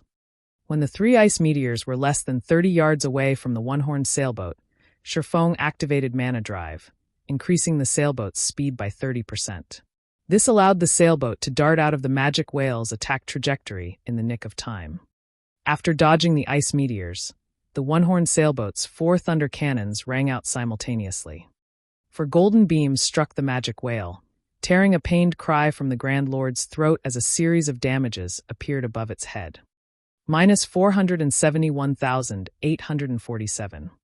Minus 482,187. Minus 471,974. Minus 472,079. The 4 cannons instantly devoured nearly 2 million of the magic whale's HP.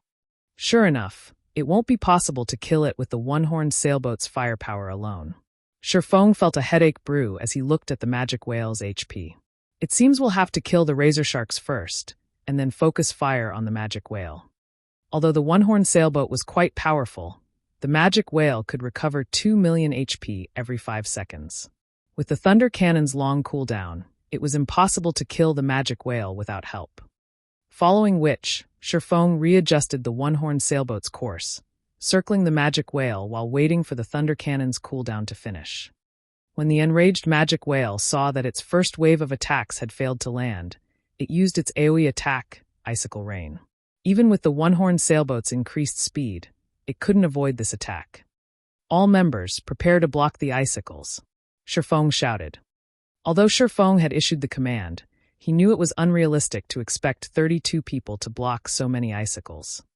As the icicles began to descend, Sherfong took a Tier 3 summoning scroll from his bag. Immediately, a massive golden gorilla appeared, joining the defense. Dang! Dang! Dang! Under Sherfeng's control, the golden gorilla executed Sword's Orbit, using its arms in place of swords.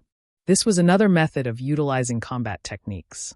Only doing so required considerably fine control and a great understanding of a combat technique.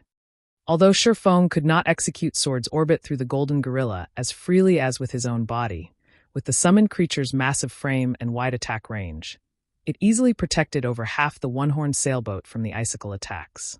The players blocked the majority of the icicles, protecting the remaining half.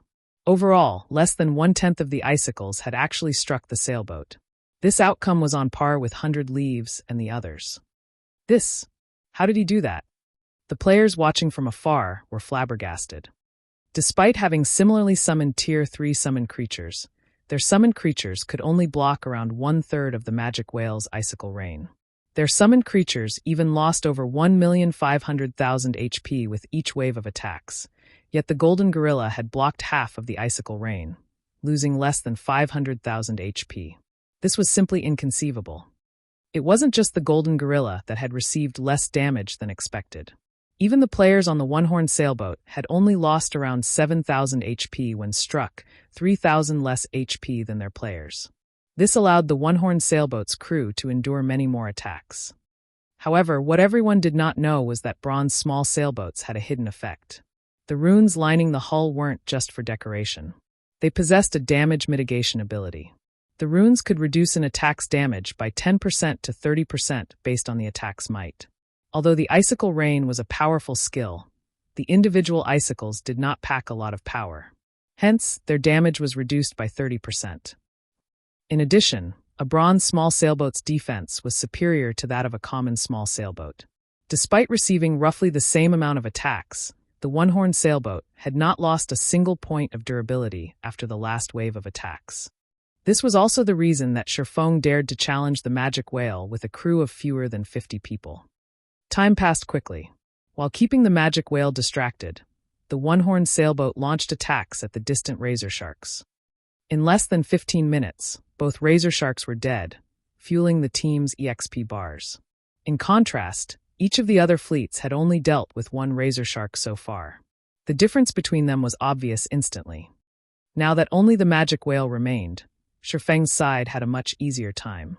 Although it took a long time just to reduce the magic whale's HP by 1%, they slowly but surely depleted the Grand Lord's HP. When the magic whale's HP fell to 10%, It spread its colossal jaws, and a frightening amount of mana began to concentrate in its mouth. "All speedboats, hide behind the sailboat," Sherfong shouted hurriedly. All King-class sea monsters possessed powerful team-wipe moves. The magic whale was no exception. The King-class sea monsters inside secret lands might not be as powerful as those elsewhere, which possess second lives, but it still shouldn't be underestimated. Haru! An evil glint appeared in the magic whale's eyes. The magic whale snapped its mouth shut. Its body then began to release dark blue beams of light that directly devoured Sherfong and the others.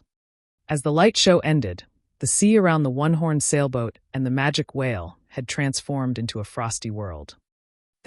Everyone gasped at this sight. The magic whale was simply too fierce. This last move could rival the power of a Tier 4 large-scale destruction spell. As a result of the spell, the magic whale had lost 5% of its HP. As the icy fog surrounding the one-horned sailboat dissipated, it received significant damage as the blue barrier protecting the ship crumbled and disappeared. This was none other than the one-horned sailboat's life-saving skill, Magic Shield. When activated, it would create a barrier capable of absorbing up to 1 million damage for 5 minutes. Although the barrier couldn't mitigate all of the damage, at the very least, it had prevented many of the crew's deaths. After sharing the damage, 19 people were still alive on the one-horned sailboat. As for the speedboats behind the one-horned sailboat, only the Swift Dragon speedboat and the Bronze speedboat with a full crew had half their original crew members. The other Bronze speedboats had lost their entire crews, leaving behind ghost ships. The magic whale has entered a weakened state. Throw everything you have at it. Sherfong had less than half of his HP remaining. Although he had prepared for this, the move had shocked him. Even after activating Magic Shield, everyone on board had still received so much damage. Although only the one-horned sailboat, Swift Dragon speedboat, and one Bronze speedboat remained, the magic whale's defense was crippled. Moreover, it had lost its ability to recover in battle. It was nothing more than a living target for Sherfong and his crew now. 4%, 3%, 2%, 1%. Die!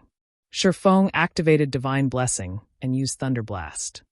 Countless arcs of golden lightning devoured the magic whale's remaining HP. In the end, the magic whale released an agonized cry as its body disintegrated into particles of light. Immediately after, a large group of golden dots descended towards the water. You're tuning in to the Blimay's Sword of Destiny YouTube channel. We're so grateful for your support, and don't forget to subscribe to join us on this incredible journey through captivating stories. Your generosity through donations truly makes a world of difference, as it's the primary source of revenue that allows me to expand and enhance this channel for you. Thank you from the bottom of my heart for being a part of this adventure.